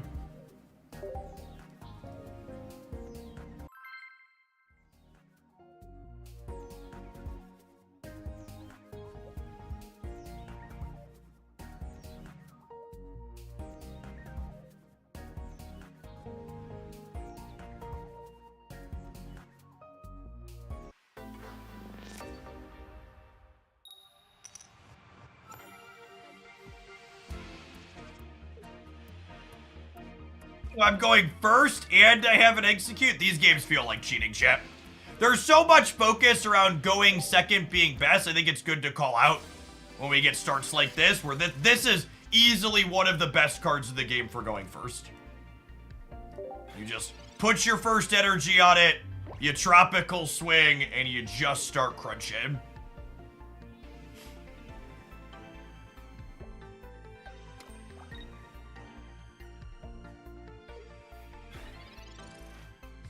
Don't forget to snap, yep.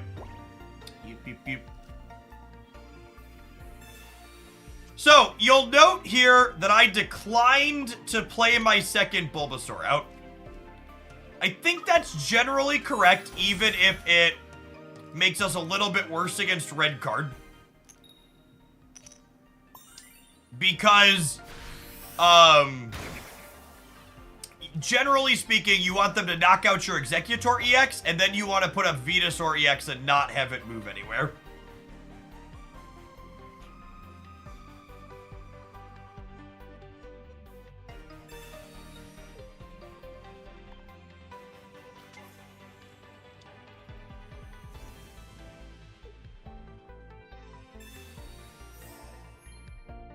How are the viewer analytics for Pocket looking now that it's been in the wild? Honestly, we might just do all Pocket today. We have a really good viewer count for Pocket, and Snap's not bad at the moment. I just am having a good day on Pocket, and the metrics are here for Pocket, so we might just vibe on this for the afternoon. We'll definitely start with Snap tomorrow morning. But I might just do an all Pocket session today. We'll see. We'll see how the metrics look. Metrics can come and go, but as long as we're floating around 1,800 plus people, we're gonna be Pokemoning.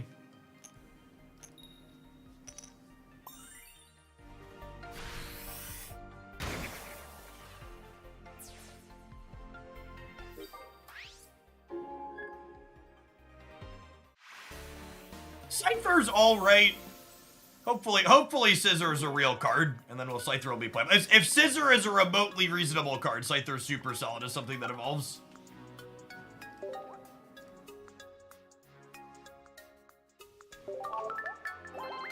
It was BM to flip heads there. I have the pay to win coin, chat, you know?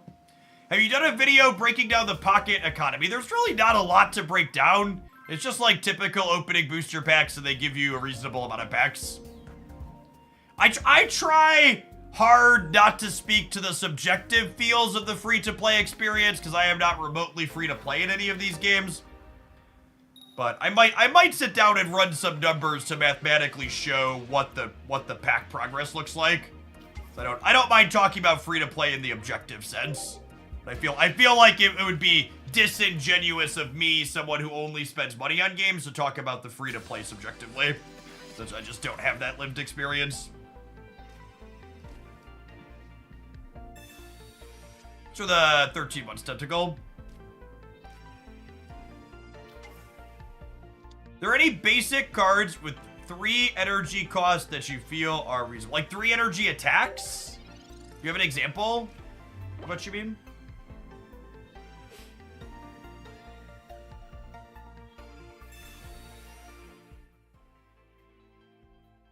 Pokemon has not communicated yet what they intend to do in terms of game balance, in terms of changing card text. Hey, Kaz, thank you for the 3 gifted subs. It's very generous of you.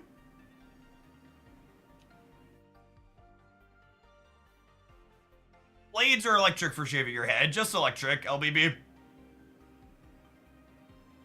We ran Manscaped promos for a few months at the end of last year. So I have a couple of shavers from them that work quite well.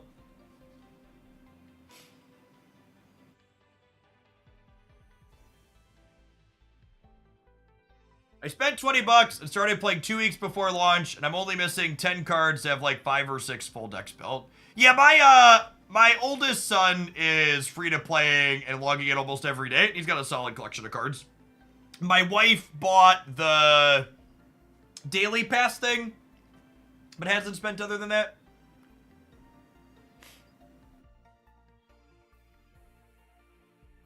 Yeah, all my upkeep is self-care. Very simple and easy. Literally just put the guard on the razor and go over it. Nothing fancy.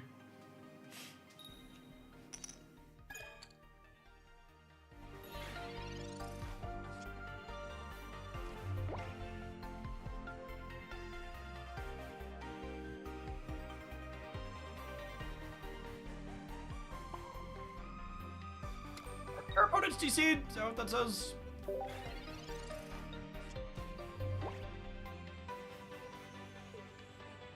I think it auto-flipped on them and they're DC'd here.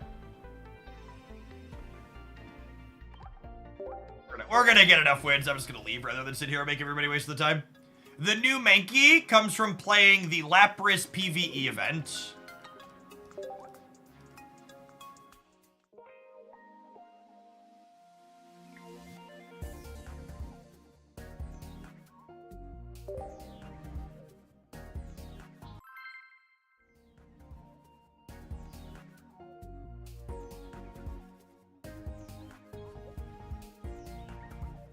When did you introduce screen time for your kids? I love video games. My wife is not keen with screen time until around 4 years old. I mean, I think they need to be probably about 4 to mechanically understand most video games. Obviously, some give and take depending on the kid, but all three of my children, the youngest of whom is now 4, started really playing video games with me at 4 years old.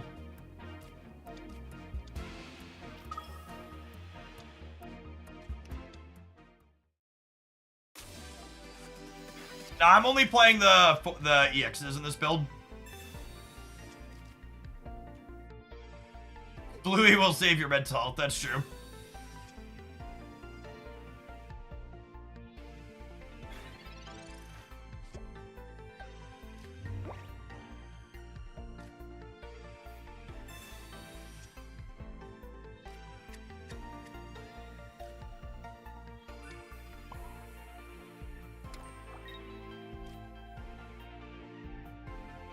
I'm going to put the energy on the execute to start, because if we top deck X speed next turn, it lets me pull this back without discarding an energy.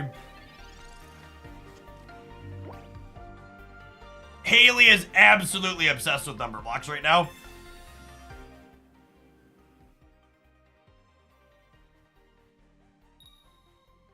Toddlers who watch TV experience the side effects of parents who can actually get stuff done. Why would you say something so brave yet so true?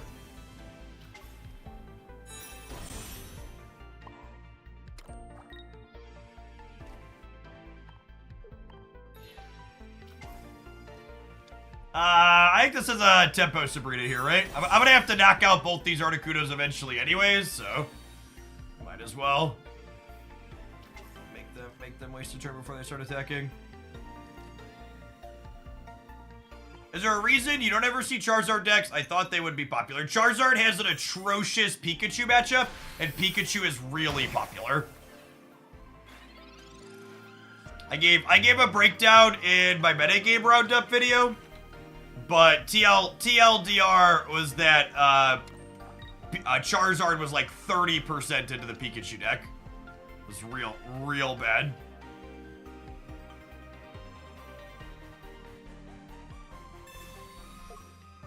Where can I watch Numberbox? Numberbox says Netflix.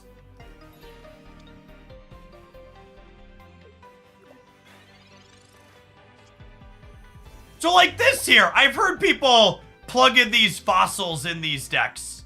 Like, giving me the knockout on this old Amber is bad for them because I get a point from this.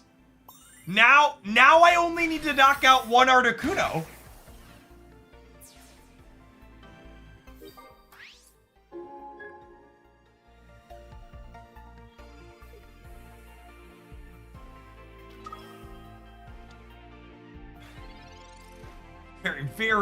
Very silly from a strategic standpoint. But the YouTube video says I would win games like a pro if I put fossils in my deck, Jeff. Why don't you want me to win games like a pro, Jeff?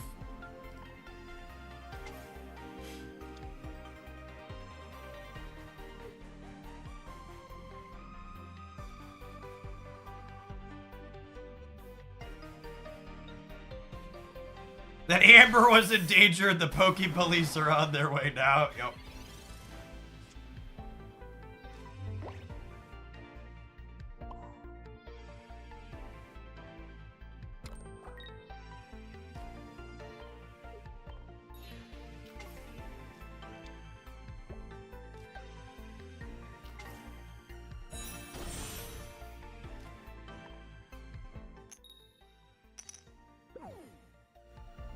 I guess with the damage on this Bulbasaur, we're actually kind of in trouble.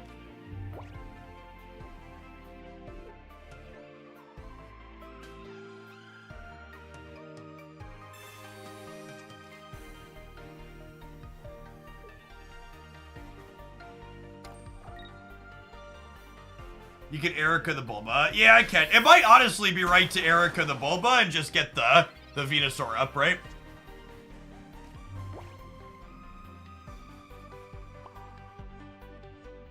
Just let the Executor die.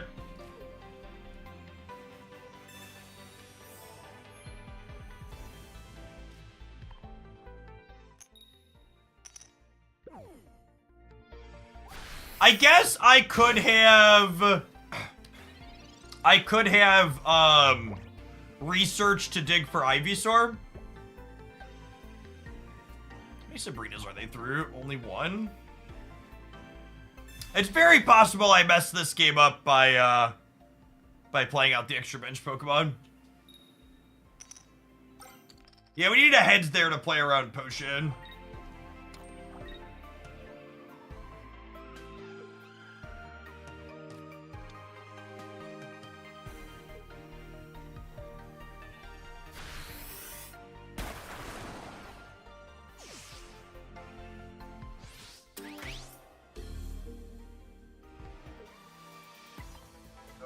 Done here because you put fossils in your deck for some reason.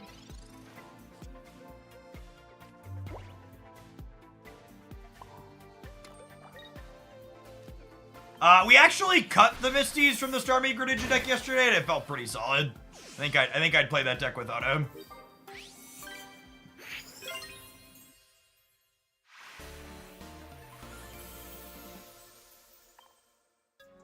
Alright, it looks like it's about that time, gamers. We need to run some ads. I'm gonna throw the Venusaur pile up on the screen. And when we get back, we have a request to brew 2-color Arbok. To figure out which other Pokemon we want to put with the snack, huh? See you in 120 seconds. Thanks for hanging out. Don't go anywhere.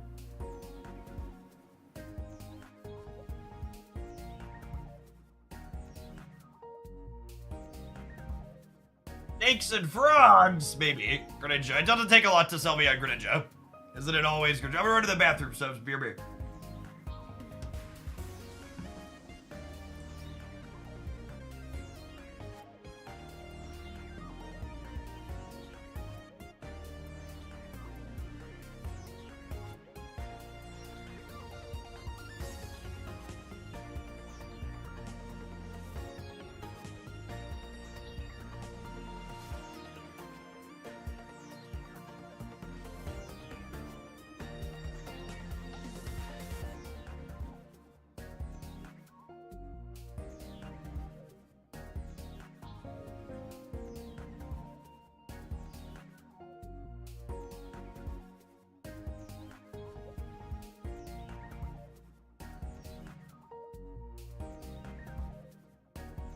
I suppose Arbok is good at,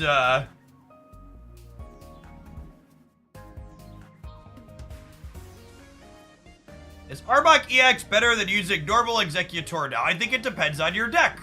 So in this Venusaur deck, the goal of the deck is to go Executor EX into Venu EX, just 2 Pokemon, 1, 2. So them getting 2 points versus 1 for the first one largely doesn't matter.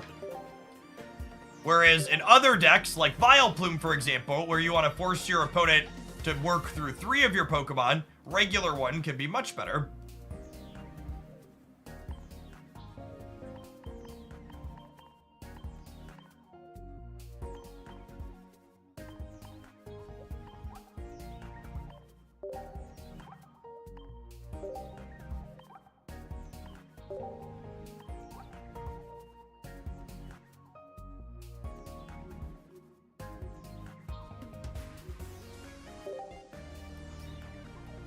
I was trying to find ones that are typed and trainers. That's a banned search function. Holy.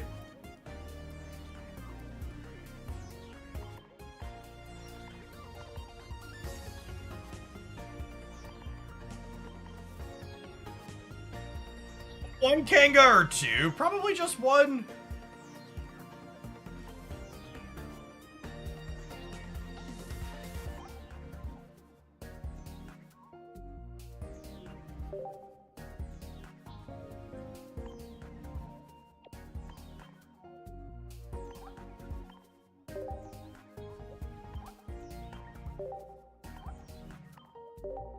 Please, Pokemon Pocket, default flares, I'm begging you. Hands and knees, default flares. Save me button presses.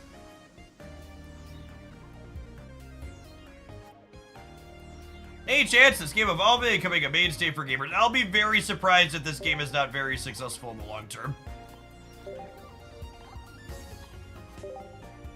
Their core game system is very well done. Hoagland doesn't read YouTube comments anymore. Never in my life have I read a comment in a YouTube chat. I'm certainly not about to start today.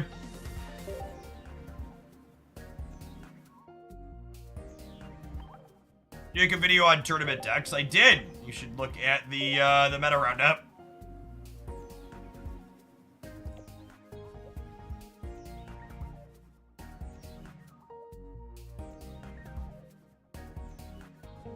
Needs a proper PC client for long tail growth. Absolutely idiotic nonsense average Twitch chat take.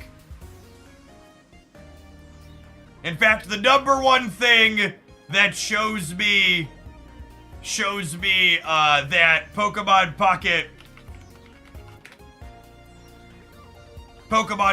and Marvel Snap have long-term success is that they prioritize the mobile client first. Like, I know a lot of PC gamers have their heads, like, firmly up their own backends, and they think that they're the most important person because they're the main character in their own story. But like, the "don't you people have phones" meme from that Diablo Immortal announcement is because the mobile gaming market is massively larger than the PC gaming market.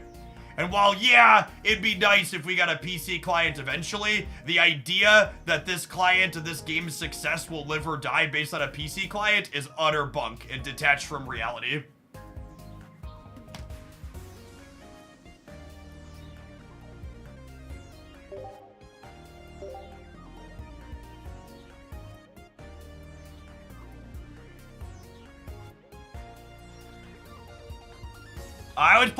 I usually only play one Hitmonlee Duck.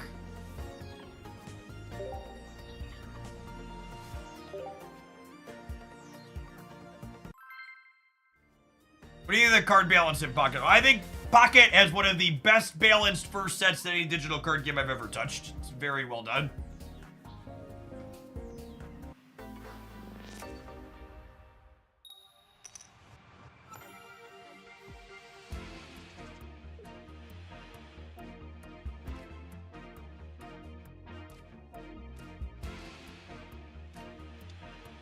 Oh, I wish I was going first with this full Froakie line. Hopefully there's a dark energy under this water. I don't think I've ever played any other game's first set for over a month and felt this good about it. Agree.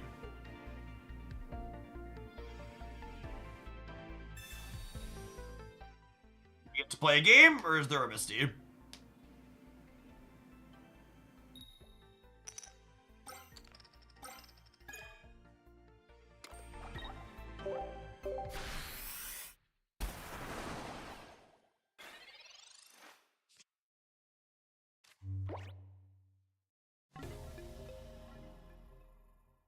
On to the next one.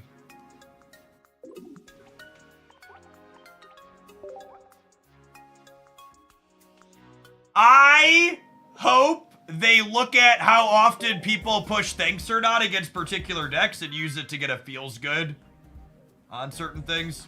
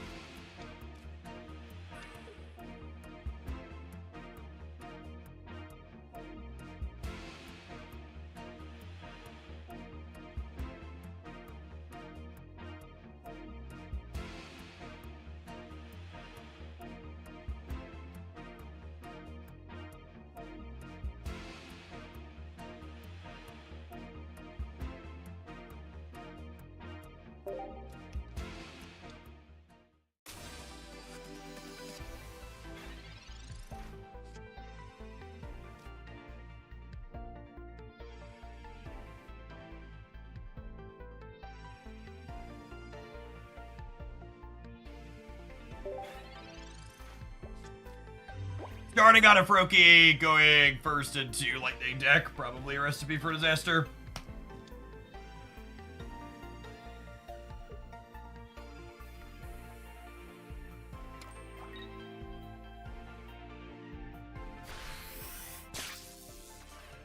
I have Potion, so we're not just dead to the Blitzel at least.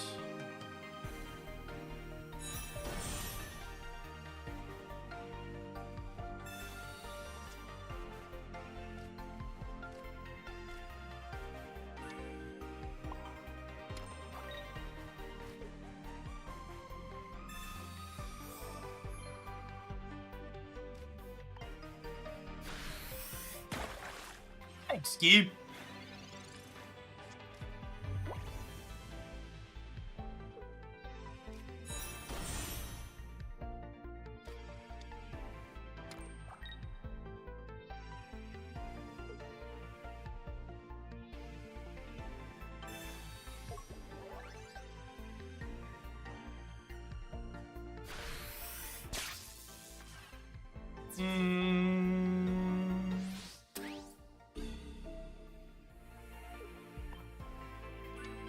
Giovanni and the evolution together.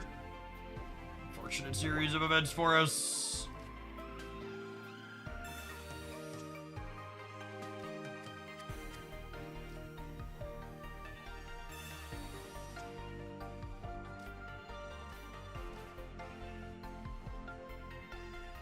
You know, I wonder if this deck does actually need 2 Sabrinas because of how good she is with Arbok is probably the call out.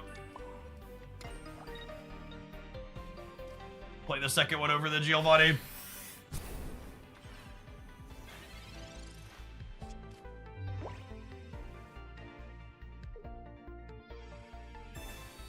If your deck has weakness against the opponent's deck in terms of elements, it's usually still worth playing it out. I mean, are you watching this current game?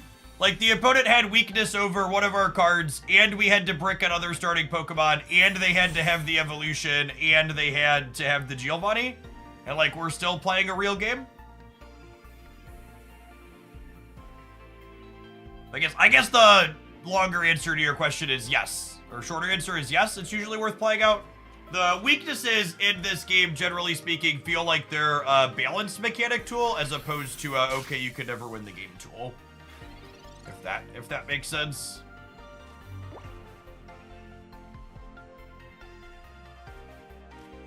You purposefully adding an L to Giovanni.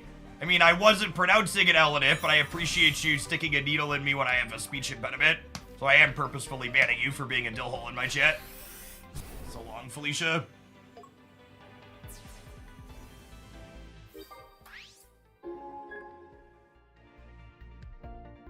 Gamers, an ounce of self-awareness. Not even once.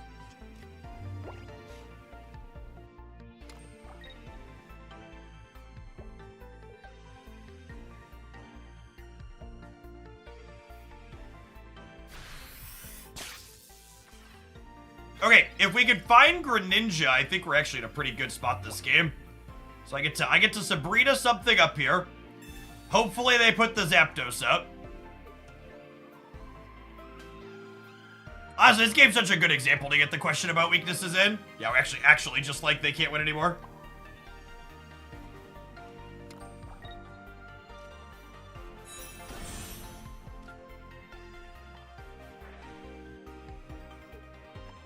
Tap this.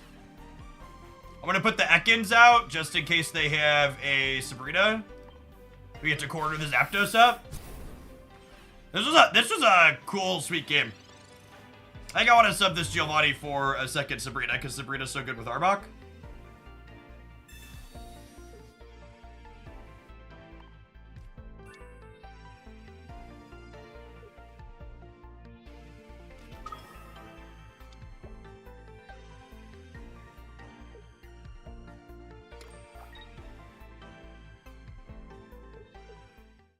Yeah, actually just done.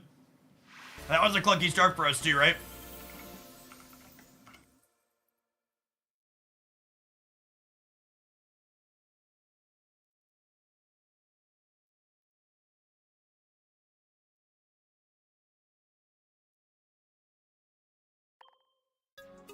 Peacock, thank you for the third of a year. Appreciate the 4 months. Welcome back.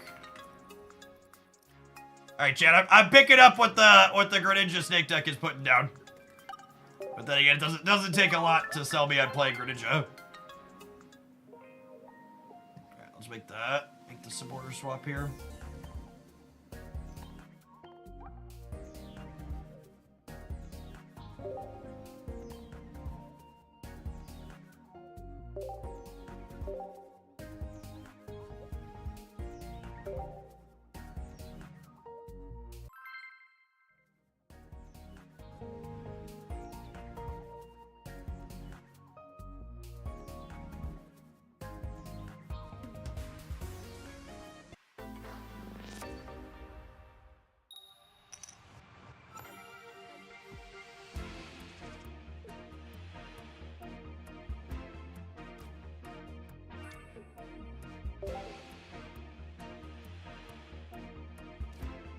You actually can't flare. You actually can't flare, Sabrina, or the full art traders.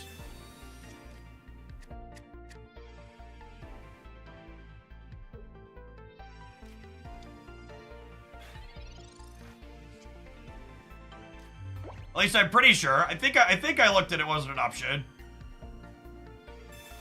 I double check after. I'm pretty sure it's not an option though.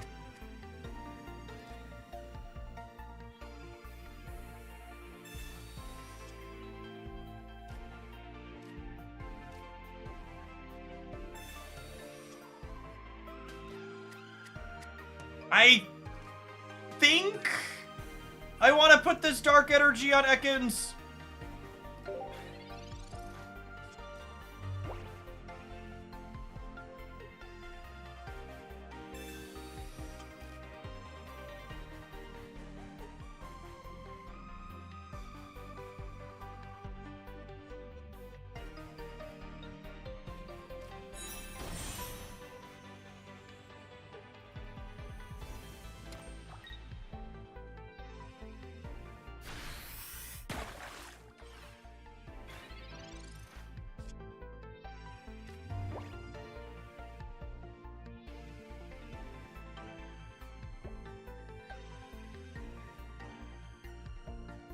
I was hoping to draw X speed, but Frogadier will do it a pinch, huh?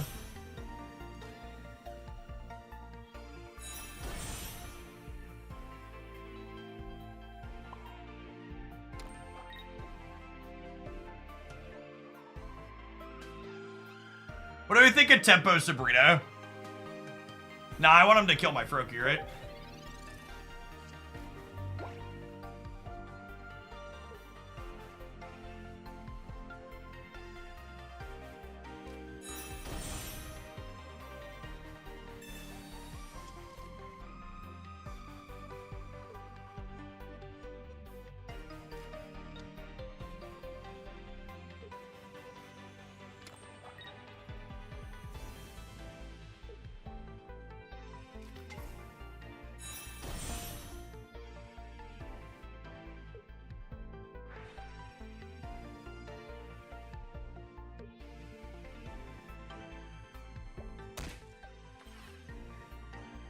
Interesting that they're going for my Greninja here.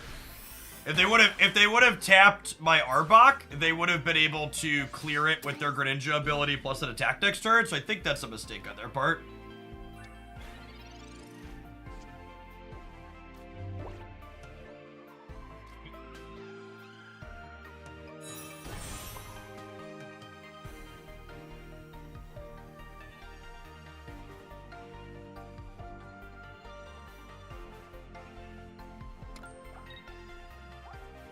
Where am I sending my 20?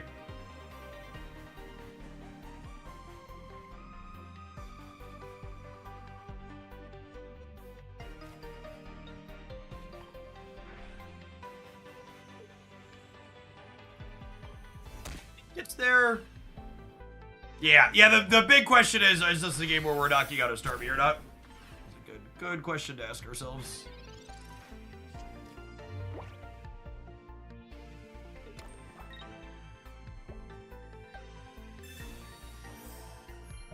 They have double potion. I always have double potion. I want to know how people fit double potion in every deck. I never finish building a deck and I'm like, you know what I have room for? Double potion in my Greninja deck.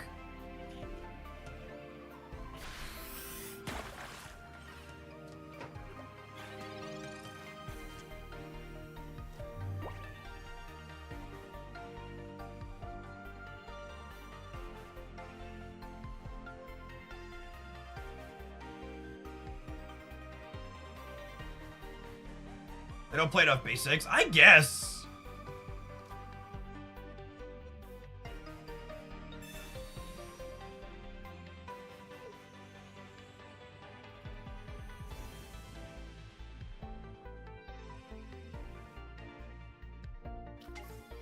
It could be no X speed's a good shout.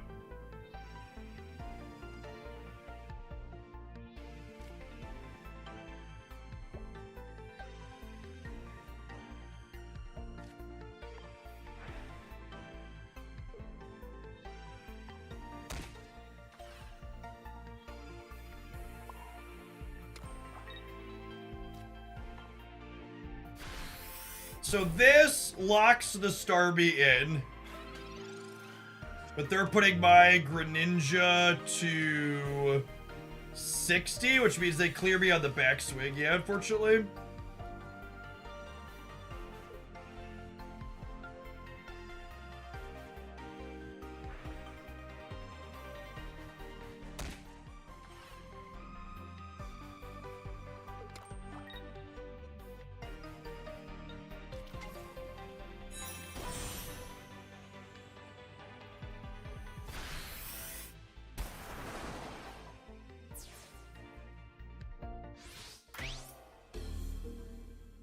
We're just done, yeah? I think I'd have to, like, top deck Kangaskhan and hit 2 heads here, yeah? Yeah, we only have 1 potion, not 2 in our deck.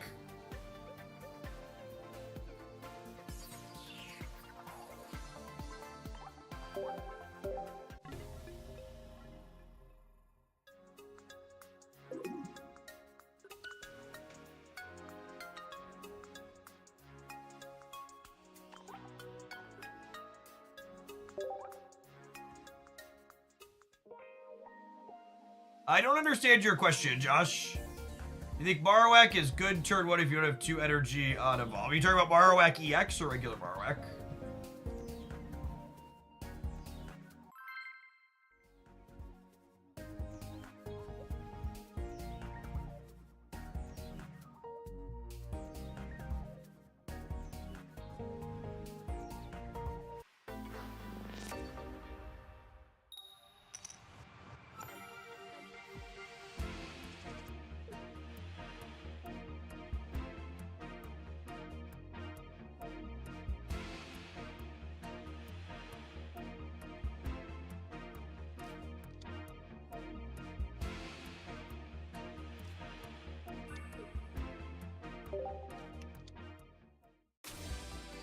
Non-EX Mewtwo?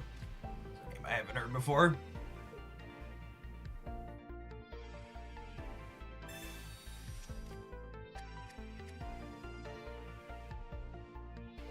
Does Butterfree warrant a spot in any decks outside of Venusaur? It's not even good at Venusaur.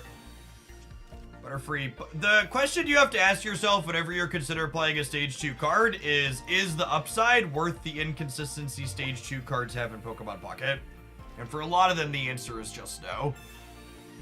Butterfree certainly the case in that regard.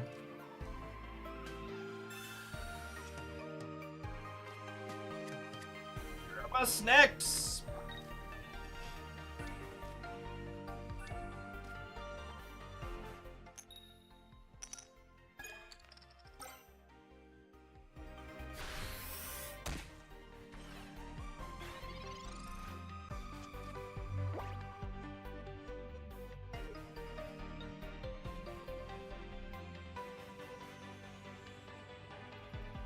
Greninja's a card I like playing in 2-color decks because Froganair and Froakie attack with an energy of any color, and then Greninja only needs one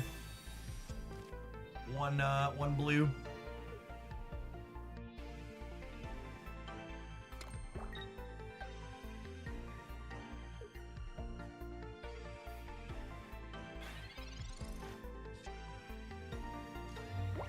So Sneaky Snake, which is nice because all we have is Dark Energy.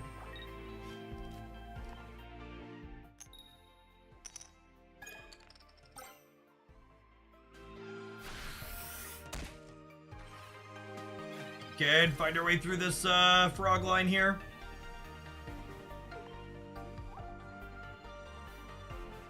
Ever played Paper Pokemon? A number of years ago, I played Paper Pokemon and made some content on their client that existed before TCG Live.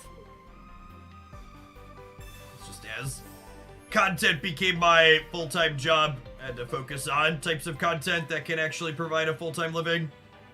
Regular Pokemon content isn't that popular for the card game.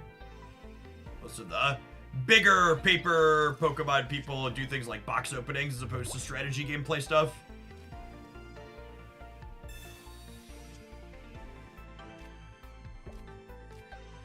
There is lovely. Still no water in sight. It's like less of a big deal. We've got Arbok chomping at the bit.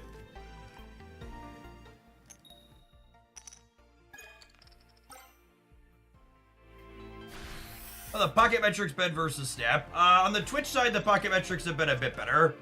On the YouTube side, they're comparable, but the pocket metrics are trending up there and the stat metrics are trending down.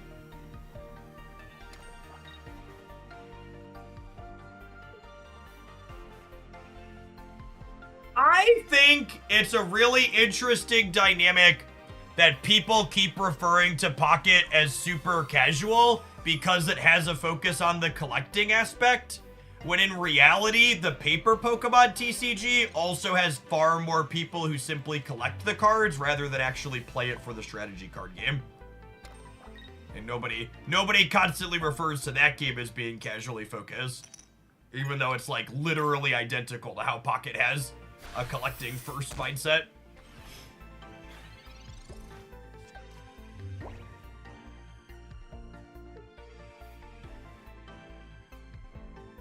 Casual equals you don't feel miserable while playing it. And genuinely, I feel like enough people have been hurt by their games that that's the mindset a lot of people have.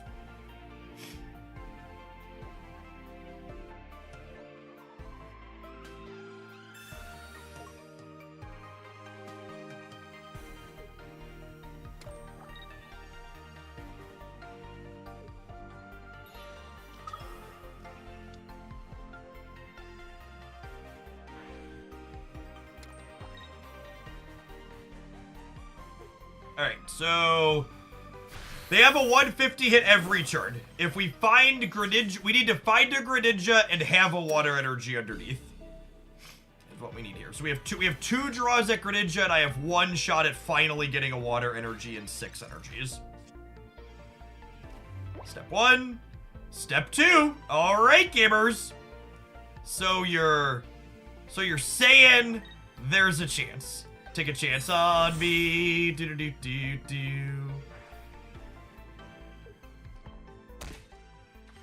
Tap that for that. Oh, you know, I should have put the dark energy on the second. Is what I should have done. Probably doesn't matter. We'll corner this.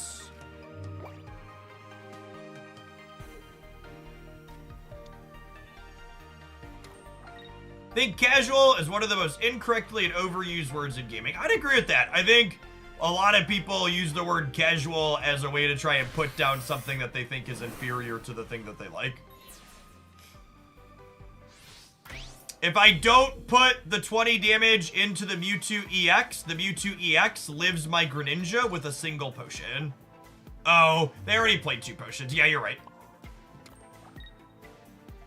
It doesn't matter. I don't think they could win the game from this position, but you're right. I forgot they burned potions keeping this alive. Wait, no, it's a wash, right? Because I would have had to. No, it doesn't matter actually. I would have had to tap this turn to knock it out anyways.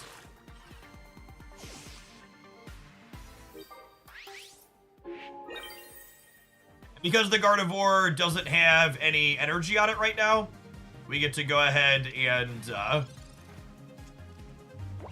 they can't Sabrina us and deal 60 to one of our backline.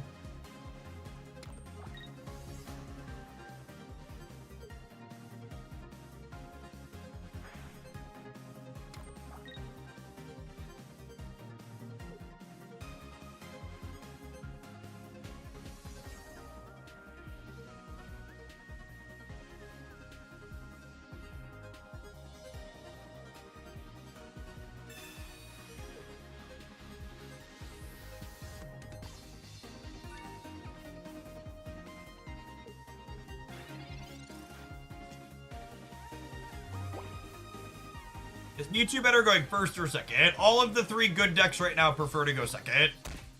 Mewtwo, Charizard, and Pikachu X all want to get energies first.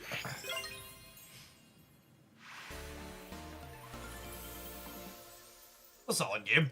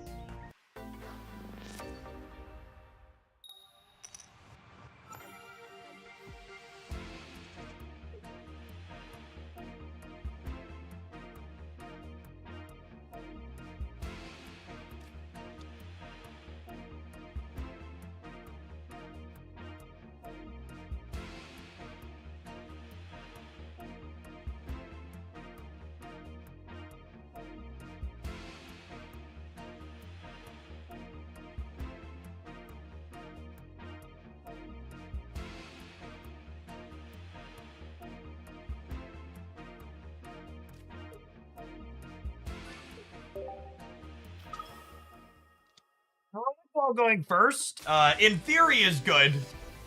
Says local frog about to be electrocuted. Potion means if we find Frogadair, we don't die into to the Zapdos, which is nice. Okay, and I have X speed with Ekans and Arbok. Cool. We're good. We're good. Everybody calm down.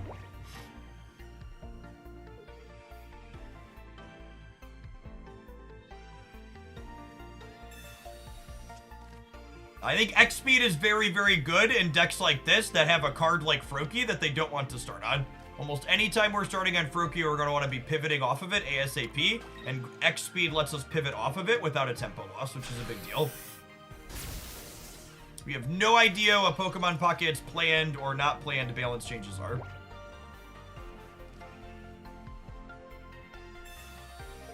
Frogadair is lovely. I am going to go ahead and potion my Frogadair here, so that way if they have a Sabrina, it doesn't go down right away. Gengar EX, I think, is unfortunately too much work that is not quite worth the payoff that you get from it. Mew is not a competitive Pokemon Pocket card. It is a promo card you get for collecting. It is not a game piece worth playing with.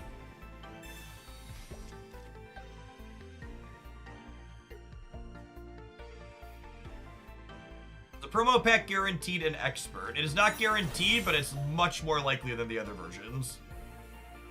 It might be eventually. I'd be very surprised if Mew's text box was ever playable. What's best to pair with Wiggly EX? I'm a pretty big fan of, what's the word I'm searching for? I'm a pretty big fan of Weezing Wiggly.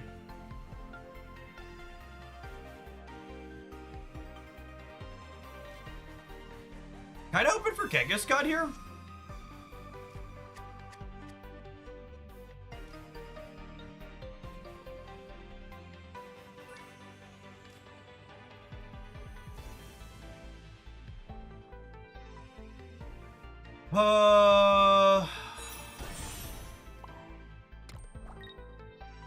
I guess with the Froakie, we actually have this Zapdos dead through not potion next turn, yeah?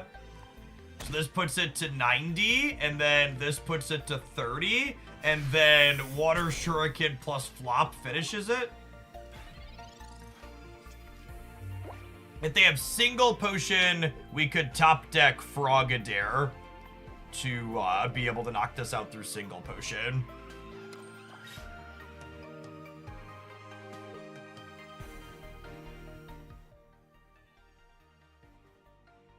No potion at all. Lovely.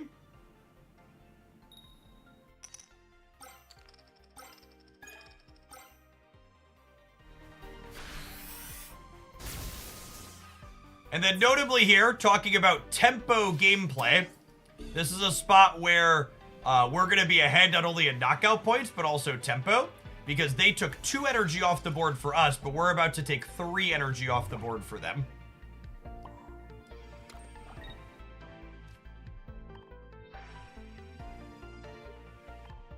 So be up in knockout points because we're clearing an EX Pokemon here, which is pretty good.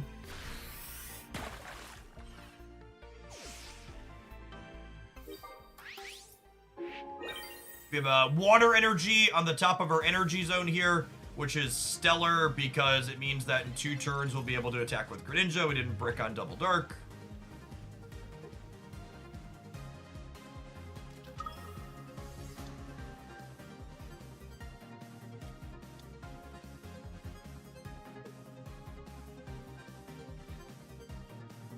Putting energy on Electrode, or are they going to start? Yeah, they're powering up the Pikachu. That makes sense. Am I free to play? No. No one who has these type of cosmetics is free to play right now.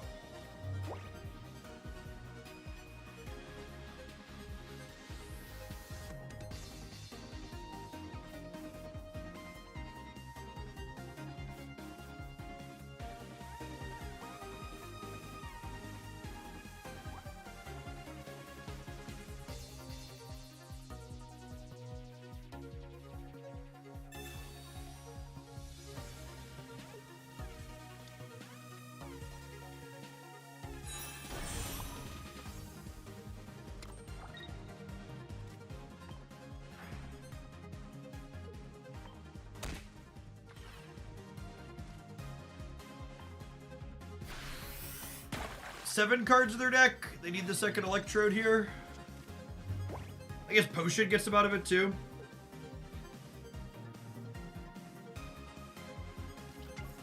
Damn. Is that lethal? It might be lethal. Because of Greninja's weakness. Did I already use my Potion? I think I did, yeah.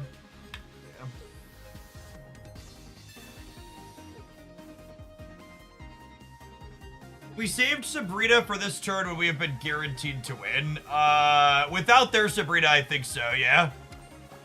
Yeah, I think we were supposed to wait, you're right.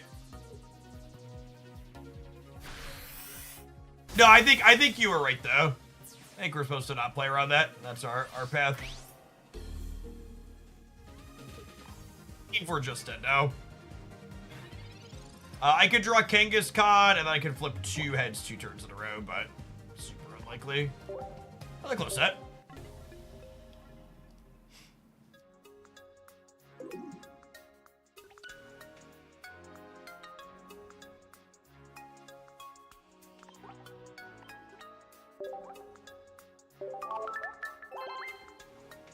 All right, gamers, it's 1:30. We can throw this deck up for half a second. I'm gonna go ahead and roll a Twitch ad, and I think we're gonna kick over to doing some Marvel Snapping for the remainder of the day. If you're watching on the Pokemon Pocket YouTube side on Hoaglandia Pocket, I'm gonna go ahead and turn that stream off, so we're only doing Pocket stuff there. If you want to hang out for Marvel Snap, you can kick over to youtube.com/Jeff Hoagland. I also just had a video post on the Hoaglandia Pocket channel. If you want to see some Greninja Dragonite, I mentioned Greninja's one of my favorites. You want to check out another sweet Greninja deck, kick on over to there and give it a thumbs up and some watch time. Appreciate the people that do that. We'll be back in 120 seconds doing some snapping. Thanks for hanging out. Don't go anywhere.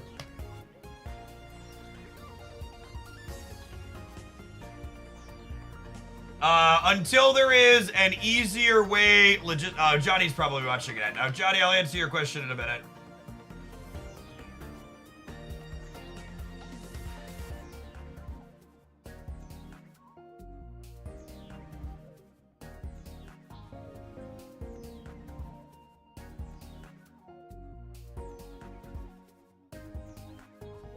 Oh, you're a turbo. Good. I think, while there's not a clean, easy way to spectate, I don't envision that I personally will be running pocket tournaments. I think I'd rather play in them as a competitor. Because the idea of running an entire tournament and then not being able to broadcast the elimination rounds is like such a letdown. It's a lot of work to run an event, and without being able to guarantee content from that event, it's not worthwhile work for me to do.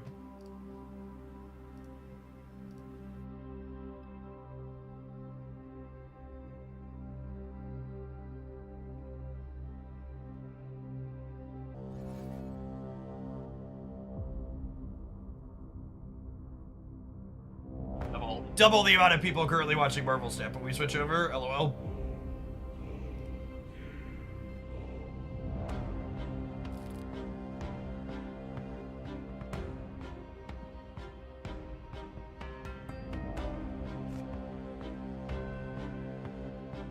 Sockman! Thank you for the 21 months. I appreciate that. Welcome back. Oh, we had the daily rollover on this game, right? This is still giving us bad value for you bundles. Hey, that's above rate. They'll get my money for that one. It is not a coincidence that buying this bundle pays for Inner Peace.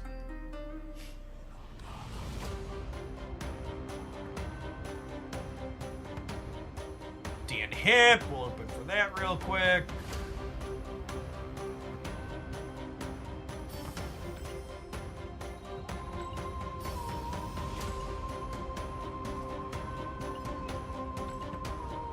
You tried any Moon Girl decks? We've played the Moon Girl She-Hulk deck that's going around a little bit. I haven't played it with Suitor, but I don't think Suitor's very good in there. I think that deck's good without Suitor, and Suitor's a downgrade for it. I think Suitor only working when you have She-Hulk means he's win more, because you're winning the games where you have She-Hulk anyways.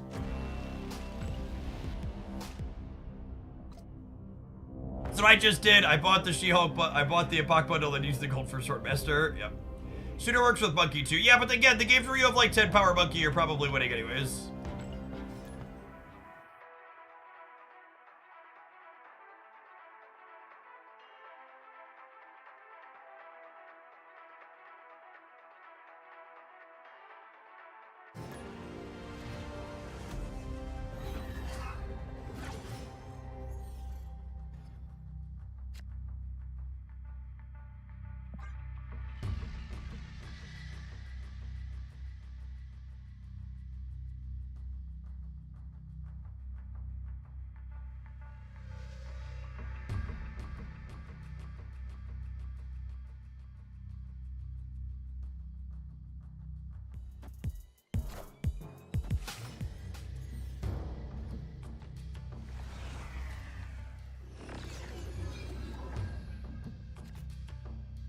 I think we Hawkeye here.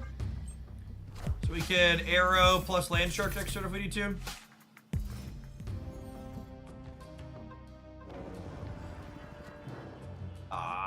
I do brick a draw with this line. That's fair. Stupid Great Portal. Zalar, thank you for the 57 months. Welcome back. Alright, we dropped from 1,700 people while doing Pocket to 1,400 people with Snap. Curious to see if we build back up at all or if we only fall for the remainder of the afternoon. What is this? Shadow King? Oh, I get to Shadow King their suitor? That sounds lovely.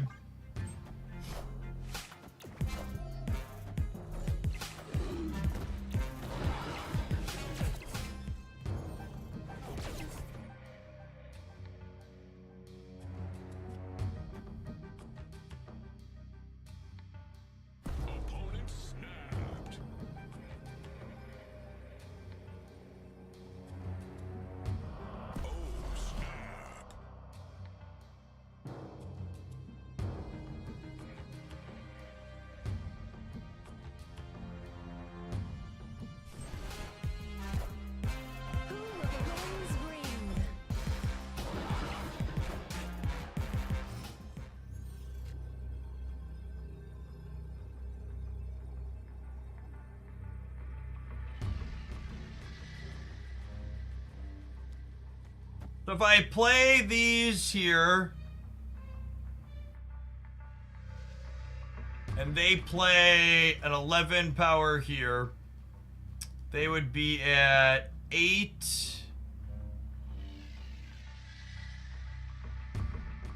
6. Just good old fashioned turn 6 coin flip, yeah?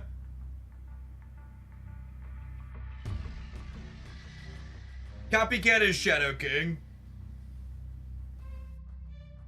We'll take however much off of this card. 6.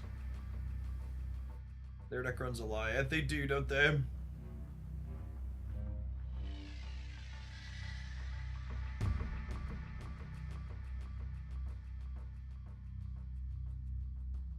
I think they're gonna play for these because I have the Jeff. They think I'm gonna move it. Oh, lost my flip.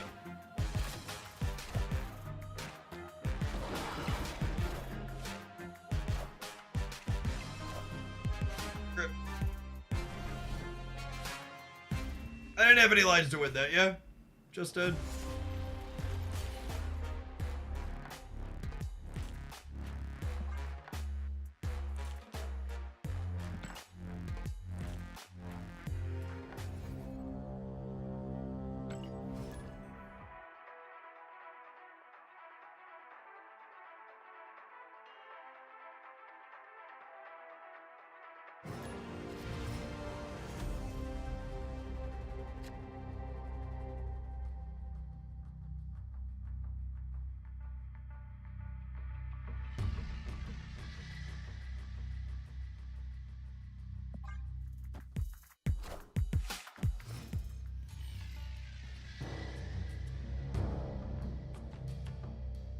Such a wacky location. Oh my gosh, they've got the God Split on the kitty. Gold with rainbow backed. Holy.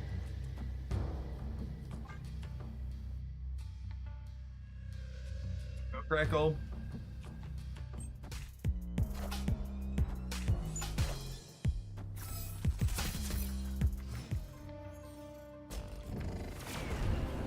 Ah, rats. We're hoping to get to Acid Arrow the London.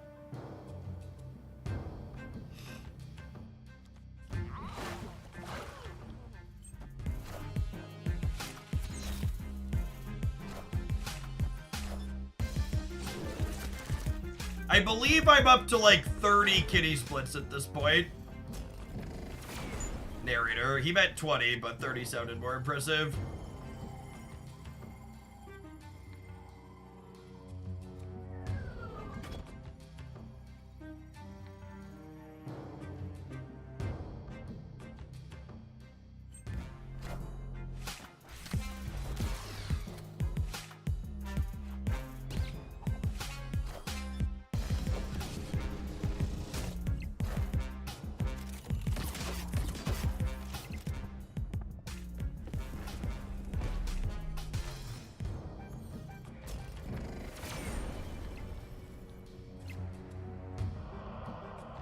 Alright, we really don't want to play Spider Ham. Got it.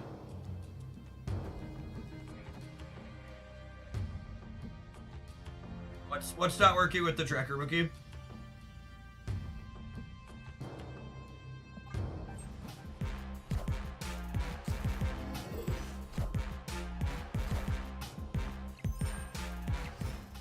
Rogue, one-time dealer.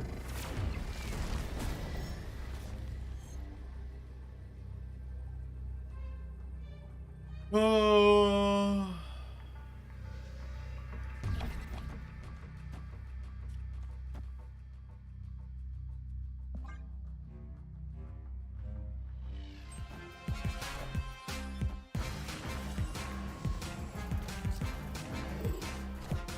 Did I win if I put everything center?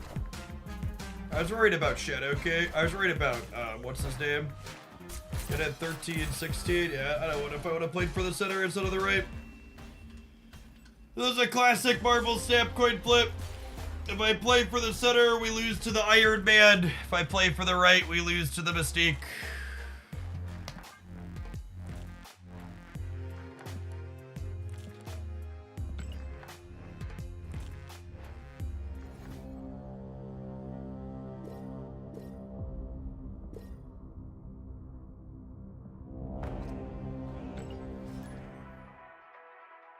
Turn 6 coin flips feel bad.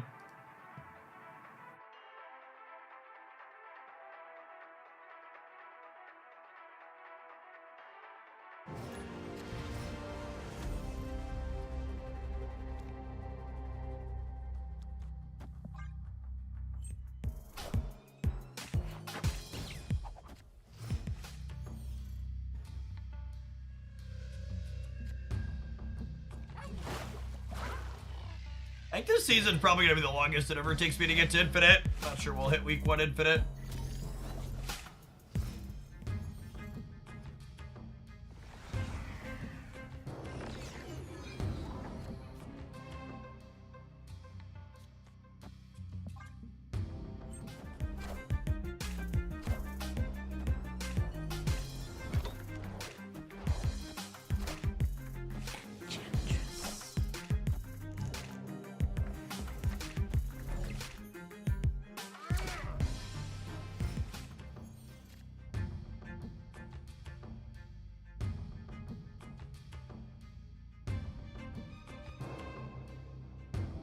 Fired lead hits are good.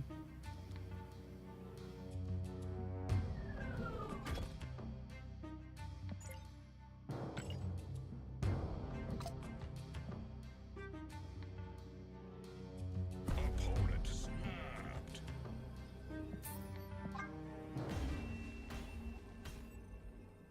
Escaped.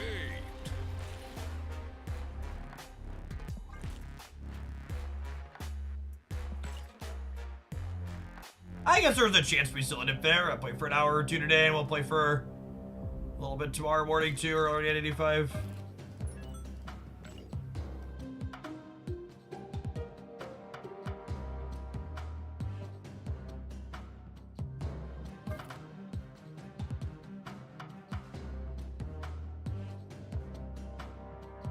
People have been playing this deck with Shooter in it.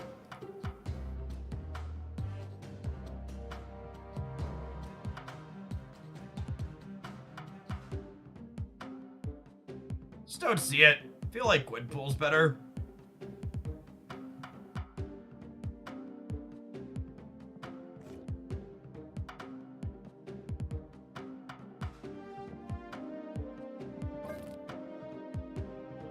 This.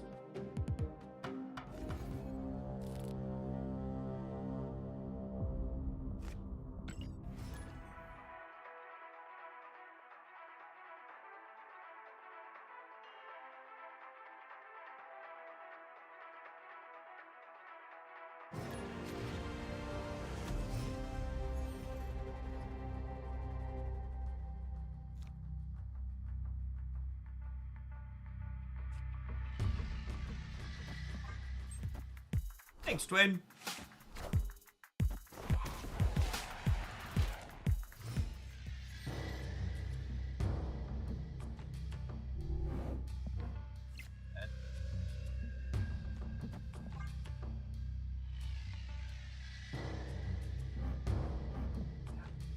Scuff set of locations for us.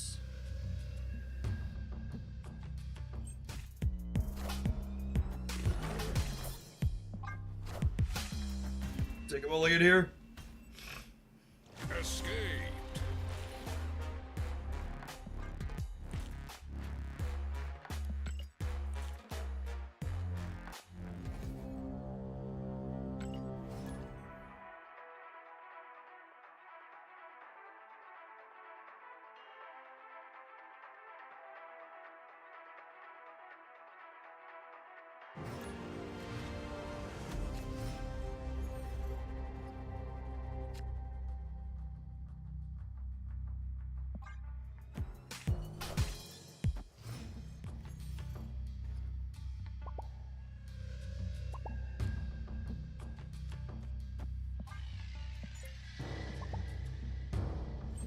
Oh, I need to change this avatar. I got this one with the infinite border.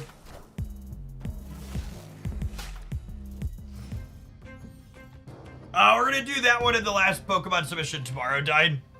I need to fit in some snap before we were done for the day.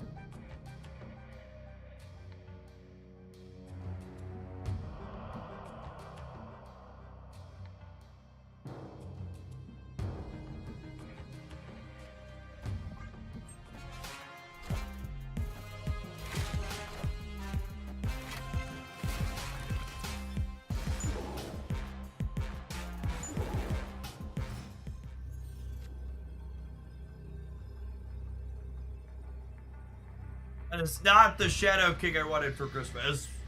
If we would have hit Shadow King, we could have gone Shang here, Death here, Shadow King here.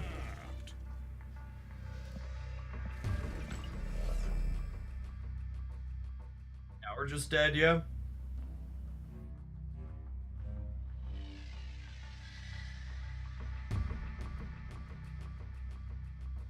I'd be pretty surprised if Frika Kitty Shuri was good. The current format just still feels kind of bad to brew in, so I'm not really working on new things. You think Shang does it? No, I think we lose the center to Hazmat. And then we can't win the left.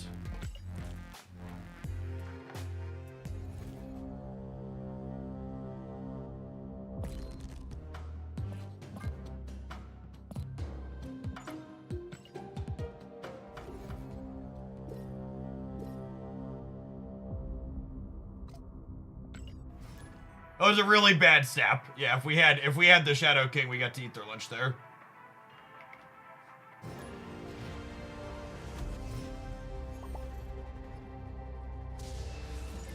I was gonna mute everyone. I really just don't want to deal with people emoting me today. Never want to deal with people emoting me. Please, Marvel Snap, make it stop.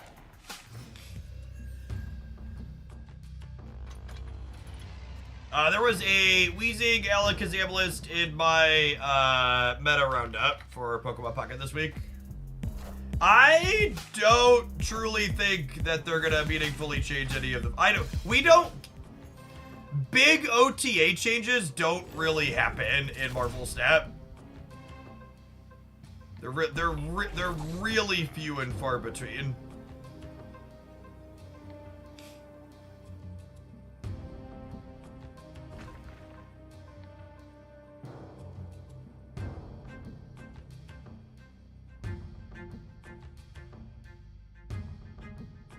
It's a tech card world and we're all just living in it.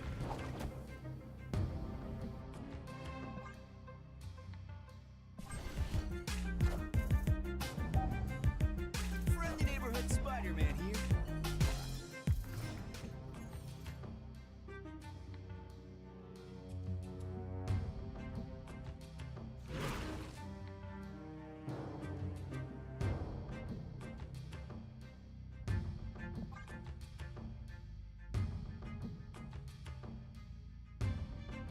No, bots don't have Series 4 or 5 cards.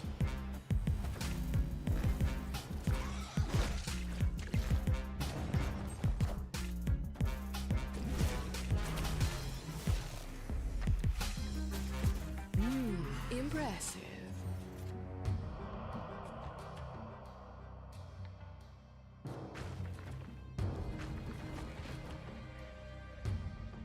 One, 2, 3, 4.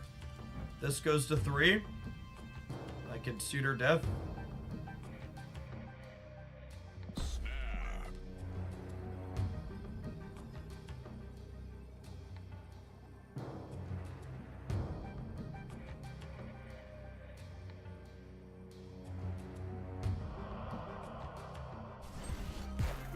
Yeah, one of the questions for Suitor is like, is a 3/8 good enough?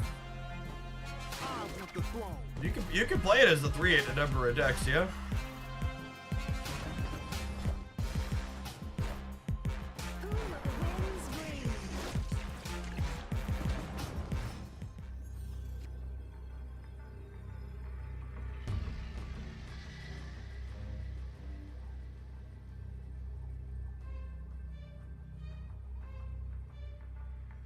Do we think they have a way? Do we think they have a way to interface with Dexys?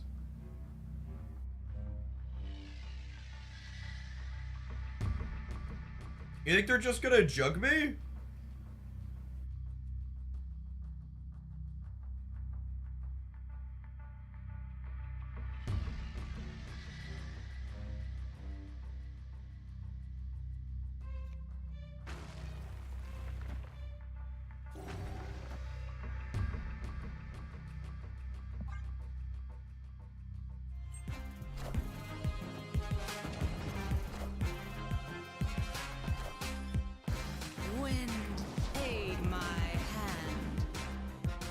Yeah, I think the way they played this game, they were playing it for like, okay, we're not Nexusing. We're not playing for the Nexus, right? Victory. Storm's such a weird card to have in their deck.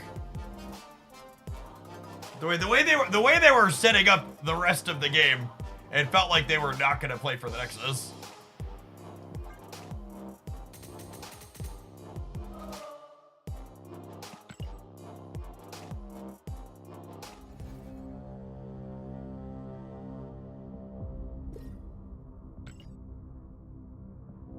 Well, I guess this deck does do the destroy cards mission, so.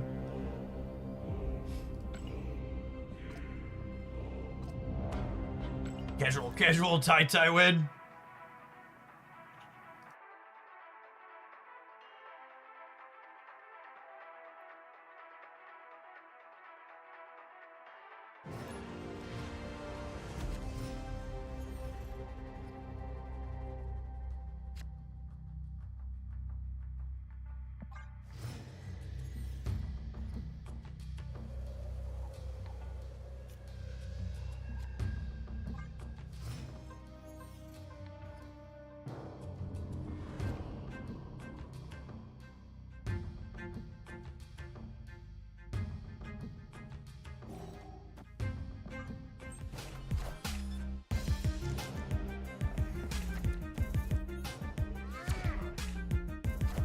We'll play that submission tomorrow. Service a lot. I ran out of time during the pocket segment.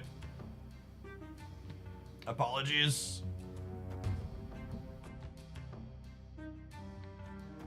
My Legion brain is hurting right now. It's definitely a little bit strong.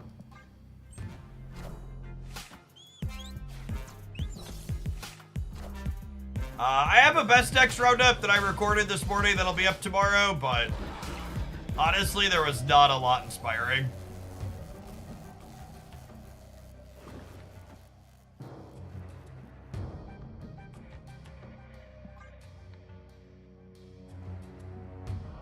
Quite the Zemo hit.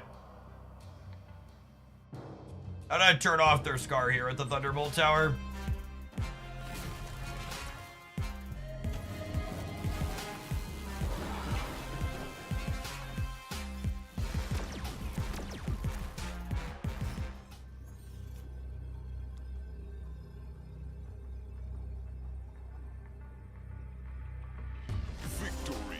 Scar going from 0 to 6 at the speed of Legion.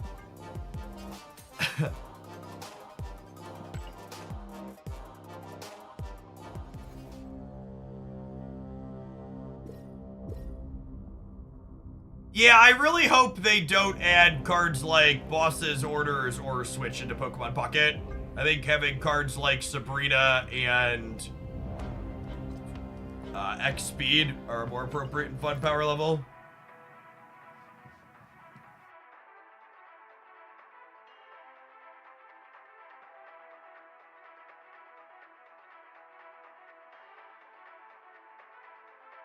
Get almost 200 new followers for the Pocket portion of the stream today. It's pretty solid growth.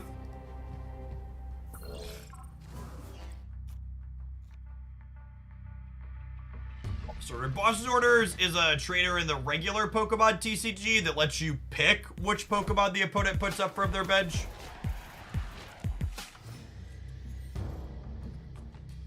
A lot more powerful than Sabrina.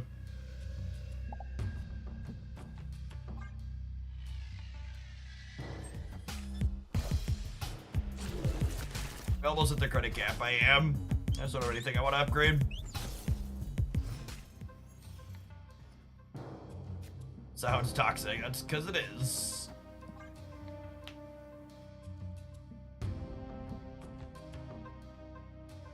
You made your deck better. Can I borrow one of those?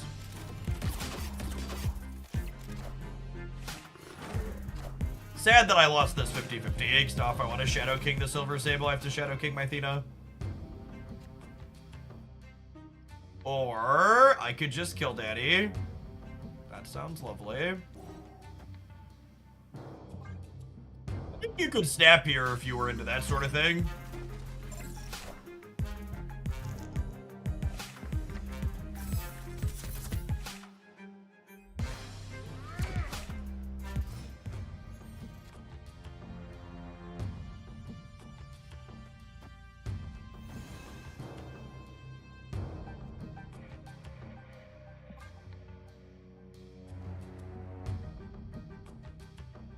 Killmonger here to make death cheap if we draw.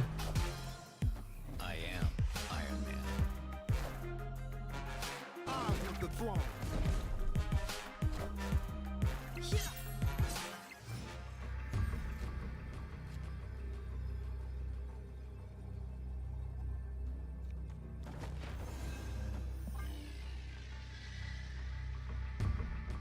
I think I want 3 on the right rather than 3 more in the middle.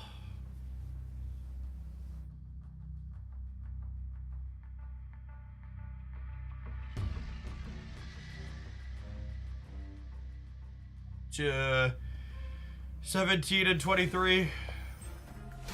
Lost my coin flip on which path they were playing for.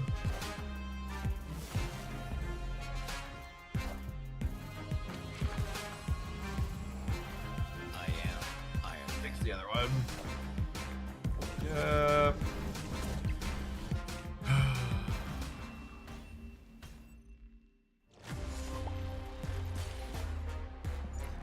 Just need to mute everybody today.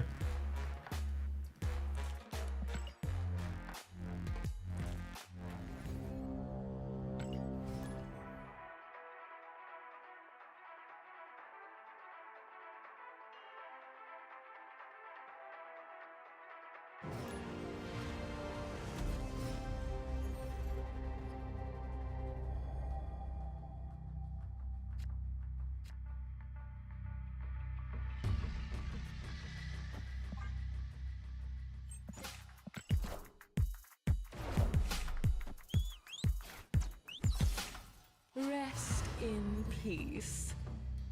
Having death in the opener's nice.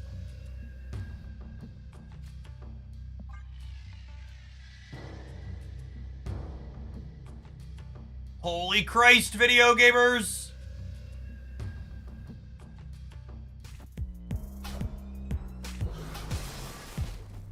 What a game! Emote me after winning the coin flip in the game and then showing up in my chat after you're not a regular chatter or community member here to GG me again. What a good game. You beat me on the coin flip. Well played. Much wow. Thank you for letting me know again. I did not realize.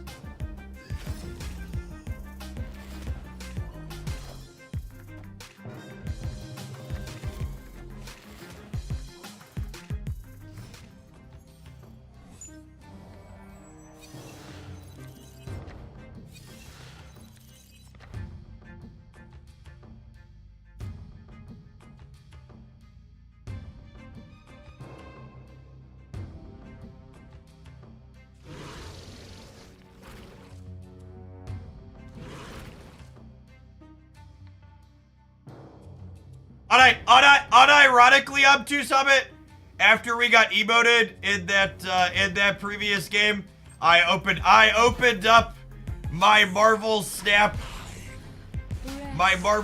second dinner chat that I'm in with some other creators. And I was like, listen, competitor doesn't require me to constantly get emoted, and I would like to be able to opt out of being emoted in Marvel Snap. Thank you.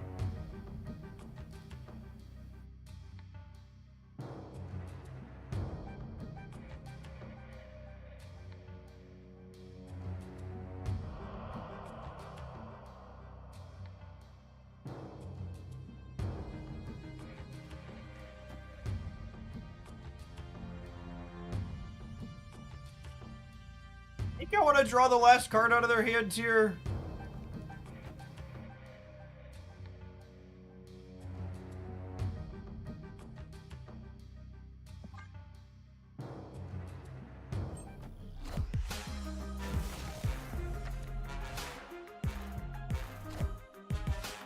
I want the throne.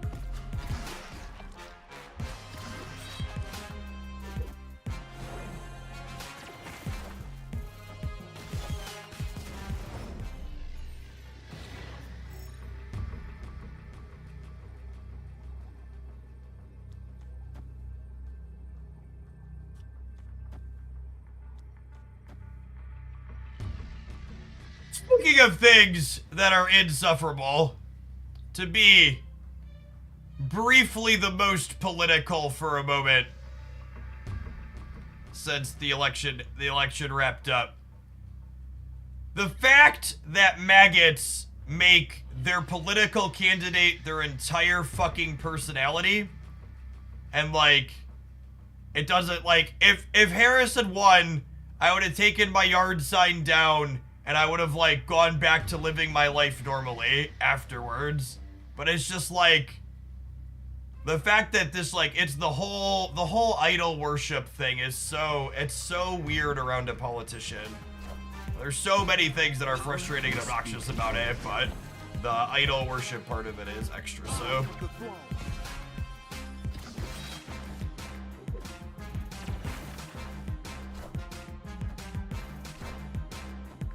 Oh, they have no land death. Hey, look! I lost the coin flip on where...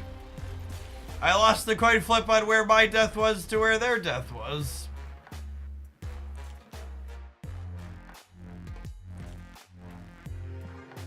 It's 100% going to get worse. It's going to get significantly worse. At least I'll have the money from these adverts to comfort me in these dark times. We'll see you in 120 seconds, gamers. Thanks for hanging out. Don't go anywhere.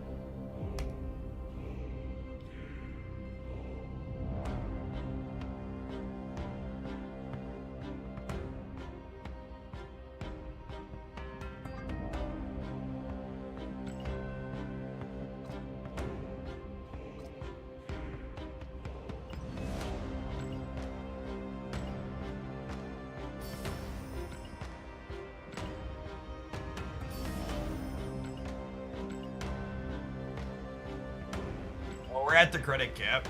I can claim boosters at least.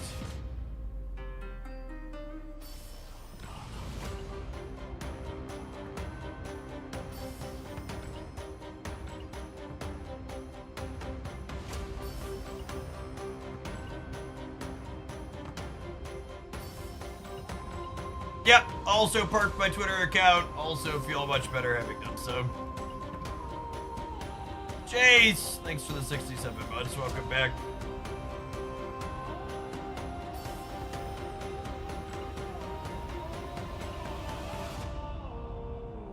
Thor Newman, thanks for the 10 months. Afternoon.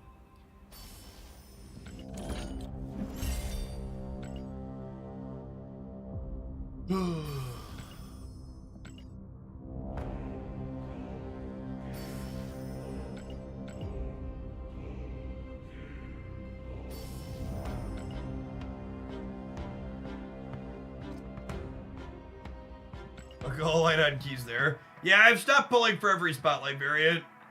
I'm looking to save on keys.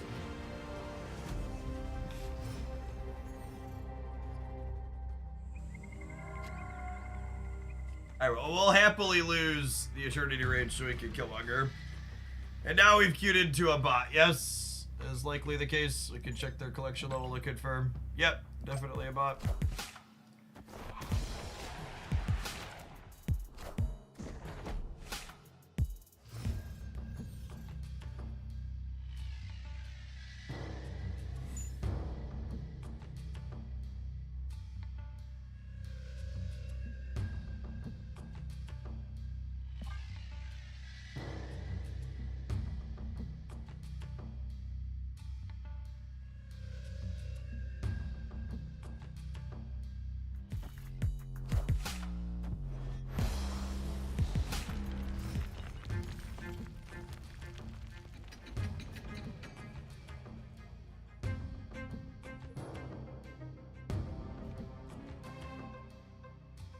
I'm waiting for the rock to pop out before I kill Killmonger.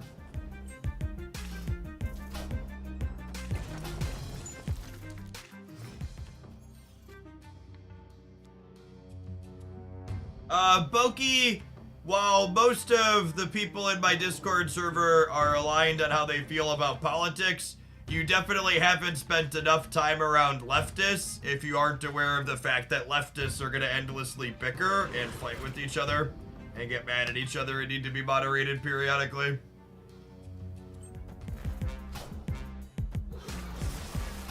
Especially after what happened.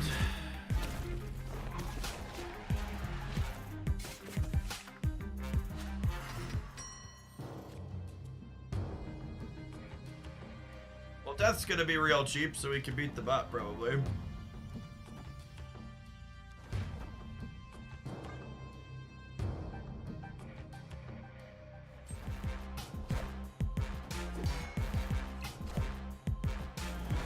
Oh, yeah. Thank you, Death. Yes to deaths. Thank you, AI.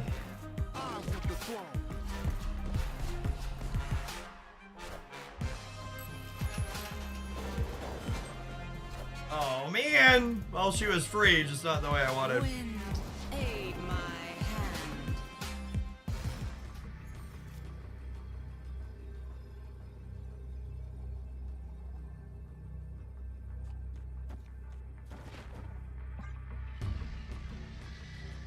Victory.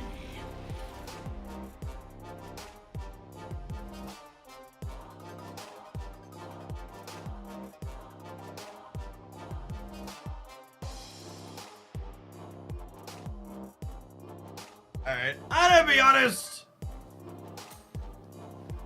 Watching the viewer count pitch off after we switched off of Pocket into getting emoted into average quality of Marvel Snap being constant coin flips into bots wasting my time and then retreating. I'm just not in a good headspace to play some more of this today, so I'm gonna go ahead and call it an afternoon. We'll start with Snap tomorrow morning. I'm gonna publish a Snap highlight on the Snap YouTube channel. I've got one queued up to put up over there from earlier in the week. And I'll be back tomorrow morning. We'll do Snap first thing in the morning, and we'll do Pocket after. We'll do at least a couple hours of Snap after we refresh and reset. Enjoy your rest of your Thursday, gamers.